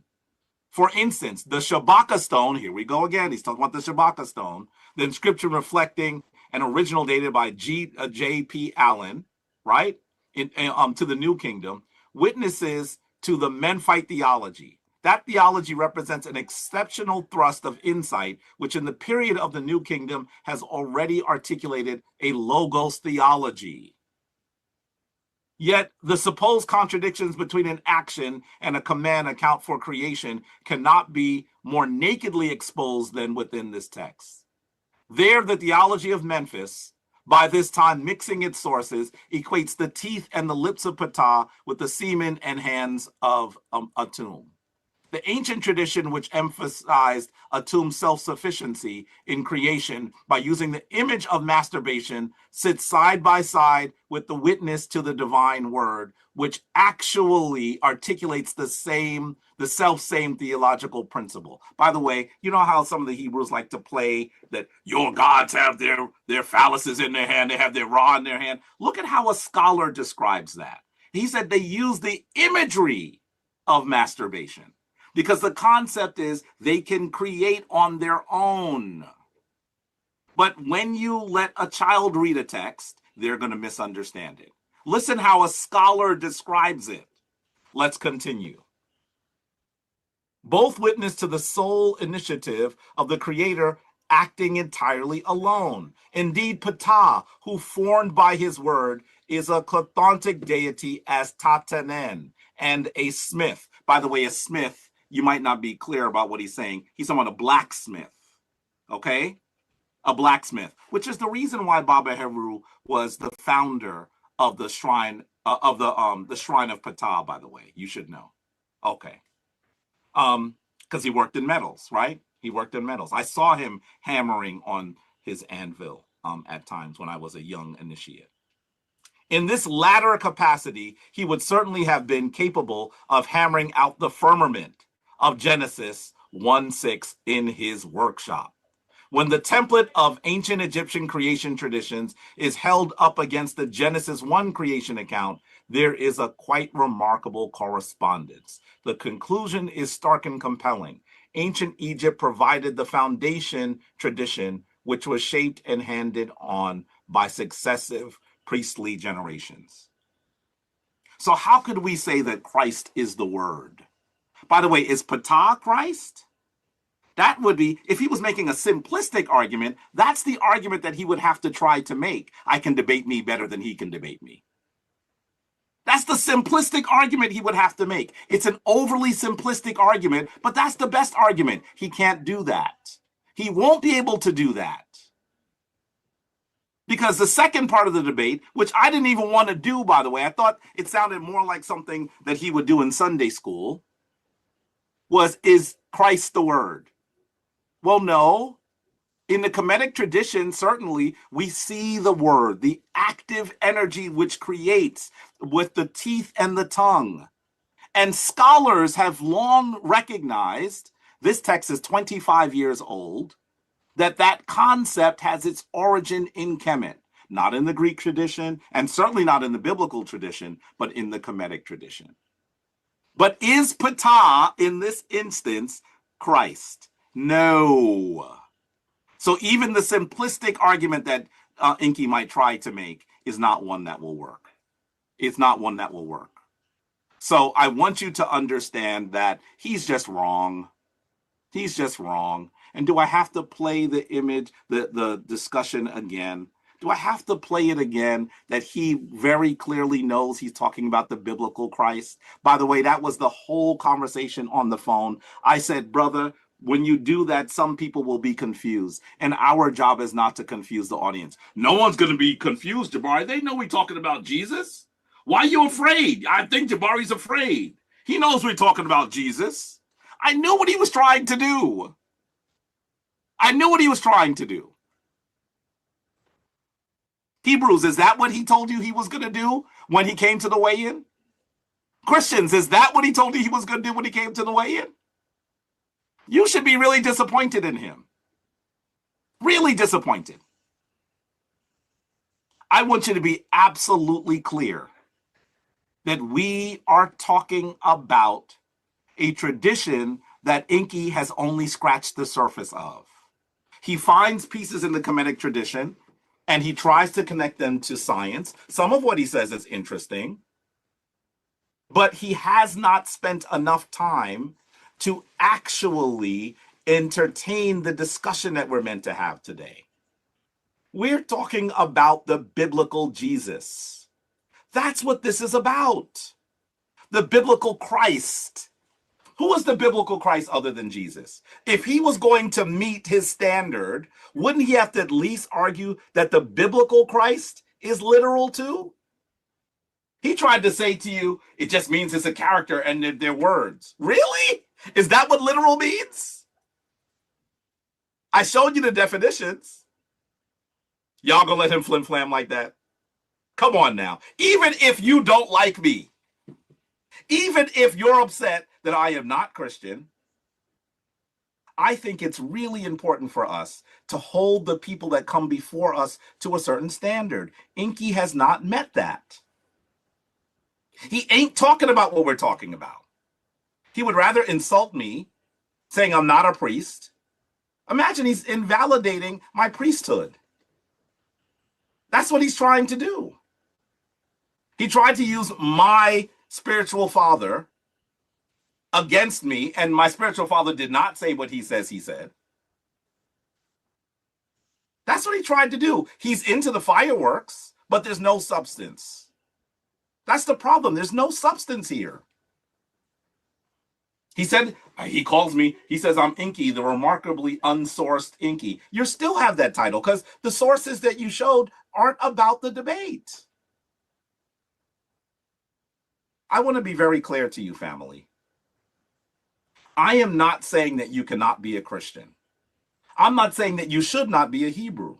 But I'm saying if you understand that the stories in the biblical tradition are mythological, then you can recognize that those myths, yes, myths, those great stories have another origin.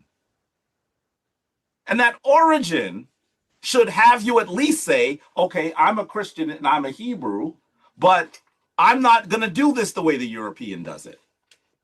They're the ones that told you that this had to be literal. ENQI wants you to believe that if I don't believe that the very forces of the universe are literal, then I'm an atheist. What? Is that what you believe? He even said to you that Madame Blavatsky is the source of saying that the deities are not literal. Did he show you a source for that, by the way? Heck no. Heck no. He didn't think fast enough to get the AI to help him to give him that source. He didn't. He just said it because he's trying to make me offended and he's trying to make you think, oh yeah, Jabari is following white people and white people who are into the transgender community. He's trying to play on your discomforts. That's not what this is. This is a scholarly debate. Why did I think I could have a scholarly debate with someone who has not passed scholarly muster? Why did I think that? Sometimes I think I must be the one that's wrong. Like, why did I think that this was going to happen? Why did I prepare? Do you know how many slides you haven't seen? Why did I prepare for this if he's not going to talk about the topic? You've seen half of my slides. I have to say to you, family, we have to hold the scholars that come before you to a standard. Do you think that in a scholarly debate, you can try to misrepresent the topic of the debate and you're going to win that way? Is that what you think this is? That's not how this works. We're not playing Skelly on the street, brother. This is a scholarly debate. And you've already said that you are talking about the biblical Christ. Well, why haven't you shown us that the biblical Christ is a literal person? By the way, you didn't even show us that the Kurast in Kemet was a literal person. You could have at least done that. Maybe that would have made your debate a little fancier, a little more interesting. You didn't even do that. You didn't even do that. 5 minutes remaining. You need to go back to the lab and get your weight up. That's what you need to do. And all the flash of putting on gloves and all that stuff, I mean, it's not necessary. Instead of putting on gloves, use your bare hands to open a book. Study this. I told you weren't going to be able to bulk up on enough information to come with me, to ride with me, to run next to me. You're not even in the bolted sidecar of next to the motorcycle.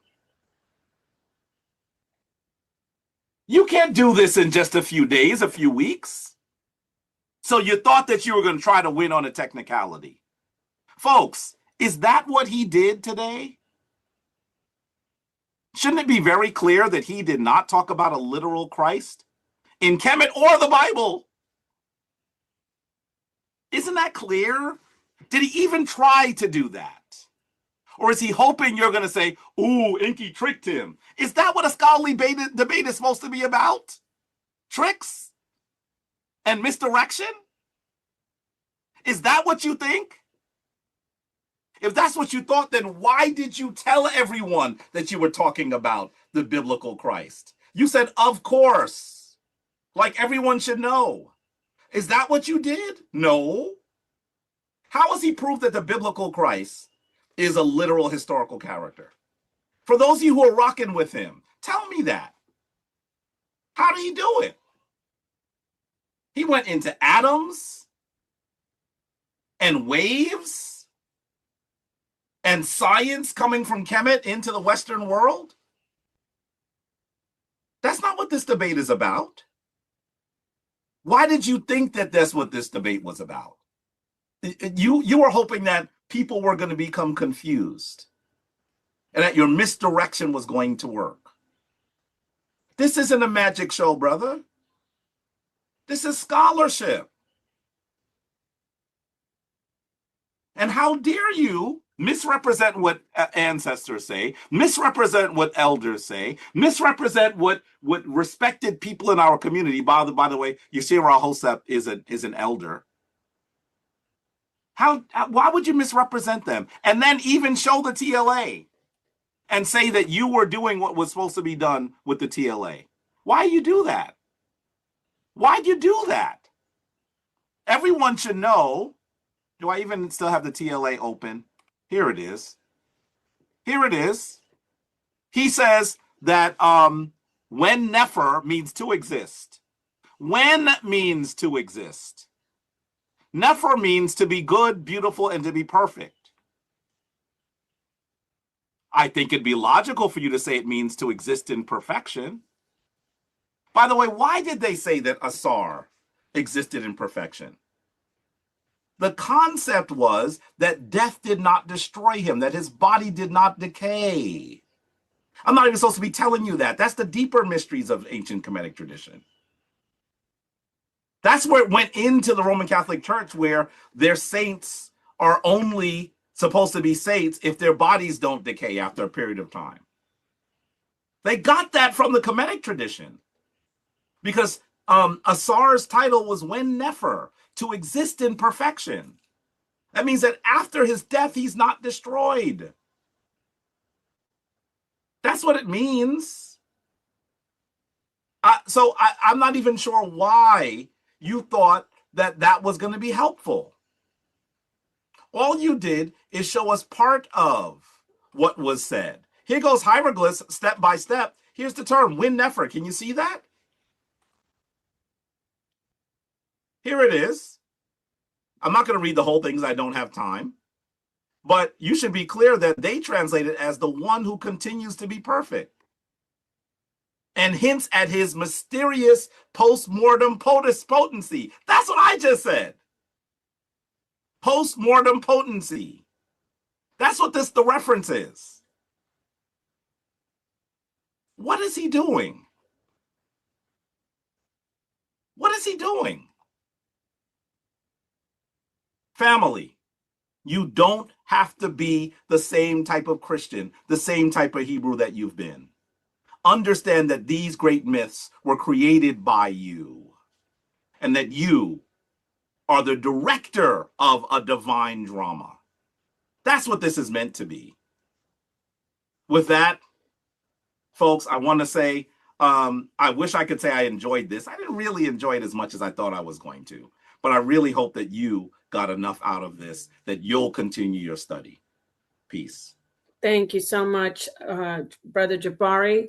That is time. We have completed the 3 rounds. We are going to let Minister ENQI come in and do a 5-minute rebuttal. This is according to what sa.neter has Yes. said. Okay. And then y'all get right into y'all question and answers. And sa.neter will be hosting that part of the debate. So without further ado, Minister ENQI, when you're ready, your time begins. And do you want to be told at 4 minutes that you have 1 minute remaining, or you just want to go all the way through?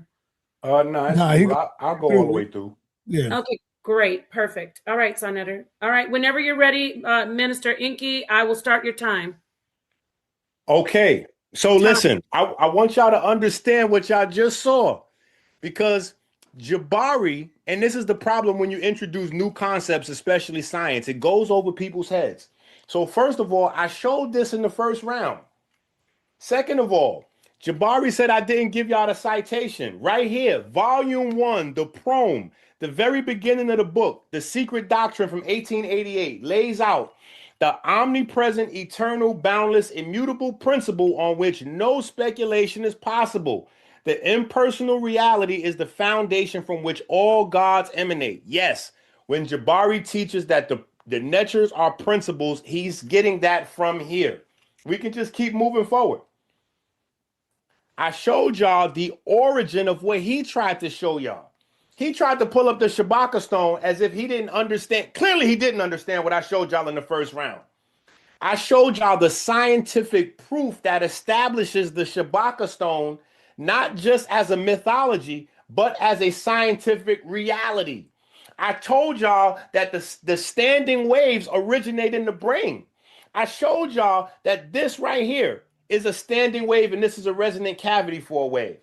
So when he shows y'all the Shabaka stone and reads from Wikipedia, how dare he disrespect? How dare, listen, I'm bringing y'all the TLA. You see the TLA here? The TLA breaks down the Shabaka stone in detail. What's the problem here? He doesn't want to draw y'all attention to the actual text, because the actual text, remember, I was saying this in the first round. I mentioned to y'all Ptah. I mentioned to y'all the heart and the tongue generating the standing waves. I showed y'all the actual science to make this real. When you see Jabari pull up the Shabaka stone, Jabari is confirming my portion of the debate. Jabari doesn't know he got adjusted. Jabari doesn't know that he went from having a Jesus conversation to spending his whole last of his second round and his whole third round saying that ENQI is correct, ENQI is correct, but ENQI's talking about the wrong subject because he thinks that I'm supposed to be talking about Jesus. I'm sorry about that, Jabari. That's not what was stipulated and you said that we didn't stipulate that. That's so Strong's definition for logos. The Strong's definition for, matter of fact, let's simplify it here. Speech, word, or reason. I showed y'all the science that shows y'all that the speech, the word, and the reason all originate from standing waves. See, I think I showed y'all something that's so far over your head, y'all don't realize the full impact. When you go back to the Shabaka stone, you see the word of God came into being as something conceived by the heart and instructed by the tongue. This is why Ptah is the foundation of masonry. When y'all take masonry back to 1777, 1776, y'all don't even know what y'all looking at. This is where the origin of masonry comes from. This is why I'm trying to show y'all this might have went over y'all head.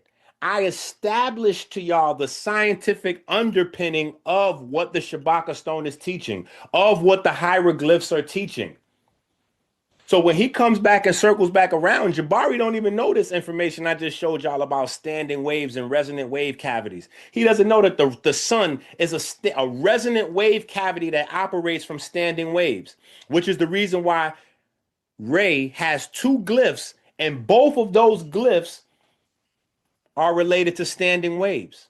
The mouth, the generator of standing waves for mankind, and the sun, the collector and emanator of standing waves, which generates all of the life force that we have here, sustains all the life that we have here. This is why when you go back to the Shabaka stone, you have the heart and the windpipe, which is what I showed y'all in the first round as Nefer, the heart and the windpipe. This is what I was showing y'all, the science. See, I was trying to give y'all the truth. Do y'all want the truth, or y'all continue to want the watered down information? Your ancestors built pyramids. Your ancestors created the math inside this planet runs by. Do you want to reclaim that, or do you want to still play games and let people say that it was principles? Principles. It was mythology. It wasn't actual. And he came up here and said, oh, ENQI's trying to prove that it's literal. Why y'all keep letting him say that he said the Neteru wasn't literal when he said the Neteru wasn't actual? He's smart enough to know there's a difference between literal and actual. The problem is he can't stand on actual, because actual means to exist, which is the reason why I showed y'all Nefer in the first round, but I continue to point out winning throughout the rounds, because winning means to exist. So when I show y'all winning exists, and I show y'all that's Osiris, and I show y'all Osiris is the first Christ, the first anointed mummy, the first to pass through the rituals, I'm showing y'all a literal and historical Christ that exists. When I show y'all Osiris combined with Re, when I tell y'all about Ptah, when I show y'all the science of a standing wave, I'm showing y'all that this is not only what your ancestors gave you, but this still exists today. The world has not changed. Your periodic table is giving you different densities of standing waves. The same thing your ancestors gave you. Then he pulls up the Shabaka stone on a wiki, and says that I don't know sources. He pulled up a wiki and critiqued the TLA with a wiki. How you critique TLA with a wiki? What are we doing here? Oh, I'm not in my lane. Got it. The problem is, guess what? My lane supersedes yours when it comes to this. Because before today, you didn't even know, nobody in your Kemetic tradition, nobody with you in your Kemetic scholarship knew that there was a scientific reality for standing waves, for the logos, for the word, for the utterance, for the hieroglyphs of Re, for how matter actually comes into being, for how matter actually comes into existence, for the electricity of the heart generating along with the brain, the standing waves that are the utterance that are spoken of. So when you pull up the Shabaka stone, you only proving my points. But you working on the second or third grade level, and I'm working at the PhD level. I'm the one showing that though. And then I showed you Theophilo Benga. You said I didn't show Theophilo Benga. I showed you, I showed your teacher, and then I showed your teacher's teacher, because y'all all pulled from Theophilo Benga. What are we talking about? Theophilo Benga said that the father of the atomic theory was studying in Kemet. I already showed y'all that. What are we doing? What are we doing? I showed y'all that slide already. See, you got to go back and realize what happened. I must have hit you so many times so fast, you didn't realize what was happening. To come back in your last round and show what I was teaching in my first round. You came back in your last round and show what I was teaching in my first round. And show it from an elementary standpoint. Then say, oh, ENQI's repeating himself. I have to repeat myself. That's how you learn things, through repetition, especially when it's a new concept you never heard before. Your students should be enlightened that they came here. It's a guarantee they're going to leave here with information they got from me and change their life. Change the way they look at the hieroglyphs. Change the way they look at Kemet. Change the way they look at modern science. They're going to say, wait a minute. These standing waves is real. Wait a minute. The hieroglyph for Re is actually a fundamental standing wave. Wait a minute. A word is actually a standing wave. Same as an electron and a proton. Same as the brain waves in the brain when you correlate neural networks. Wait a minute. These stories is not mythology. These stories are science. These stories are not mythology. They're science. When we go into the Amduat and we talk about Ra combining with Osiris, that's photosynthesis when they're producing food. That's a real thing that goes on every day. That is a part of the system of our body's Krebs cycle. We break down the carbohydrates that are formed by that combination of the sunlight, Ra, and the green pigment. We take that in, and that's cellular respiration. We breathe the oxygen back out to the plants so then the plants could take in the CO2. So the plants could take in the CO2 that we breathe out and then redo the photosynthesis cycle again. We feed the plants feed us. This is why the perfect black was green. I'm giving you the science so you can actually understand what you're running around teaching.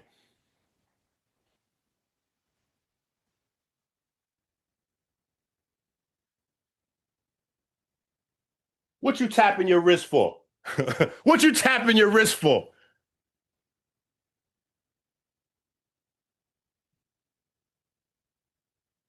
You're 3 minutes over your 5 minutes.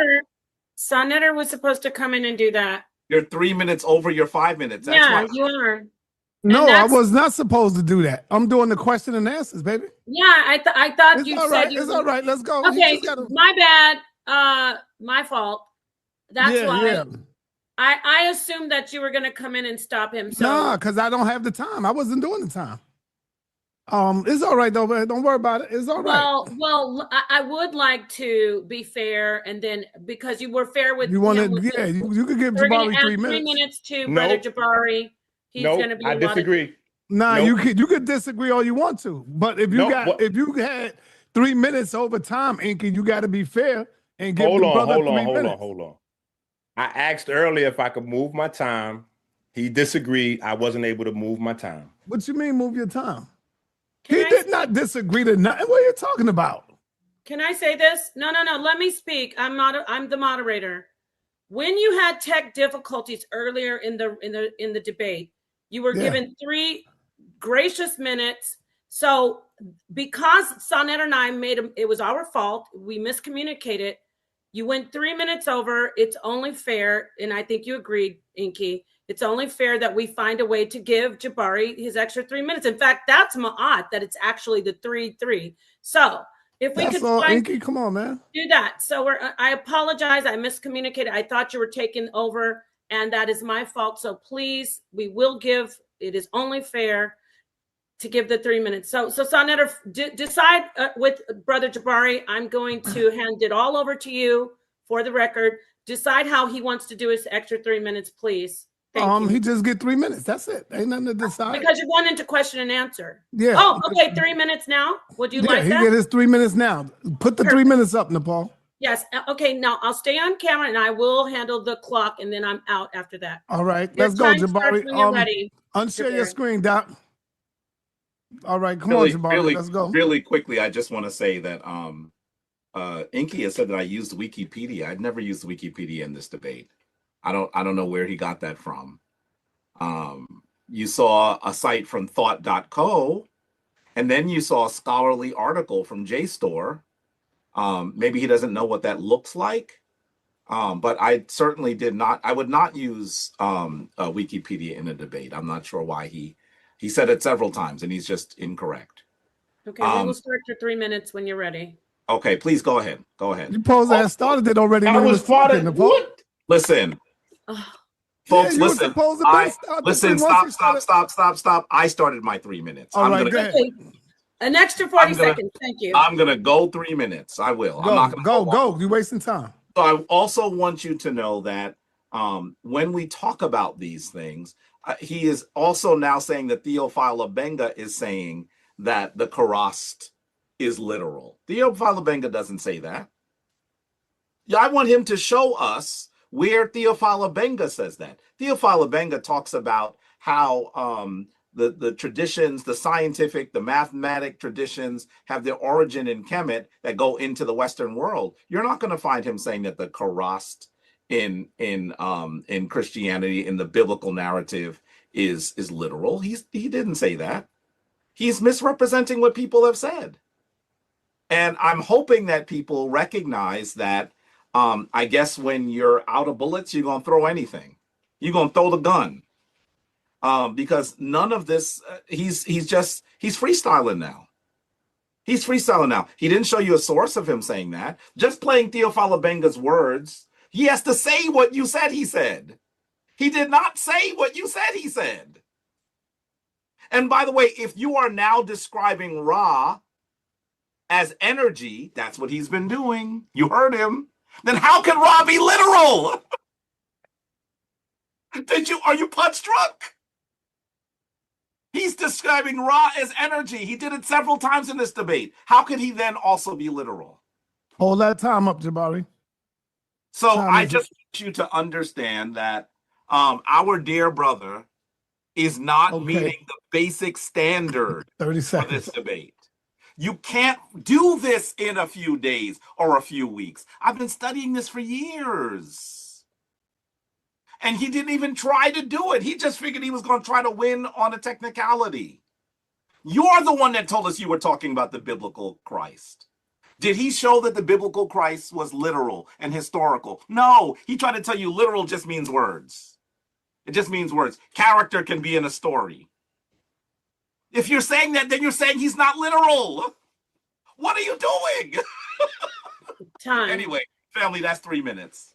All right. I look forward to your questions. All right. Thank you. Thank you once again, Nepal. Great job.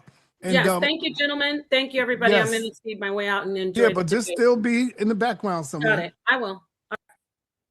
All right. So now we have reached the part where we deal with the question, the Q&A. Dr. ENQI will have 4 questions. Brother Jabari will have 4 questions, and we're going to go back and forth. You have a minute and 30 seconds to answer the question uninterrupted. Are you ready, Dr. ENQI? He's asking me a question, right? Yes. Are you ready, Dr. ENQI? I can't hear you. Yes, I'm ready. All right. The question begins as soon as you complete the question. I mean, the time begin. Go ahead. It's on you, brother. Jabari, for clarity, did you just explain to us that energy is not literal? So I am saying, wait. Go ahead. Go ahead. Are you finished with the question, or did you? Yeah, go ahead. You can have it. I'm saying to you that energy is not a literal character, a dude with a bird head and the sun on it. That is what I'm saying. That is not an actual character. And that's the reason why when people say he's saying the deities aren't real, I have protested vehemently with everybody, including my dear brother sa.neter. Real is not the same as literal. And so I want you to be clear that that is what I am saying. And if you want to get into the debate with that, you got to stand in line to Hootie is next. I'm prepared. 44 seconds. Yeah, I don't need to take more. That's the answer. Okay, it's your go, Jabari, to ask him. But let me just say this to y'all, because y'all sometimes y'all debaters don't know how to use your time wisely. Dr. ENQI, Jabari is about to ask you a question. The quicker you answer that question, you can go and talk about the debate and talk about what he didn't do. You know, use your time, brother. That's what I try to tell everybody. They just gives up their time, and you got like damn near a minute left. So use your time wisely, because as soon as you answer it, you can go right back and go into that debate and do something that you forgot to say or whatever. Just use your time. It's on you, Brother Jabari. And how much time does he have to respond again? A minute and a half, a minute and 30 seconds. Okay.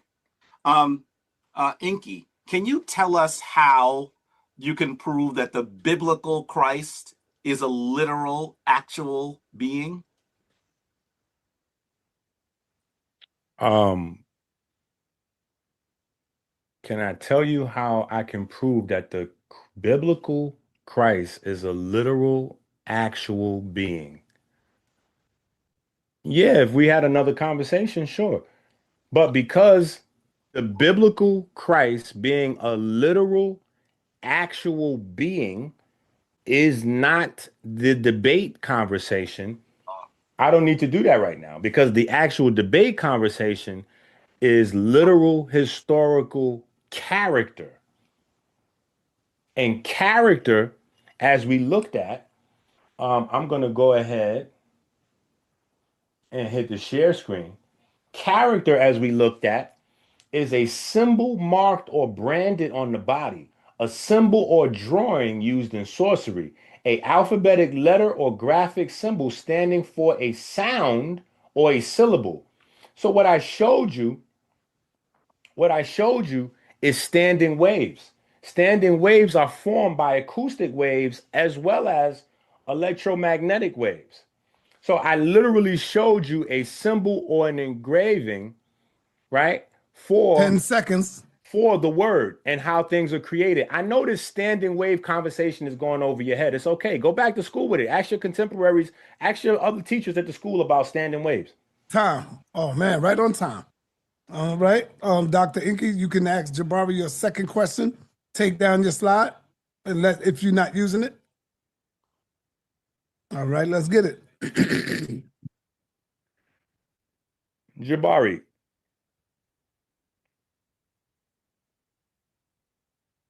When you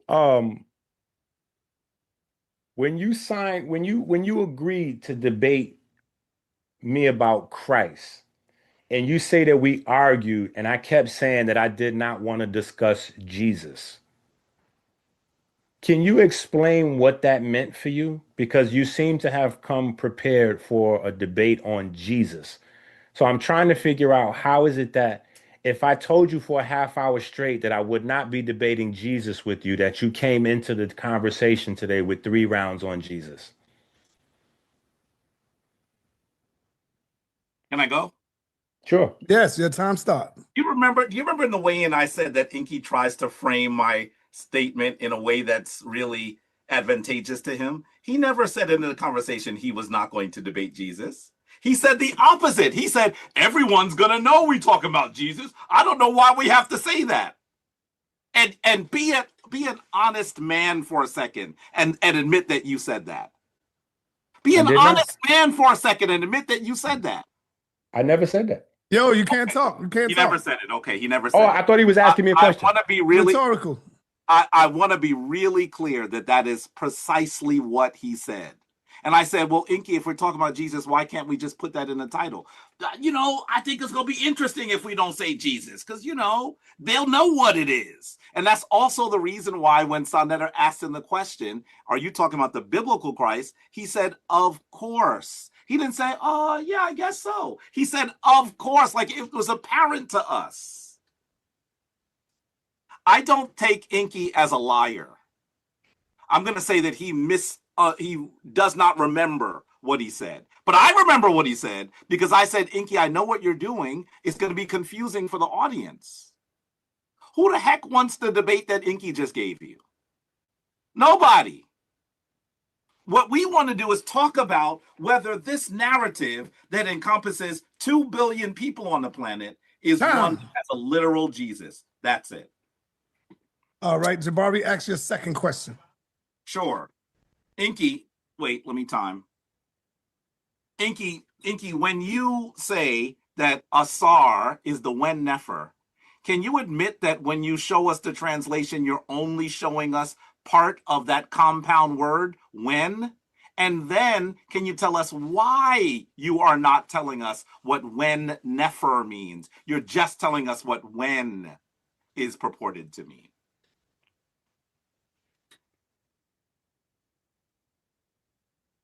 Your time is rolling, bro. It's not rolling. Start yet. How my time rolling? I said time start when the question is finished. Okay. Well, here's the answer. Your question is null and void because I never only showed you one part of the word. I actually showed you both the whole time. Now, if you didn't see it or you zoned out or whatever that is, that's on you. But I showed it the whole time. Secondly, I never said Theophilo Benga said anything about Christ. I told you Theophilo Benga said that the atomic theory comes from Kemet. Even so, this is the wisdom, the foundation of wisdom. It came from Kemet. They recognize that. So in fact, it was not stolen legacy. No. They stole, in antiquity, they recognize. This is one of them too. One of them spent five years in Kemet studying. They call the father of Atomic theory. They call the father of Atomic theory. He spent five years in Kemet studying their physics and what they call nature.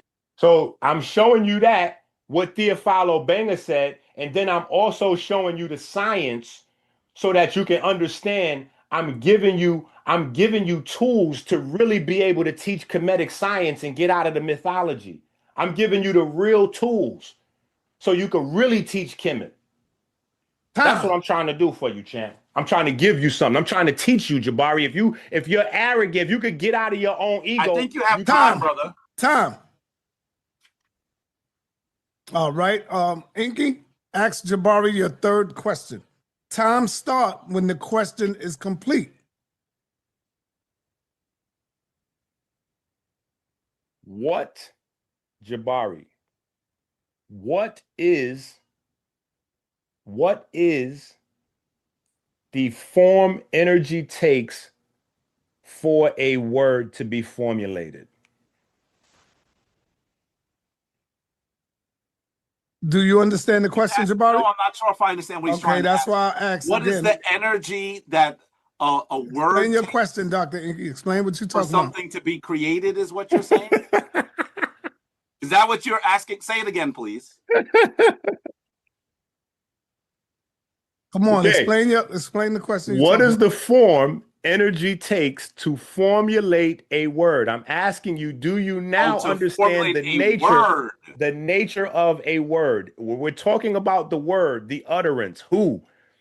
When we're talking about who or the logos, I'm asking you, do you understand what the form energy takes? Because you say the natural or energy, but you don't specify. I just gave you actual science tonight.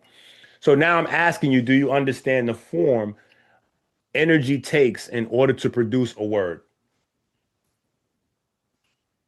I want to be clear that you're talking about sound waves, but sound waves do not create physical existing living entities, not at least in the manner that human beings create sound. This is divine utterance.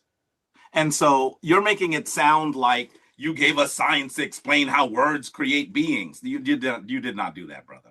And by the way, I'm glad you played Theophilo Benga, because now that you've heard it again, you should understand that Theophilo Benga ain't talking about nothing relative to this debate. Nothing. He's an incredible elder and a master teacher. But what he was talking about does not fit with whether the Karast in Kemet is a literal character, and certainly not with whether the Christ in the Bible is a literal character. I'm glad you played it again, because I think that now people will see you were freestyling and not on the topic for almost all of the debate. And the stuff that you did talk about, you just said, you didn't give any sources, you didn't give any argumentation. You said, well, I'm saying that the Christ in the Bible is literal. Yeah, but you're supposed to prove that, brother, with sources. You can't just say it. That's what a debate is. So I'm glad that you played it again. Thank you very much for impeaching yourself with your video. Time. All right, Jabari. What is this, your third question? Yep. I think that it's your third. It may be my third question. Let's go. Okay. Time starts when the question is complete, Dr. Okay. ENQI, have you ever heard me, Heru Jenima Atenra, also known as Jabari OSAZE, or Baba Heru Ankh Ra Samad Se Pata, say that we are teaching from Madame Blavatsky's text in our shrine? Have you ever actually heard it? And if you have, can you present a source that proves that? Okay, so when you teach, I'm going to show it again. When you teach from the secret doctrine that the Neteru were principles, that is literally a quote from Madame Blavatsky. Now, you may have had so many different teachings that you don't know the origin of them anymore because they all jumbled up in there, but I'm giving you a source. I gave it to you earlier. I'm giving it to you again. Now, I'm also going to show you and segue back to why this is very relevant to the conversation, because what I'm showing you is that atoms are made up of standing waves. And standing waves are not only sound waves. Electromagnetic waves as well as sound waves can form standing waves. And standing waves are the basis for all matter. So when you say divine utterance, you still are not taking in the information. You still not letting what happened to you tonight sink in. So I'm showing you once again, standing waves not only create the synchronization of your brain, they also formulate your words. They also form atoms. They also form matter. I'm giving you the science to understand what your ancestors taught.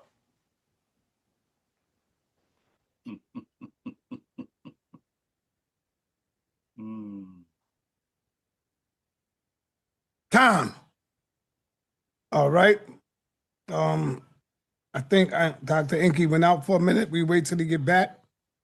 He got to ask his last question. Does he have a last question? Yeah, that was he got his last fourth question, and then you have another question. Oh, so it's 4 questions. Right. Okay. Right. And so then y'all have y'all 5 minutes to close out. Yes. Okay. So Jabari, did you not know before tonight that Christ was a title and not a person? Time is starting, Brother Jabari. I want to be clear that I have known that Christ is a title for a very, very long time. I assume much longer than you. The reality is when you say the biblical Christ, as you were asked and affirmatively answered, then very clearly you are not just talking about a title. But if you were talking about a title and you were supposed to prove that someone that has that title is a literal person, it'd be really nice for you to prove that. You did not engage in any argumentation to prove that concept. You simply showed us that the term Christ has a Kemetic origin. And brother, I just taught my students from Hunter that when I took them on a tour of the Met last week. This is something that virtually anyone who studied Kemet knows. But we're talking about a literal, tangible being. And as you affirmed in your answer during the weigh-in, a literal, actual, tangible being in the Bible. That is what you said. And I'm going to keep playing it because it's very clear that you thought you were going to confuse people with a technicality. Well, dear brother, that is not how I get down. I'm very clear about what you said, and I prepared for it. I really wish that you had spent the time to prepare for the debate in the manner that is proper. Time. All right, Jabari, your last and final question, and then we close out with the 5 minutes. Okay. Would y'all like to have an after party or no? Because y'all been too long anyway. So what y'all want?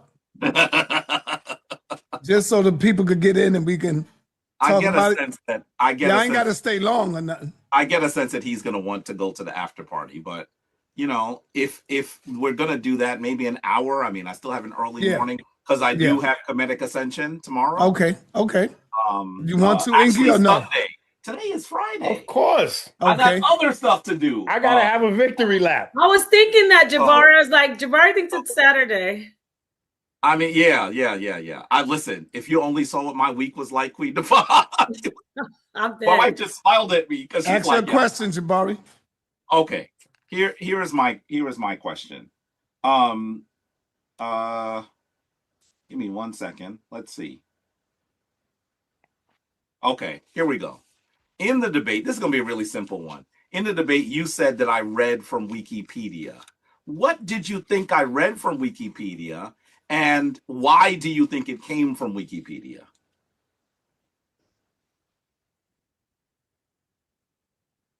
Time is starting. Yeah, it's starting. It's fine. Did I share is my screen sharing? Yes. Okay. So here's the original. What you did was a quick search, and you pulled up somebody's commentary on the Shabaka Stone, not the actual text, because the actual text from the Shabaka Stone actually supports everything that I started in the first round. And I think somewhere along the line in your second round, you realized that you were losing the debate because you kept trying to force the Jesus issue. So you tried to turn around and literally that's what we do at the Adjustment Bureau. So in the last part of the second round is that moment where you got adjusted and then you ran back over to the other side as a Kemetic priest to start trying to reinforce Kemet because you realize what happened. But as we're discussing Christ as a historical title, it's only responsible scholarship to go back to the origin of the title. And the origin of the title, as far as the research serves, goes back to Osiris.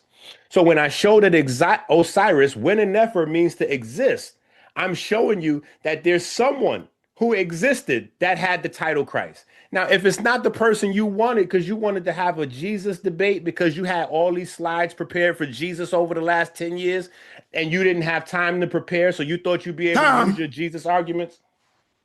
Okay, get it out. Get your last one out.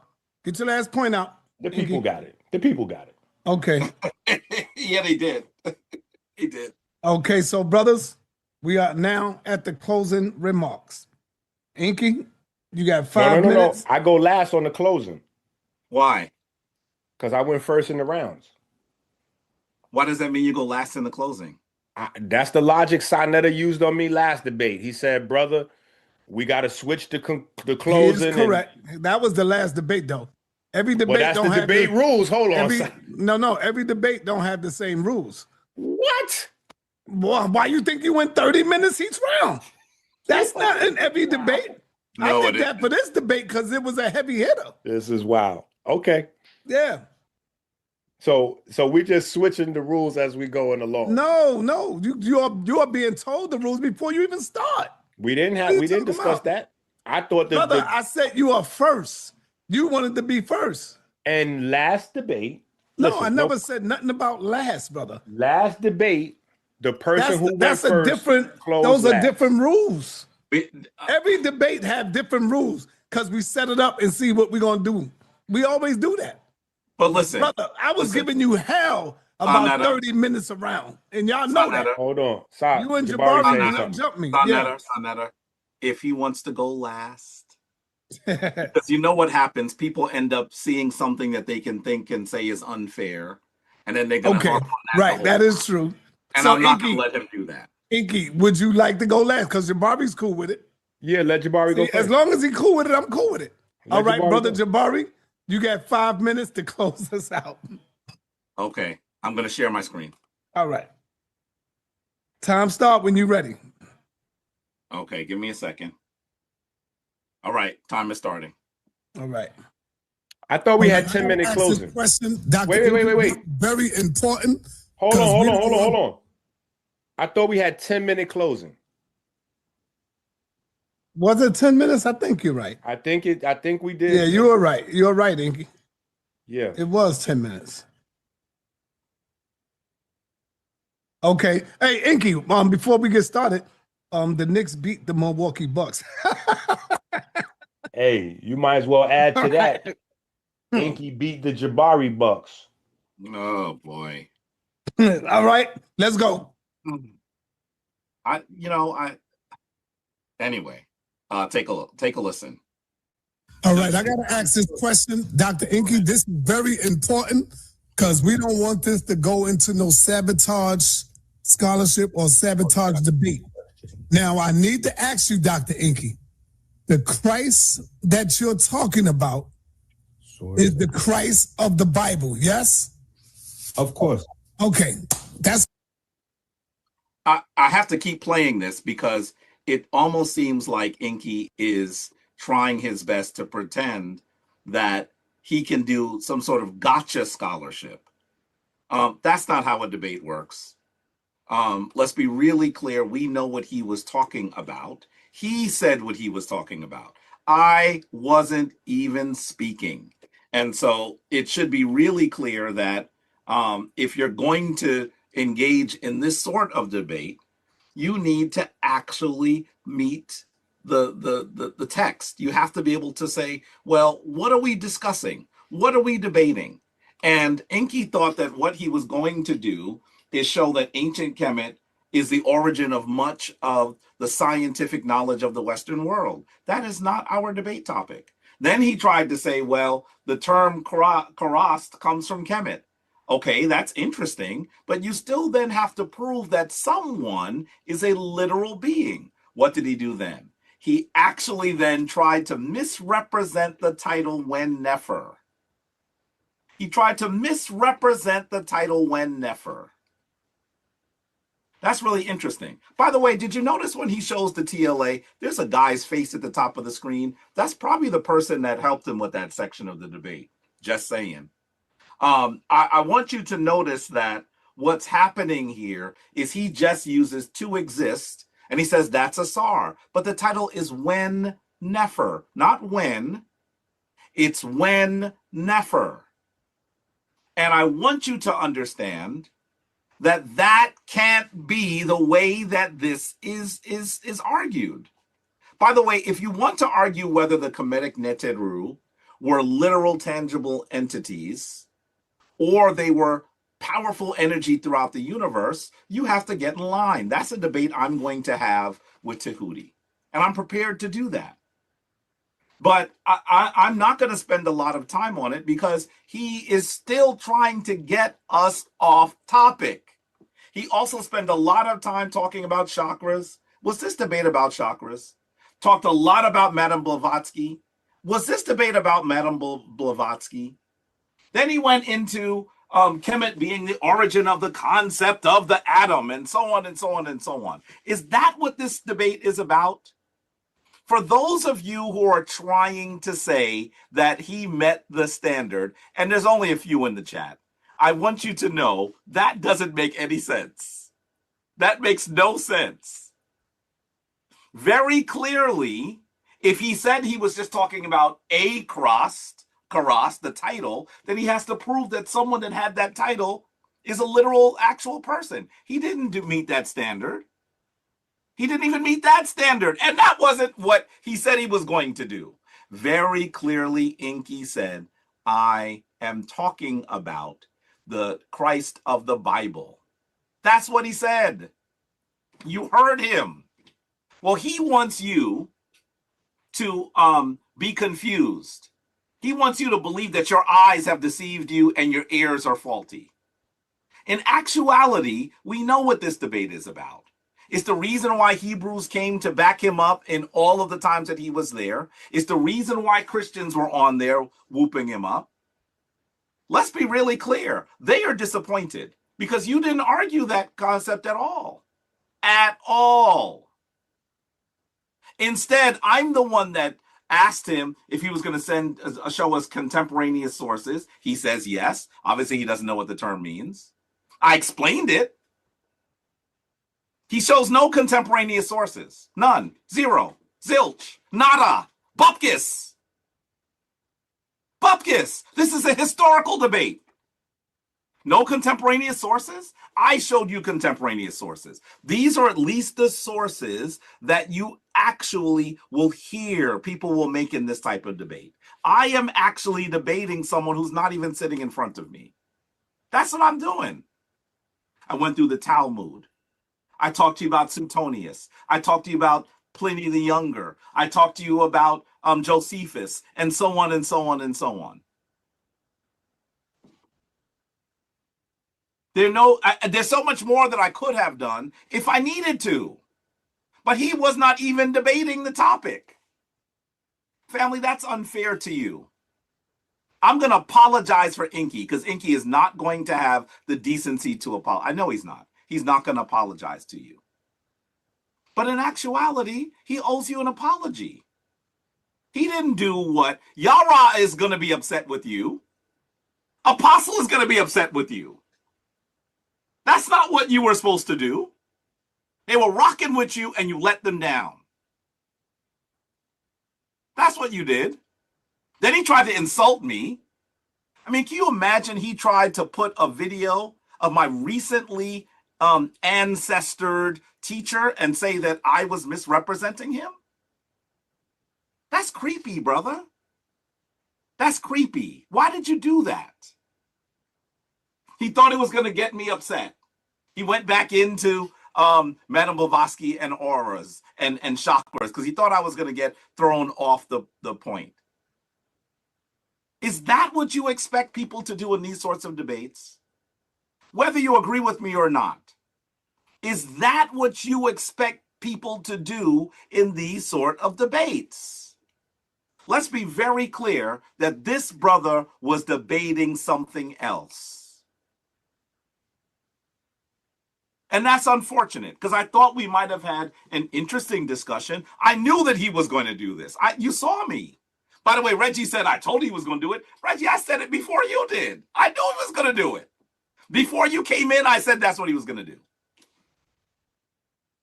I knew that that's what his strategy was going to be. It's a poor strategy because now instead of trying to prove one person is the Karast, now you're talking about some nebulous group of people. You have to prove someone.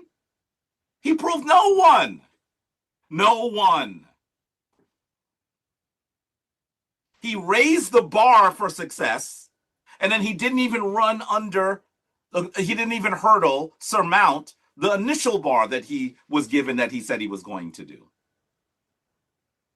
I mean, if you argue to me, you need to argue, Jabari, that George Washington was a literal historical character.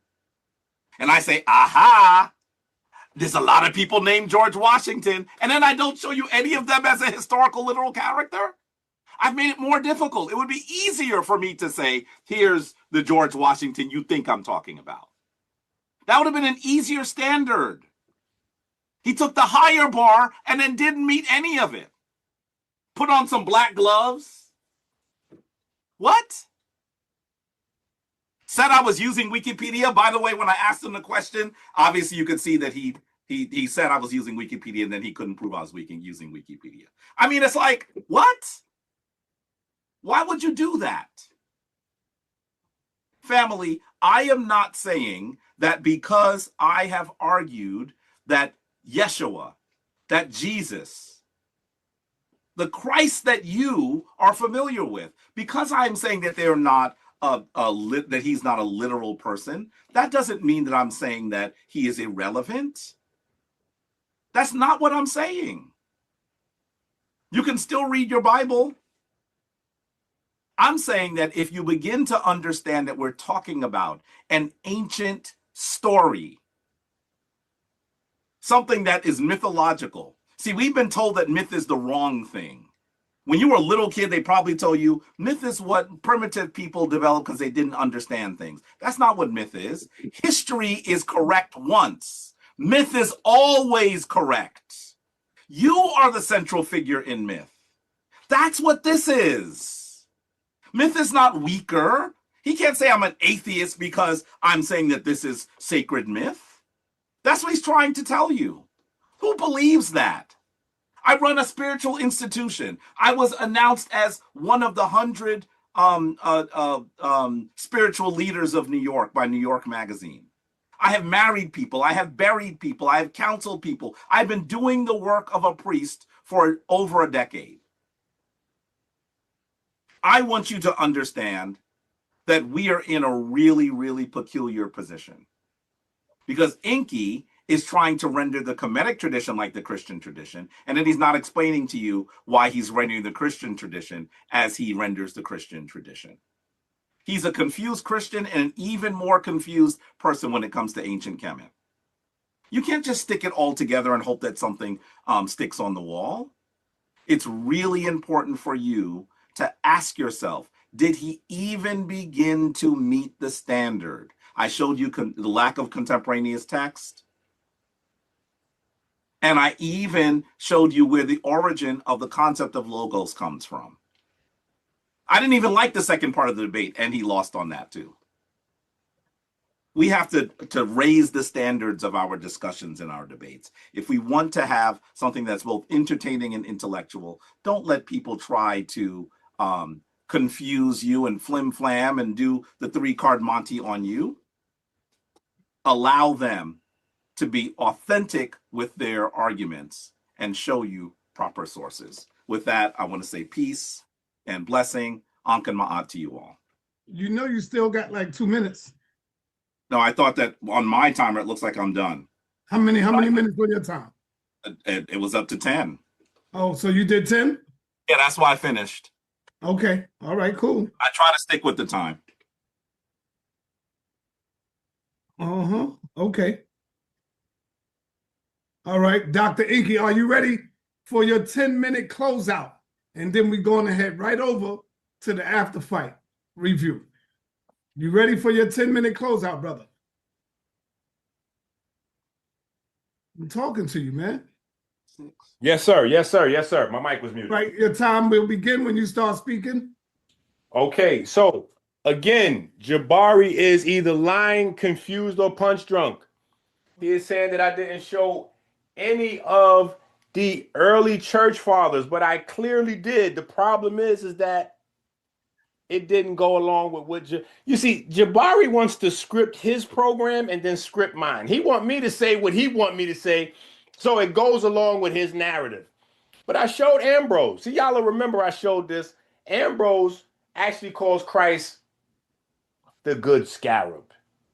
Ambrose identifies Christ as Kemetic. See, that's what I was showing y'all. And I asked Jabari when we had the questions just now. I said, Jabari, did you not know that Christ was a title before tonight? And Jabari, of course I did. You know, I've been teaching my students. With my degrees, I've been teaching the students the very same material. So if Jabari knows that Christ is a title, when I say that I'm discussing Christ from the Bible, Jabari should have easily understood that we were going to be discussing the title Christ and its historicity, which we discussed in great detail.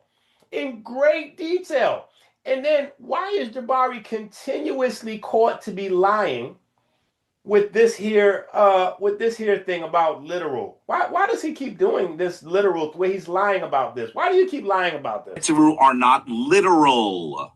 That is what I'm saying. They're not literal and actual.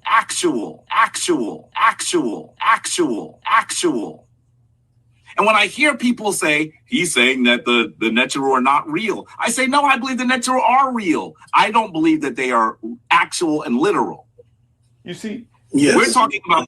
This is why I have to show y'all these things repetitively, because this man will lie like a rug. Like, I mean, this is crazy the way he just carries on. So when he says that the Neteru, which includes Wen and Nefer, do not exist, I have to point out that the Kemetic text says that they do.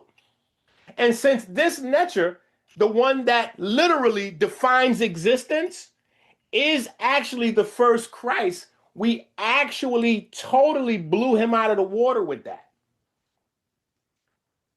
And for him to keep on going is like, it's totally disingenuous. Now, when we get to the term literal, right? Let's look at the word literal, because Jabari wants to razzle dazzle. Jabari is actually the one guilty of Jabari is deflecting and projecting. When we look at the definition of literal, it says taking words at their usual or most basic sense without metaphor or allegory. Why is he turning it to mean like literal means that somebody was like walking around, or like why is he trying to misrepresent?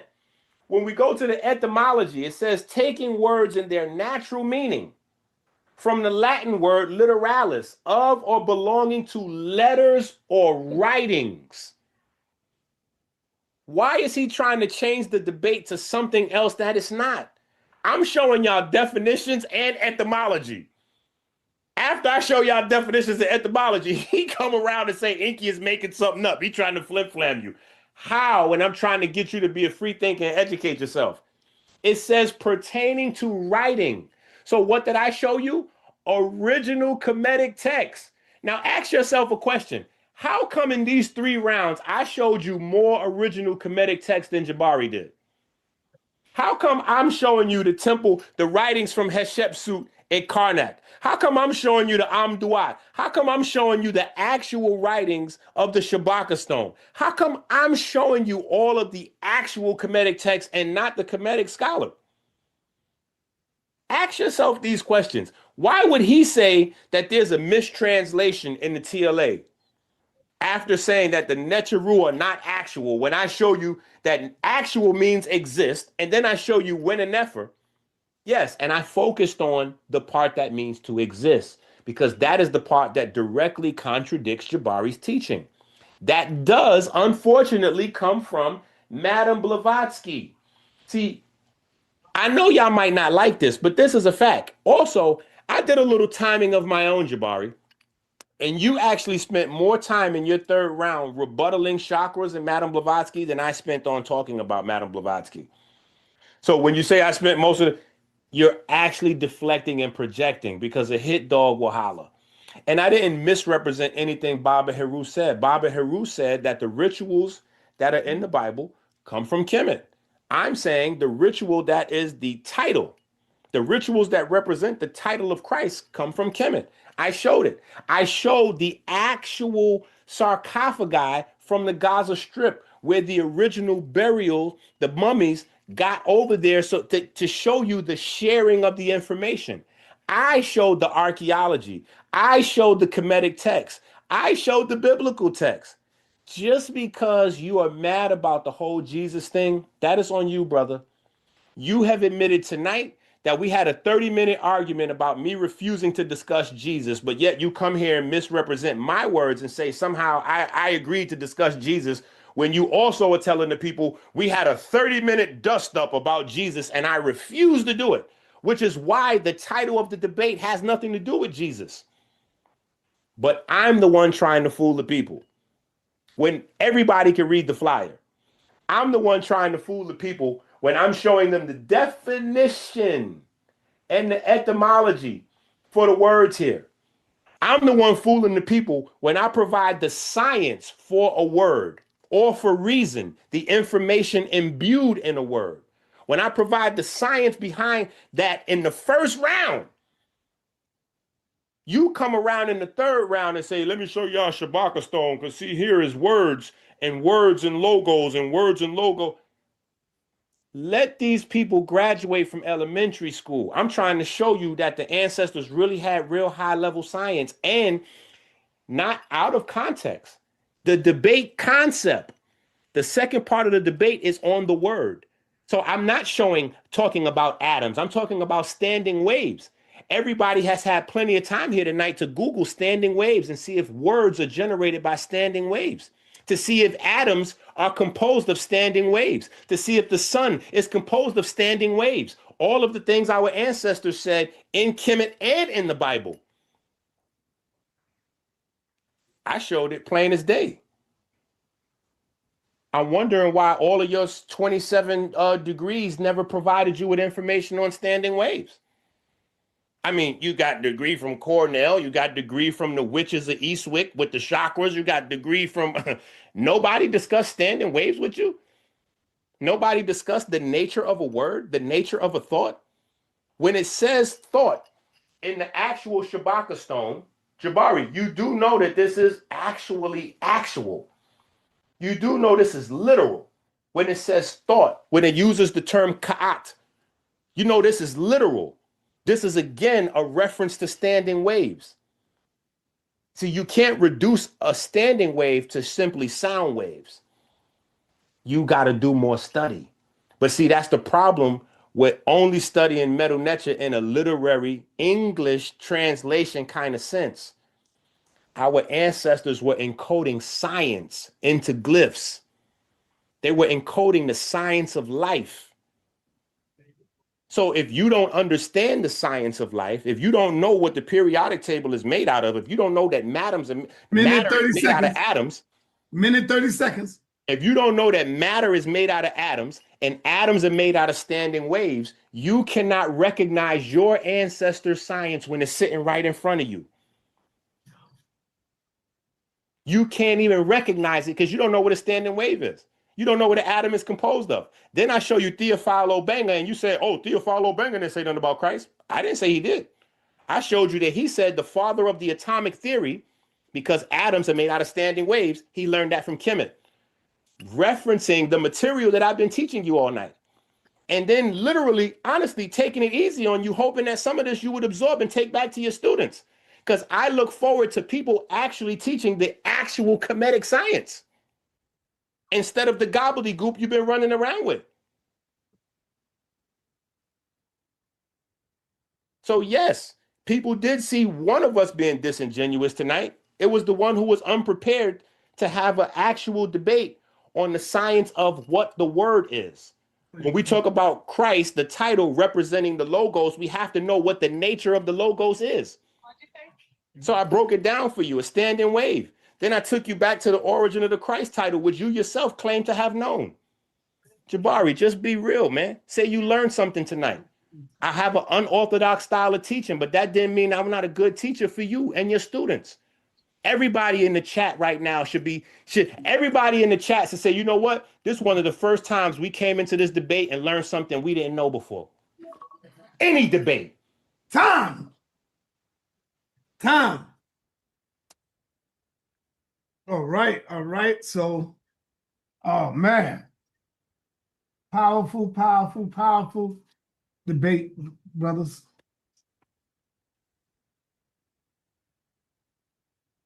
All right, I want y'all to know that we are live already.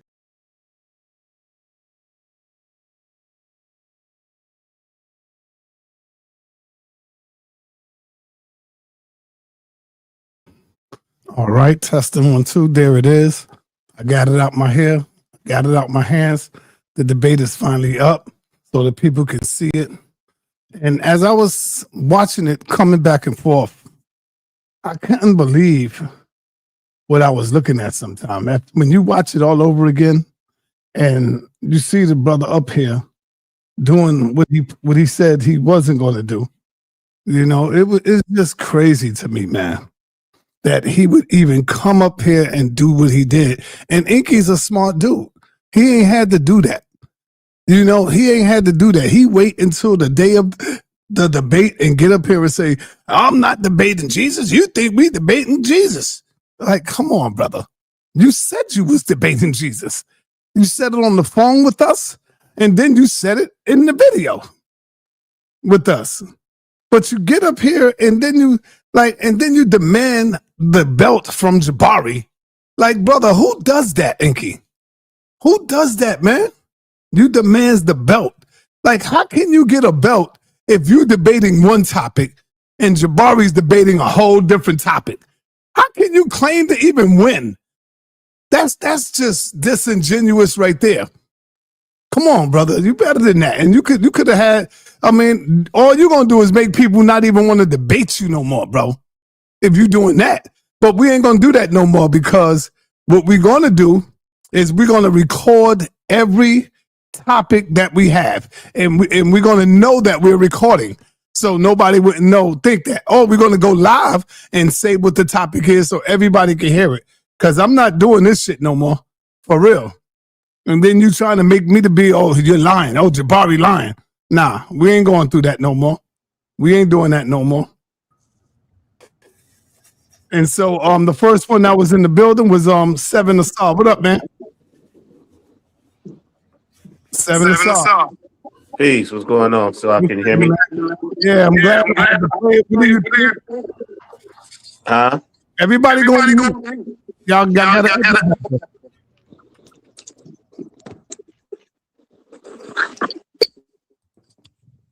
Can you hear me? Yes, I hear you. Okay, give me one. You got an echo. Do I got an echo? Yeah, you got an Okay, I'm going to sign in on my computer. All right. All right. Back in. I'll come back in. All right. Hey, man, I just want to say good debate. Today I turned 55. I'm an official elder, Seba Rakufu now. Okay. Go ahead. All right. Elder Suntan, what's up, man? What up, Si? What up, Brother Reggie? Did you see the debate again, once again? When you look at it again, what did you see? Same thing, man. Like I said, but I'm glad that we did what we I was trying to ask y'all to do. Keep showing the part where he said, "Now we don't want no flim-flam." Is you talking about Jesus of the Bible? See that right there? He lost right there because he went all around that and stayed off topic.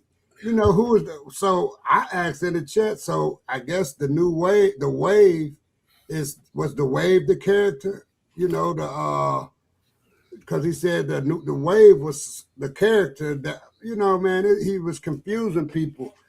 When it comes down to it, right down to it, man. So, bottom line, ENQI, my guy, but he tried too hard.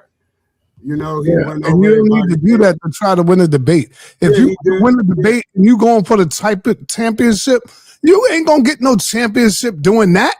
That's that's straight up robbery. Trying to rob Jabari, bro. If you want his belt, then go after it and show your supreme wisdom, your supreme intelligence, and take it. Not with the old scamming flim-flam shit.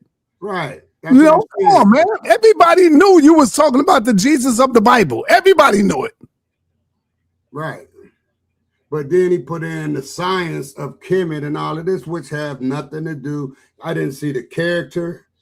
I didn't see the I didn't see nothing. The Christ. And the reason why I can go in on it now, because the vote has been in. Now I'm done with it. Now, and one more thing. Did he prove anything to y'all? That's what I'm saying. Was a historical character? Hell no. Yeah, he did. Let me get Judah. Yeah, let Judah. Oh man, I thought you was going over it. Hold up. Judah, where did he prove that Jesus was a historical character? So the title had never had Jesus in it. He said it's Christ. All right, show me where he proved that Christ was a historical, literal character. When he brought, well, I don't believe it, but when he brought forth the coming forth by day, he started showing how Osiris in a mummified form is called the Korost. All right, so let me ask you, Judah, is Osiris a literal character? I don't want to give my opinion, but from what I've read, some people believe that he was an actual living person. That they found his body. So you telling me that they chopped up Osiris in 14 pieces and put him back together, and Osset came in the form of a bird and sat on him to put the pieces back together? That you think that was a real character, brother? Oh, heck no. Okay, then. So where did he prove that Christ was a real, literal character? Because the title, that Christ is a title, not a name. So he was saying that title of, and it doesn't necessarily mean the exact same thing as Messiah, of Israel. He's saying the Korost or the Christ. So he did show. Now, just to be real quick, I see what you're saying, sa.neter, and I'm going to acquiesce and say that to a degree, okay, maybe I'm not saying he did the flim-flam, but I think that he threw the rock to the left and had Jabari looking over there while he start throwing punches from the right. Now, Judah, you know this. When you are in a debate with somebody, you both agree to a title. Am I right? Yes, sir. So why is he talking about one thing and then Jabari talking about something else? He said, "Oh, he thought I was going to come with talking about Jesus." You see that? He thought I was going to talk about Jesus. What the hell are you talking about? He thought. You posed both of y'all supposed to be on the same page. So you came in already with the flim-flam. Well, so can I ask out of ignorance? I don't want to get you guys' private conversation, but I keep hearing there's a conversation. And was there anything that Jesus was going to be in a part of the debate? Yes. We were supposed to put Jesus Christ on the title. He said he didn't want to put Jesus Christ on the title because everybody used that. And everybody going to know that we're talking about Jesus Christ. That's what he said to Jabari. And that's why sa.neter asked him the question. Hold up. Let me show you this, Judah. Look at this. Believe in Bible narratives. Very, very vague. This is extremely vague. This is the way in. I'm saying if you believe in a literal, historical Jesus Christ, who was crucified, died, and was buried, if you believe that he practiced miracles, if you believe, and I'm going to get to you on this, don't think I'm not on your back on this.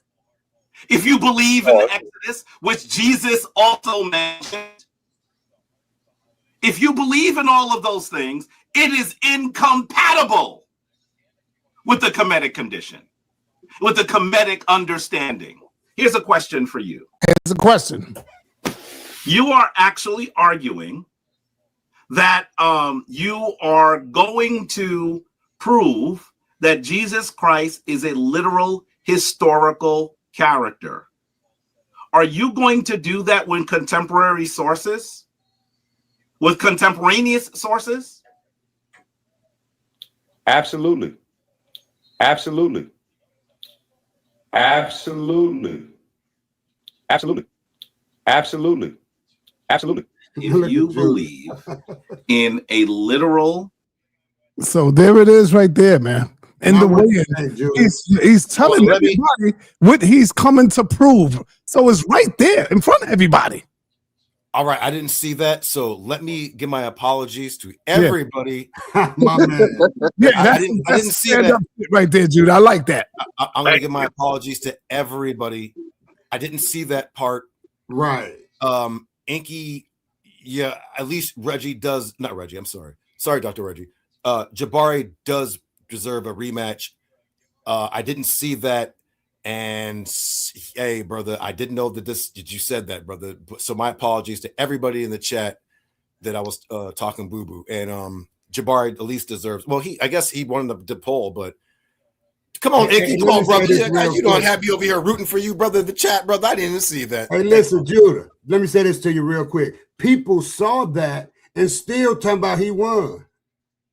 Yeah, because those are the ones that hate Jabari. Those are the ones. See, if you take it, see, when Judah battled Jabari, he didn't try no trick stuff. He went straight up with him with the topic. Win, lose, or draw. He went straight up with him with the topic. That's right. You know, and this is the first time we ever went through this, y'all. That was crazy. Where the person don't know what the hell they debating. How you gonna get in the ring with somebody and you don't know what they debating? Oh, you know, you just trying to switch it up. Hold on, that's the first thing that we discuss is what's the topic, Judah? You know that.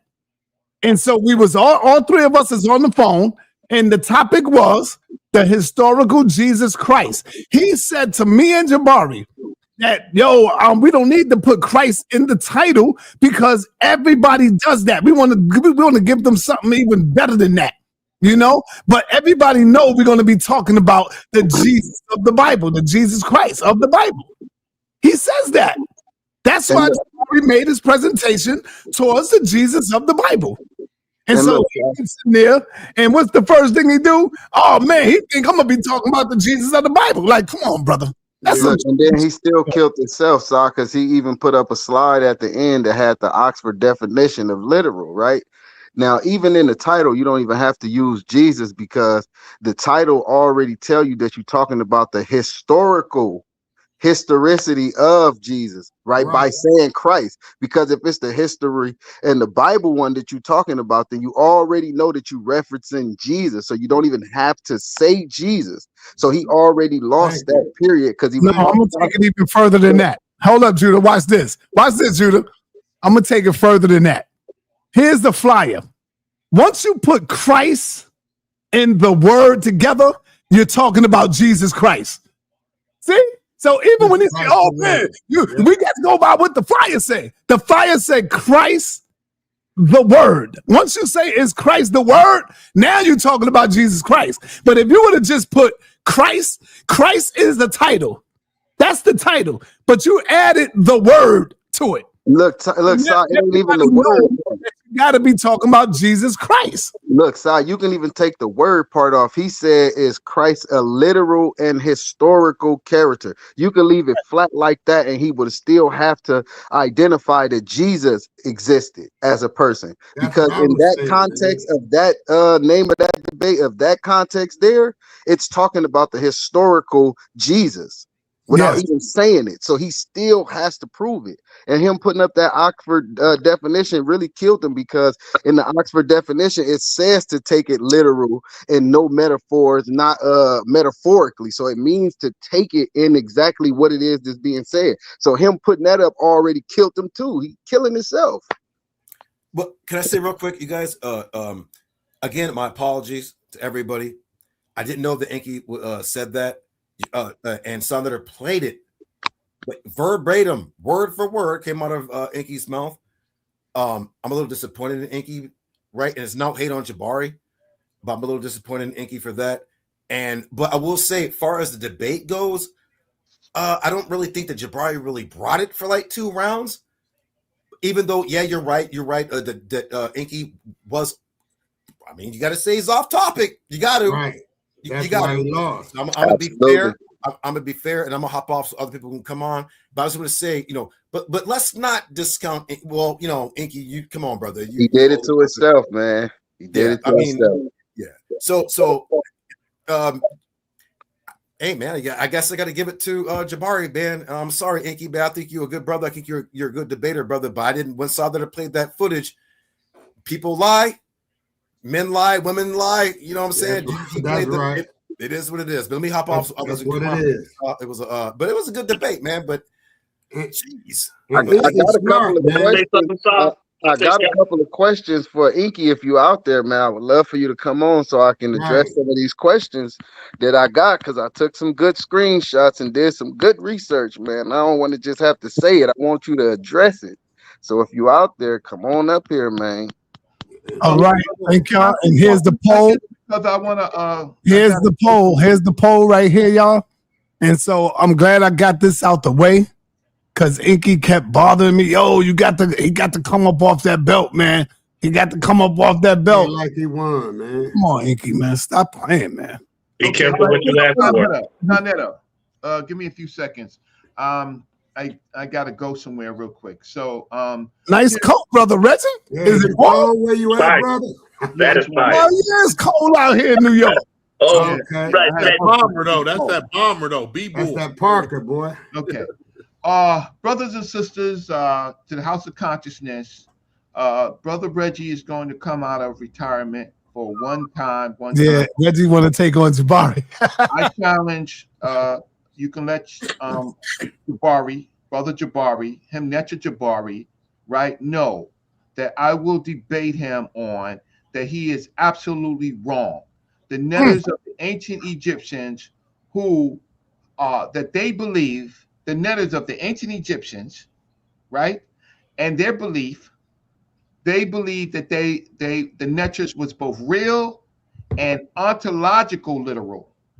Right?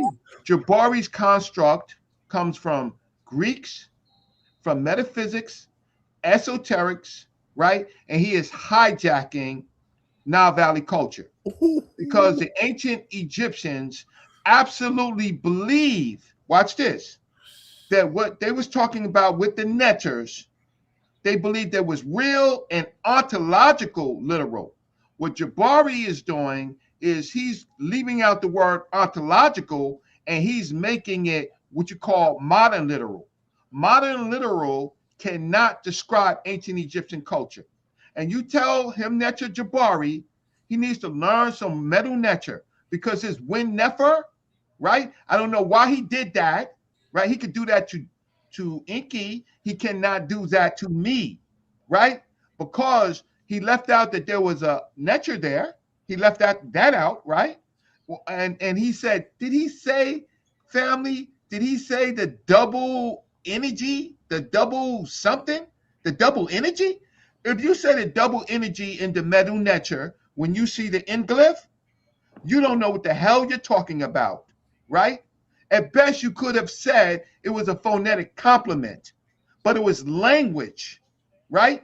It was language. It was win, it was nefer, and then it was an osir there, right? And that is an epithet, right? But the double energies, talk that esoterical talk to Brother Reggie. So I'm not going to go back and forth. So let me ask you this question, Reggie. I sense that you are back on the hate train for Jabari. Is that right in saying so?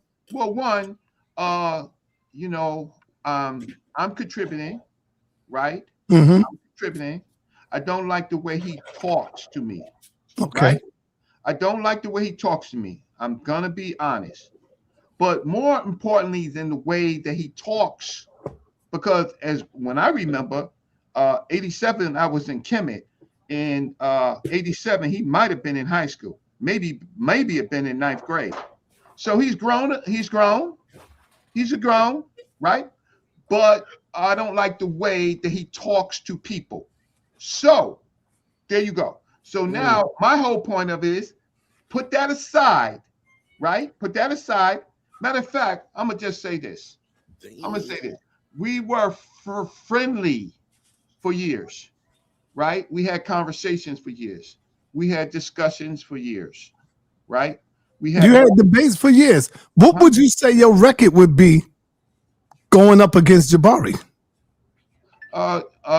My record. Now I'm gonna tell you what it was. Since I've been in here and I've been around you too, I would say you are 0-4 going up against Jabari. But I'm talking about through all the years y'all been, you might have a different account. You saying I lost 4 accounts with Jabari? I think you lost the Black Panther one. Remember that? The Black Panther one with you and him going up against when that movie came out. Okay. I think you lost one where you talked about. So you don't want this debate. No, I do want it. I'm trying to ask you because you debated him about 100 times. I show real on the real Kemet conversation, right? So I think you cheated. Oh, I cheated? No, I think you cheated because to rate me, you would have to know the meta-nature. You would have to know the culture. So I think you cheated. But nevertheless, do you want this debate or not? Hell yeah. All right, Hell yeah. Hell yeah. Hell yeah. The people want that. Contract, Yes, and you sell the I'll ticket. pay for it. I'll pay for it too. You get the goddamn contract. But if you start, once we sign this contract with any of this BS about you think 0-4, right? Or any of this stuff like that, rating me based on, you can ask any meta-nature teacher. Did you ever see Jabari with Dr. Mario Beatty? No. Yes, on 125th Street. Yeah, okay, right. You saw him appear with Dr. Beatty. Did you ever see him on stage with Dr. Beatty? No. You seen him with Dr. Riketti Amen? No. Right? Do you see him? Do that matters though? Right. Oh, yeah, it matters. Well, that's just a man and a woman, brother. No, that means more than men and women. That's not what I'm saying.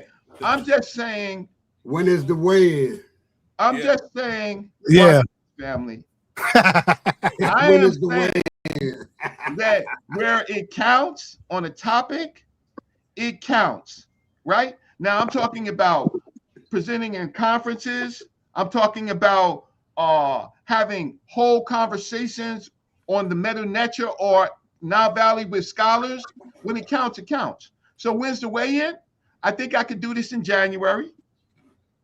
Right? Oh, y'all got to Maybe call. February, just depends on. Sago set it up, baby. It's on.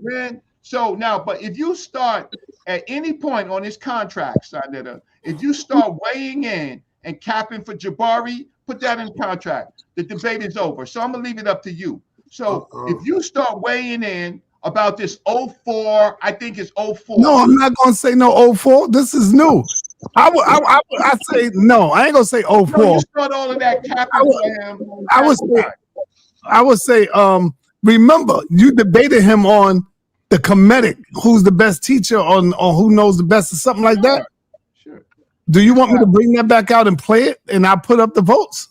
That's how we can tell. I can play it. Yeah, you could. I'll go into the treasure and pull it up. You just played and then you debated him on the movie Black Panther. Remember that? Wasn't on a Kemet debate. Stop that. No, it was a debate though. Yeah, but come on, that was an entertainment debate. Come on. Okay. Who cares about the Black Panther goddamn movie? Let's get some facts in there. You go ask any meta-nature person, right? So you sure you want Jabari? Are you sure you want the champ? Hey, listen, I want the contract. I want my money, right? I don't care about him. I'm not even thinking about him. Okay. I'm thinking about what he say. So I while think, we're here, hold up. we go. sa.neter. Reggie. Hold on, man. Reggie, okay. I think you should get a warm-up debate, and I think you need to go through commission. No debating. No. So I don't do that. You got to go through our young champ, commission, brother. Don't be scared of commission. He been calling y'all out for a long time, man. You don't want it, sa.neter. Yes, I do. Reggie is a contender, though. I did those debates for you for free. Yeah, I think You ain't Reggie. taking This one is supposed to be free. This one to be free. I need a warm-up debate.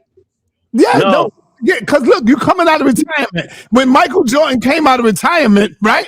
He had some warm-up games, brother. He didn't just go into the championship. Didn't he drop 50? Yeah. Listen, watch this. Check this out. You go think about it. Okay. Right? You go think about it. But see, you starting already to capping for him. I need a warm-up debate. Okay, let me just say this. Okay, the title of the debate was what the title of the debate was. Right? There's always tricks in the debate, right? Okay, ENQI messed up because he wasn't he didn't come up front with what he was gonna do. Right. I'm coming up front. Jabari's real and ontological comes from Greeks, from metaphysical people, esoterical, right? We And need not this. Africans. Right? To say that what the ancient Africans say. Brother La, come get your man, Brother La. Hey, To say Hold that on, the man. ancient Hold on. Africans were Brother not La, come get what your they man, believe was Brother La. not real. He coming out. He going after the champ. Hold up, son. You I'm gotta not call going after the Reggie. champ. You gotta And call I'm Reggie. not going after the champ. No. Everybody who studies the meta-nature knows if and when they study ancient Egypt, they know that these people believed that it was real and ontological literal. Reggie, I'm gonna try to help you out, Reggie. Even though I don't know the metal nature. Brother La, you there? Come on, where you at, Brother La? Wait, Sa, please let me say this. You gotta give Reggie No, Terrence he don't want to give it to me. Reggie is Yo, Terrence hey, yo, Crawford Sa, or it's real simple. No, you're not. It's real simple, sa.neter. It's real simple. You either call me and say it's a go, right? Right? If you either call me or say it's a go. Who's the last person I debated? Let me just see who's the last person I debated. Hey, Brother La, come get your man, Brother La. I'm so upset with you, Sa, for what you just said. I ain't gonna lie, that I Sa. did in the street. You Reggie think a I need vet, a man. He warm-up? shouldn't have to go through no up and coming people to get at the No, I debate. agree. listen, man. Listen, man. Some of us get Nah, rusty. you don't want the debate. I'm gonna mute Some my of us mic. can get rusty. I'm gonna let the And people. Commissioner Depp is a formidable opponent, man. But look, that'll be his Nah. fault. Look, Okay, that'll be his fault, Si. If he unprepared and he coming after the champ, No, he a he's vet, so he scared. should know how to prepare. And if he go out there and fall, that should be on him. He a vet. He shouldn't have to go through those stair steps to get to another person that's considered a vet. I don't think that's fair. I'm a Okay, legend. so the community has spoken. Guess what? I'm a Reggie, legend you go in this. straight to the top. Let's go. Let's I'm get a it. legend Yes, in this sir. game. Yes, sir. Yo, Jabari is not the top. He already messed up, right? To create something that, okay, here's the thing is, okay, you got to be the smartest man in the world, right? Or you got to be really smart to come up with something if you're going to change Kemetic culture. If you're going to say it's real, it's real, but it's not literal, right? Then where does that come from? Anybody know?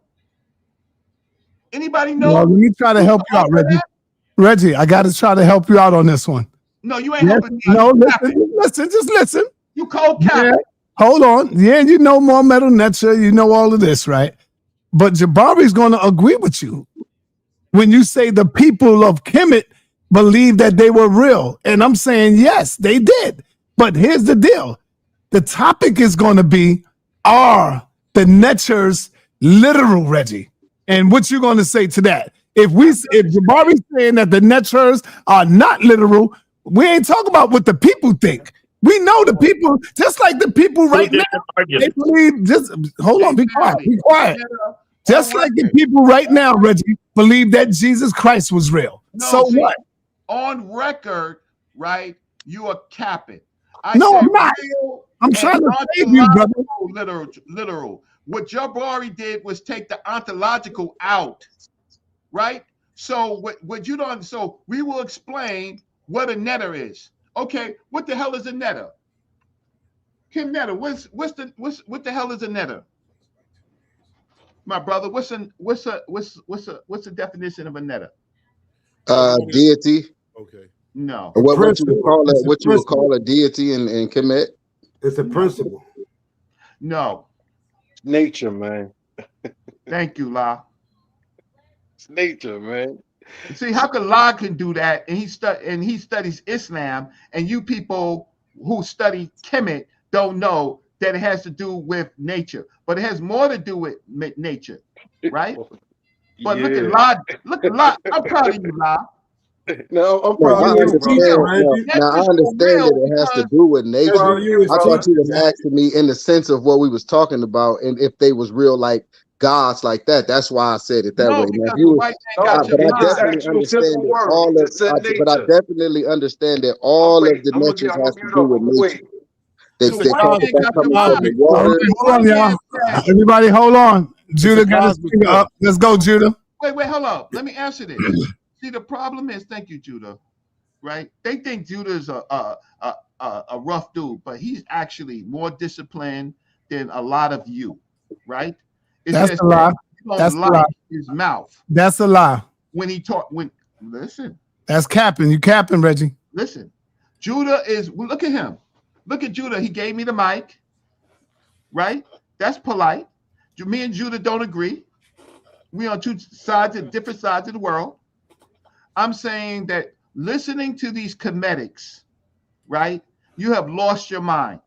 You have not. You don't know that the scholars disagree with them. Do you know that scholars disagree with being real and literal and not being literal? Do you know that?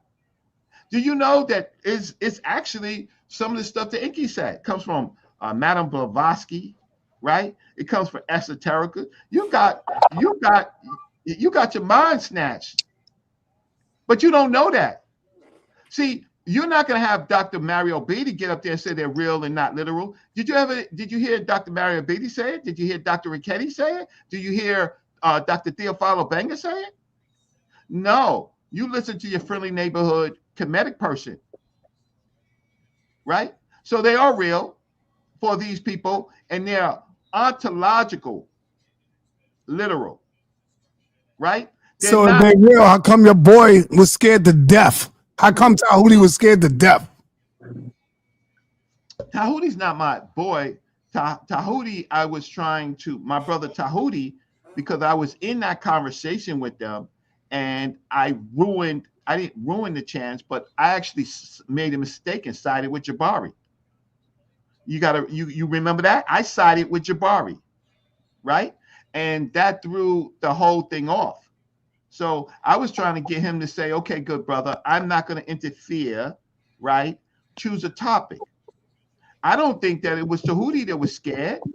I think that Jabari was scared because he made a mistake with the 14. The 14 is Greek. That's Plutarch, right? That's Plutarch. That's not African. Tahuti was going to kill him on that.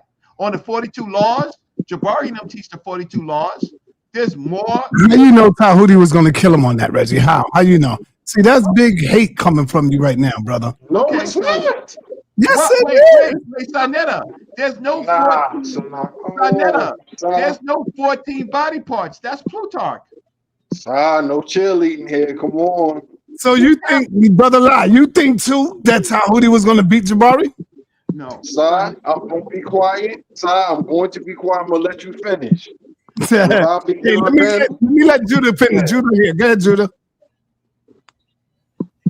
Yes, man, come on, y'all. Y'all got to put respect in Dr. Reggie's names because he even deals with Israelites and trying to help us get published and all that stuff. And y'all know, as far as the scholars and intellectuals, y'all know we got Dr. Reggie at number one, right? And we're Israelites, and he hates the Bible, but we respect like his intellect. So we're not getting into mysticism.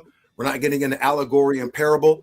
We're just getting to what text and historicity and things like that. And I don't think that Jabari can bang with Dr. Reggie in that field because of Dr. Reggie is a top-notch researcher. Absolutely no doubt about it. He's a y'all capping hard body. Oh man, listen, right. Hey, yo, I'm on Kemet, I'm published, bitch. Yeah. Listen, my wife is on the word Kemet, I'm published, bitch. I'm in the journal. I don't talk about it, I write about it. Right. So listen, you know anybody else? You know anybody else, sa.neter, who's published in a journal? This is what I would say, Reggie. You ain't saying nothing. You don't want to finish. Everybody be quiet. Everybody be quiet. Everybody be quiet. This is what I'm going to say, Reggie. It's going to hurt me more than it hurts you, brother, that I got to say this. You are a hell of a researcher, but you're not a hell of a debater, Reggie. I'm not. This is going to hurt me more than it hurt you. I'm not here for the debating. Jabari is going to mop the floor with you, Reggie. Jabari is going to have fun with you, Reggie. Stop. Jabari is going to have fun with you. But you look, if you were to get him and then you give him your information, you're a hell of a researcher. Why would I give him my information? No, I didn't say give him. I said if you were doing research for someone else and you give them your information to beat, you're a hell of a researcher. You want me to tell the tales? You want me to tell the tales who I give my research to, sir? Who? Think about it. You give it to me? No, think about it, sir. Who did I help that you real close to? Look at his eyes. All right. Look at the eyes. So, yo, huh? Look at Sa. Hey, yo, listen, I'm not going to argue. I'm just telling you all. We could go back and forth with all of this, right? I'm published on Kemet, right? And so in the actual journal. So the word that you use all the day that you brush your teeth with, I'm published on that word. I'm one of only 3 people published on that particular word, right? So what I'm saying to you is, you can say I'm a hell of a researcher. So guess what? You don't want this debate, sa.neter. Yeah, I want it. Let me hear from Brother La. Brother La, you said you're gonna wait till we stop talking. Go ahead, Brother La. You got the floor. Wait, I didn't get to finish. Oh, go ahead, Judah. Go ahead. All right, so our senior is saying that Dr. Reggie needs a warm up.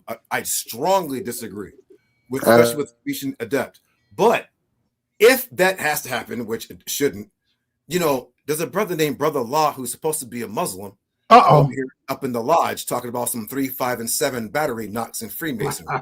So you can't be a Muslim and a Freemason in a Jewish and Christian thing because your Quran says you're not supposed to be friends with them.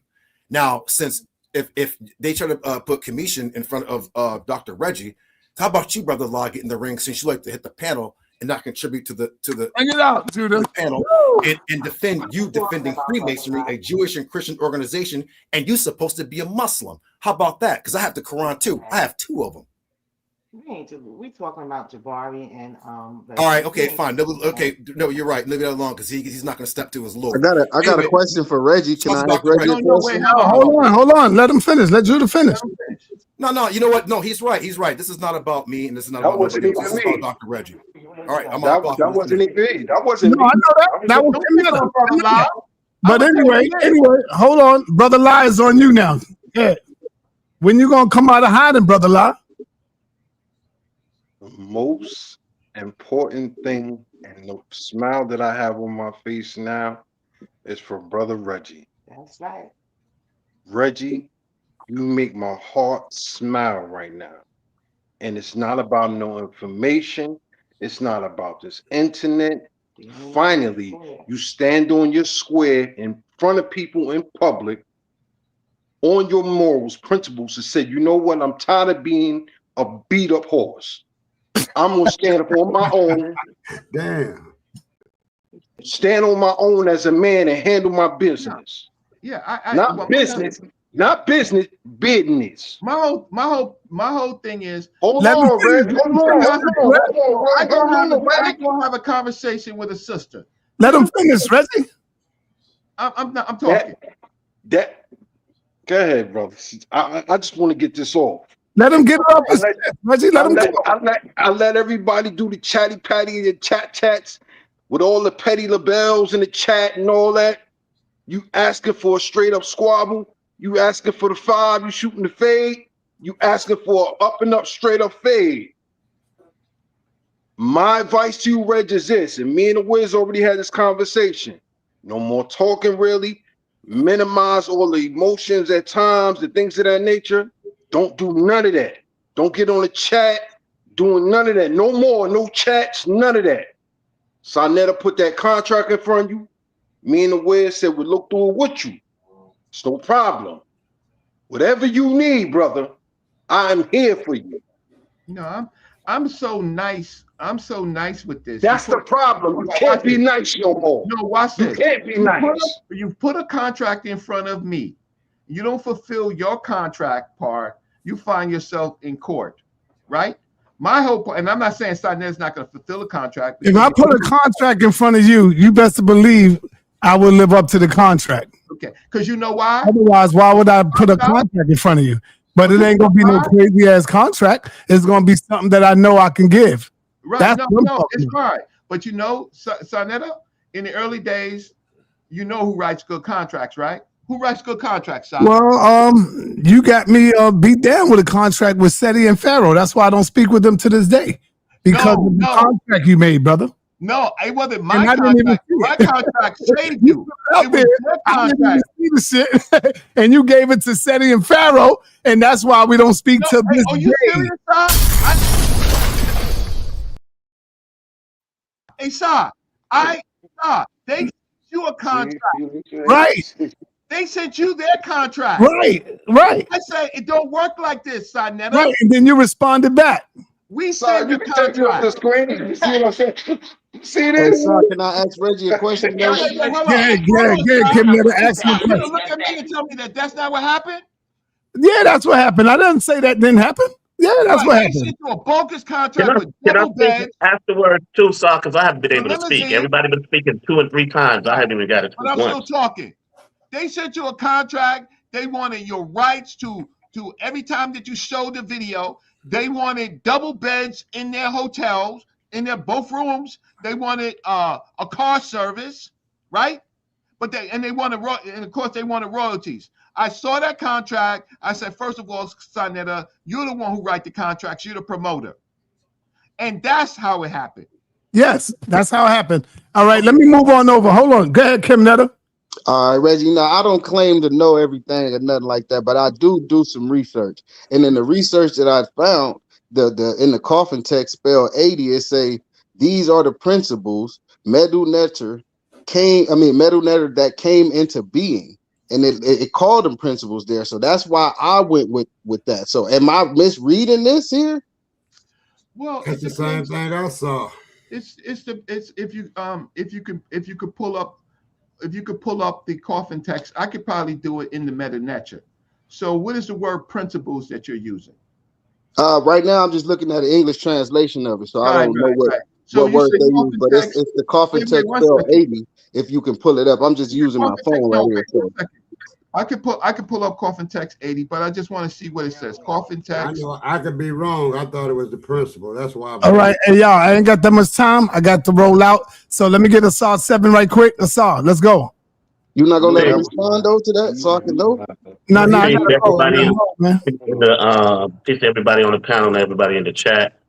I first want to say that Yo, Assad, anybody ever tell you look like Lil Smurf, the blue dude? Lil Smurf, what Smurf You you look talking like about? Smurf right now. I look like who? Smurf. Remember Smurf, the little one? There's a whole bunch of Smurfs. There's Papa Smurf. There's Papa Smurf. It's the young kid. What you sitting up there right now? Okay. Okay. But I just want to say that I'm proud of the HOK audience not being fooled by the flammery. That's right. That's right. Of Brother ENQI and seeing his lies and deception as they were. Because there were some people in the chat that didn't even care. They didn't care. None of that. Nope. They didn't care about any of the integrity. They didn't care about him being disingenuous. Right. They just wanted to see Jabari lose. Mm-hmm. And it's sad when you see people who don't care about the information, who really just care about the downfall of a person because That's real talk, brother. That's right. That's right. You know, and I'm proud of the audience that saw that, and it was majority of us who saw that. And I do want to ask a question to my brother Reggie though, because like I said, he's the greatest researcher on the internet. But when he said that our ancient Kemetic ancestors were talking about the neters being an ontological literation of the neters, Ontological literate. Yeah, so that means that metaphysically, right? Literally metaphysically, right? No, it They're means looking at it in a metaphysic way when you talk about no. ontological. No. So what we have to do is we have to look at the word ontological. That's a real scientific word, right? Right. Yeah, I'm looking at it right now. It's not metaphysics. All right. Hey, I'm sorry. I got to move forward because I'm gonna be out in a minute. Me too. All right, let me go to right. Maroon. What up, brother? Muted. Go ahead, Maroon. Okay, now I wanted to say that I would like to get an opportunity to show and prove that Jesus Christ is actually the makeup of three individuals: Julius Caesar, Augustus, and Socrates. You got to do a show, brother. All right, put a presentation together. Hit me up. Let's get it. That's Okay. right. You got my number, right? Remember? Yeah, but you didn't answer me when I reached out to you. I probably ain't see your that you're a new dude. I gotta make sure. What's your area code? 505. Call me right now so I can put your name in there. Call me right now. I'm gonna do it right now. Yeah, so I can put your name in, then I know who you are. All right. You know, I gotta screen these calls, man. Yeah. Brother Lie might be coming for me, man. I gotta watch Brother Lie. Yeah, you might have to watch Brother La. Nah, I ain't watching nobody, brother. Whatever I happens. let the cat out the bag. Hey, Reggie, we know you as I never walked these streets with his head up and with no fear, brother. That part. Sagwa Fair here, no fear. No, brother. not gonna do nothing. No, I know that. I know that, brother. But I'm saying I've always walked these streets with no fear. The minute I start feeling fear, I'm done. Yo, that phone is ringing now, boy. Right, I That got phone you, ringing. brother. I got you. I'm putting your name in right now. Maroon. Does anybody tell you look like Rod Isley? I walk these streets with no fear. Unlike you, my brother, when I go to Chicago, I'm in the streets. I'm walking. You be like, man, I ain't going to no Chicago, son. Them niggas. Reggie look like he on a mission, boy. Hell no. Man, I be in Chicago, brother. I go there and I get love, all of that. Hey, you hear me, Si? Reggie look like he on a mission, boy. Look at that. Reggie on a mission. He on a mission, boy. Reggie, my advice to you, brother, is to stay focused. Oh Do yeah, not my whole thing is brother, when you do not entertain the chat. Don't entertain none of that. No, And so when they're you gonna give me a catch it- call or not. So that's When the you- whole. Brother catch Lie, this fade, all of when that you catch advice this you fade- giving Reggie is going out the window. You know why? Because Reggie is going to be Reggie. You can't stop that spirit when that spirit hit him. Nobody can stop it. And just like Reggie can tell you, when that spirit hit me, nobody can stop me, brother. Nobody. Reggie full of fire. Don't be damn if King Kong is standing in front of me, brother. Right. That's how crazy the spirits get into me, bro. I tell Reggie this all the time. I like when Reggie get mad because he start dropping stuff on people that he ain't want to say. I like when Reggie get hostile like that. Brother Reggie, what color Tim's you wearing? Actually, not wearing Tim's. I'm actually wearing, but the same color, the same coffee color. But I don't really wear Timberlands because He talking about for the debate, Reggie. He talking about for the debate. What type of stompers you coming in? Hey, Maroon Nation, I got you locked in, brother. I'm wearing steel toe boots. Thanks a lot. Thanks a lot. I'm wearing steel toe boots. Now, but Reggie, was I wrong with reading the coffin? The spell 80 wrong or no? I gotta get the whole text. I got part of the text. It starts off "OU chaos gods," right? And then I have to so you're gonna have to read because your coffin text 80, it seems to be a little bit different. But anybody that I'll just show you this, and I have to source some vocabulary for it to get it right. Okay. All right. I want everybody to get ready because you know Dr. ENQI will be making at least 50 videos trying to prove he gonna use my video and he gonna make about 50 videos trying to say how he won and this and that. All right, Ron Rob, it's on you, brother. Ron Rob. What you got? I can't wait for ENQI. I got info ready for him. What you got, Ron? Can y'all hear me? Yeah, we hear you. Okay. Man, real quick, I just want to say I love to see Brother Reggie debate Jabari, but at the same time, I do gotta say I don't want to get into a lot of slippery slopes. It's starting to seem like we turning into the Christians over here. I'm talking to all my Kemetic brothers, all my Kemetic researchers or practitioners. My question is for all y'all, really anybody can take a stab at it, is what is going on to where now we debating if the netures is real or do they exist, as if we don't know what the neture or neture rule is. I feel like, hold on, real one thing I just gotta say. I'm gonna just leave y'all with this. Brother Infudigi, and I'm gonna quote him on this. He said that the neture rule cannot be designed into a diagram or model because of our limited understanding of human minds, and because we are trying to use words to describe an understanding that which is incomprehensible in human form. So I just want to ask y'all, or somebody just tell me, we know what the nature is. We know what the nature rule is. So if we talking about the universe, if we gonna use the nature rules to be expressions of that, of course we can say that it's real and it's literal. I can feel wind coming past my face and know that it's real and literal wind. But when we talking about going into the nature rules, the hey rules, the Asar, the Juhitis, that's a whole different argument that we trying to say is those deities real and literal. I'm just saying, I'm just saying, hold on, fellas. I'm just saying I don't want us to start getting into slippery slopes where it's feeling like we turning into the Christians, or we turning into the we gonna debate the Hebrews and Christians. I like that. I like that. But I love all y'all, and brother Reggie, man, you my man, because I'm in Milwaukee, Wisconsin. I've been watching you from afar, my brother. I love what you do. I love what y'all do. sa.neter, man. Y'all don't understand. Ain't no Kemetic shrines or people on the street. It's Hebrews up here, but ain't nobody up here. Y'all getting ready to lose Giannis, brother, to New York.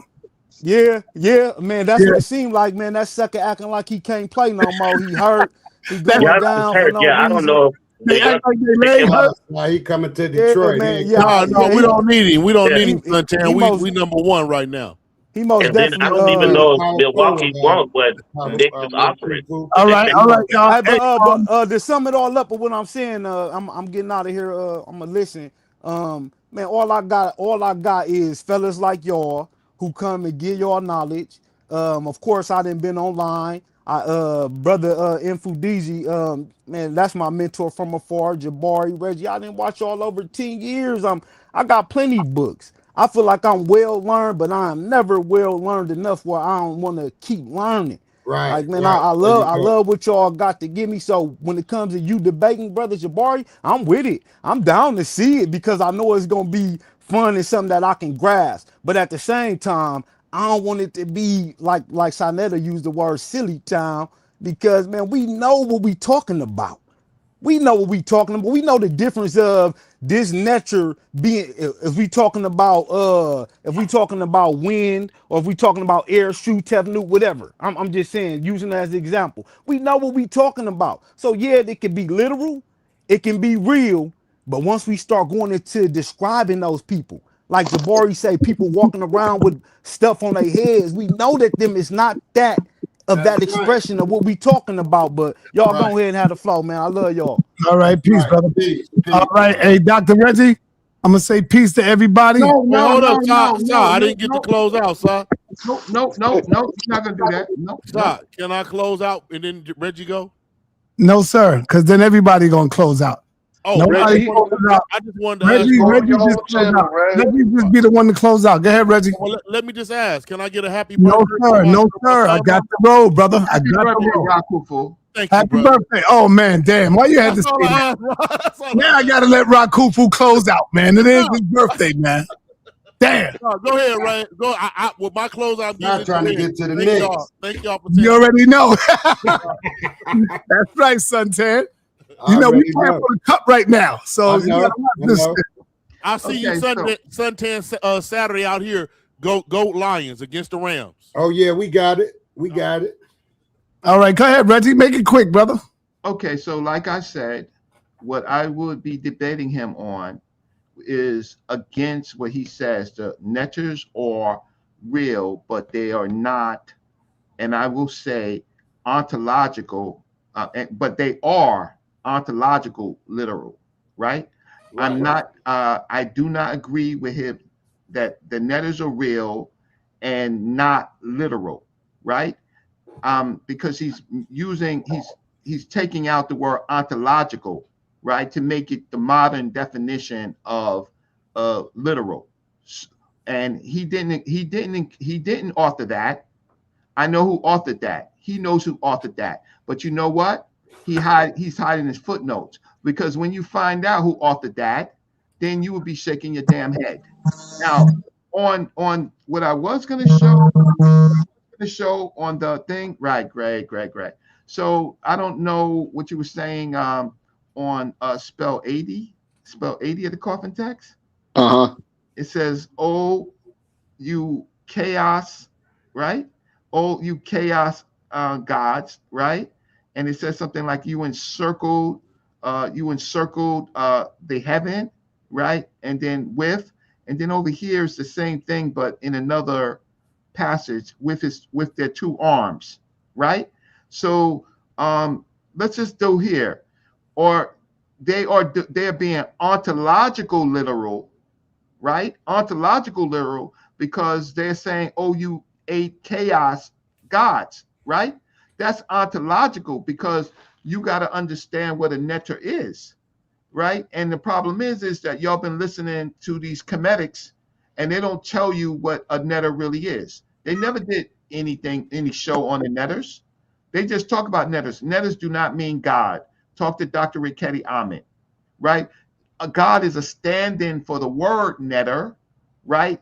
That it helps people kind of understand, but the netter means much, much more, like Infidisi said, and I talked to Infidisi, right? So a netter is what you call an immutable essence. An immutable essence. That's what a netter is, right? And that is ontological literal. So my whole point of it is Jabari's teachings is wrong. He got that from the Greeks. He got that from Blavatsky. He got that from, guess what? He got that from the Rosicrucians. They all believe that it's real and not literal. They all do. Like the video, thumb up the video. Doc, you could take what I say and you could go to Dr. Mario Beatty, you could go to Dr. Riketti Ahmed, you could go to Dr. Theophilo Banga, right? And two of those people I've talked to. You could talk, right? That's Dr. Theophilo Banga, and the other one is Dr. Riketti, right? You could take them. If you want to know what the scholars say, right? If you want to know what the scholars say, and I've been on a debate with Dr. Mario Beatty against. I feel sorry for you, Reggie, because I think Brother Lai is putting the battery in your back. You know, I really believe that Brother Lai is putting the battery in your back to go up against the champion. I don't think it's gonna be fair. He's going up against the champ. See how emotional you get? See, that's what Brother Lai was talking about. Don't get razzled. See, that's not what we're talking about at all. This right here, and you get emotional and you get razzle dazzle because basically what was it? The toughest environment. That's what it is. Now he want to use me. This is the toughest environment, Reggie. You can't be a cheerleader for Jabari. And the minute I say something, brother, can't be a cheerleader no more. No, I'm not gonna be no cheerleader. Everybody know when I do the debate, I don't say nothing but time, and that's it. And matter of fact, I don't even be doing the you weighed in this whole debate. You weighed in. You would have had the Tahuti debate, right? That was after the debate. That's after everything. And then when ENQI started lying and cheating, that's the only time I weighed in. But other than that, I don't be weighing in. And I did that because he kept calling me. Saw, you got to say something. Saw, you got to do something. Other than that, I wouldn't even get it. Tell the audience that. I did tell the audience that. Why? What you mean? Why? Why? Why what? Why you on contract with him? Why? That's almost like a non-disclosure. No, brother, because I kept telling him that I don't want to be in it, brother. But he kept calling me, man. And Why? so But you didn't tell him. You ain't got to tell the audience. Yeah, I told the audience, brother. Okay, so I'm a little bit different, whatever I say to you, I say to you, right? When you want to say something to the audience, right? That's fine, as long as it doesn't harm me. Right. Because see, what my whole problem is, you got him netchers taping phone calls. Well, we don't know if he taped it, brother. We don't know that. He lied. It could have been a bluff. Then he lied. No, it wasn't. Well, everybody in the world have lied. That ain't nothing crazy. Let's stop acting like, well, nobody lies. We all lie. Right. So most of the majority of the time we've ever talked, you don't tape me. The angels lie. God lie, Reggie. If God condones lying, what makes you think you ain't gonna lie? Because you don't believe in God and I don't believe in God. No, you might believe in God, right? You go back and forth, right?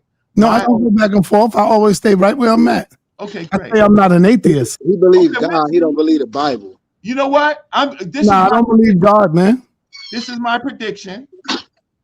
sa.neter is going to talk himself out of a debate.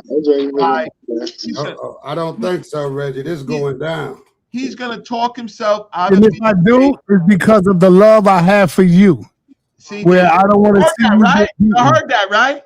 You ain't got that much love for me, bro. What are you talking about, my dude? I want this to go down. I want to see you in back on your show, It's going down. I've been on this show for a year. You know I want to see you and Reggie get in the ring. I mean, you and Jabari get in the ring. For real. It's going down. Reggie, when you say ontologically real, you mean like human? No. Okay. That's all I wanted to know. Like the FBAs with lineage, not you, but we can't be like the FBAs who don't know the difference between lineage and delineate. God damn. No, I was asking because I was looking it up and they say this that it meant like real forces, real power, cosmic functions, and real principles, aspects and stuff like that. Right. You read it right. That's why I wanted to ask you to make sure I'm not tripping if you were saying it in a different way. But no, I'm saying it exactly the way that you say. No, you good. You good. Yo, everybody is running. Hold on. Everybody is running. Everybody is running just like Unc ran, Smash ran. Everybody running from my young brother, Commissioner Depp. So y'all all running from the commission, brother. And with that, peace and black power. I'm out of here. Y'all gotta go. Gotta roll. Reggie running. He just don't have to deal with him.